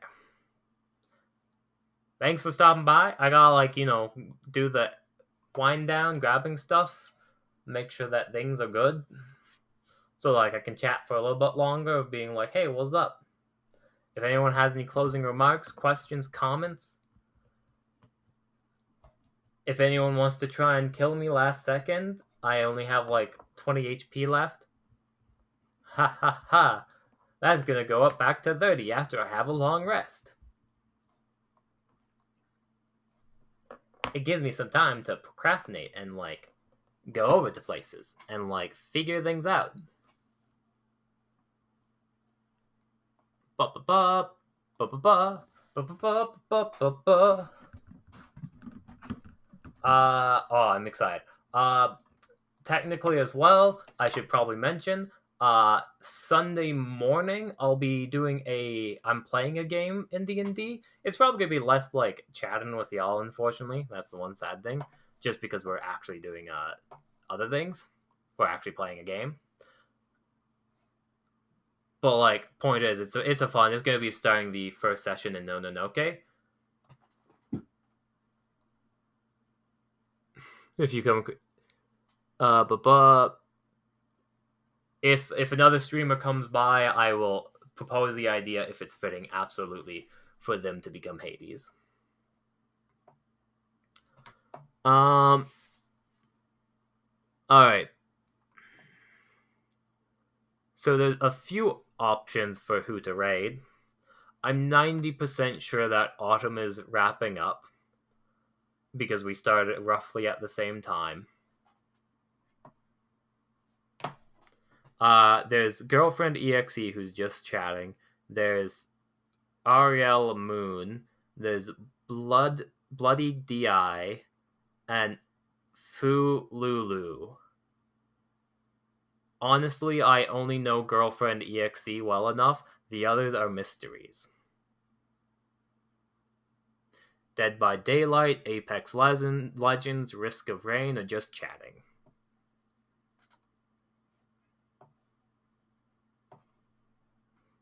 But, I mean, to be fair, does Hades even want to become Hades? That's kind of like the sad thought process. No one wants to become Hades.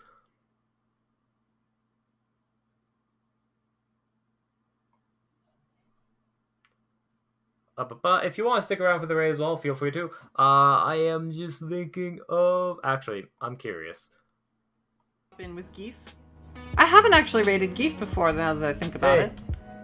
Which is a bit disheartening. Wanna raid the same Raylan! person? Hi. How you doing? I'm just getting honest. You're still streaming. What are you doing here? Want to raid the same person? Oh my god, yes. Oh, yes. Oh, alright, Raylan? Girlfriend EXE? Here's the link to her channel.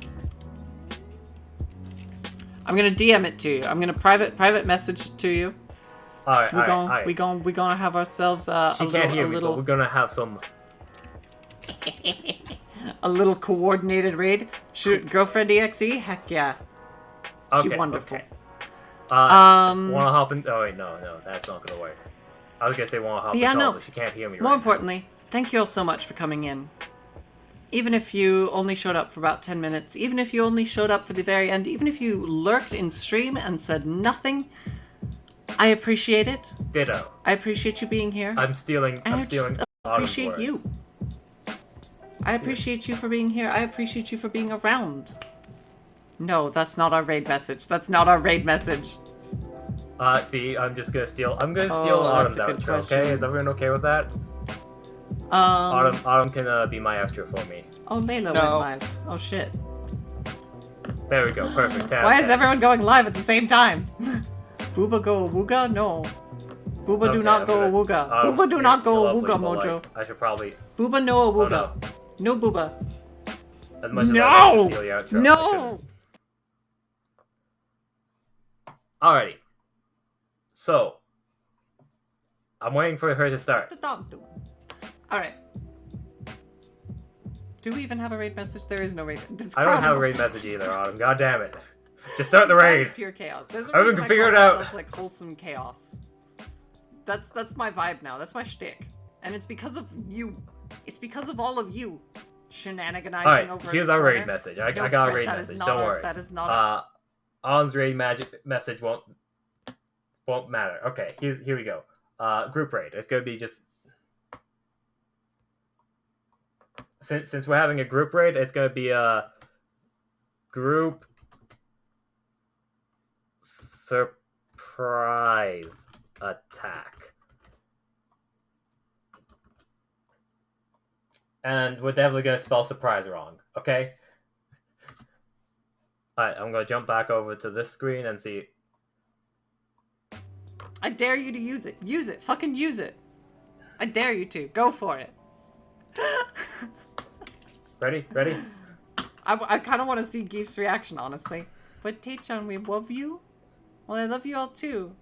Even if you are a bunch of little shits sometimes. Ready? How to become a Twitch give me a streamer. second. How do you have that link? Because I don't know how. I'm just kind of flailing.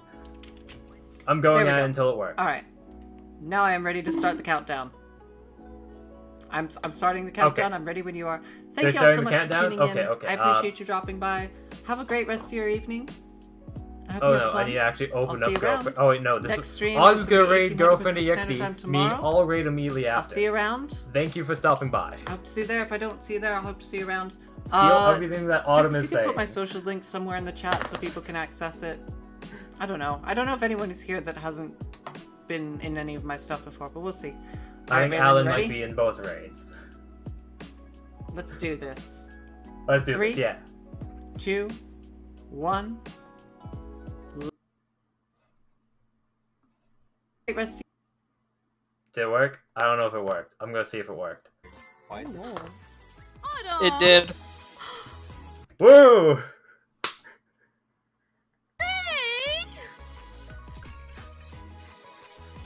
It's smelly. Now I need to remember to actually end my stream on like the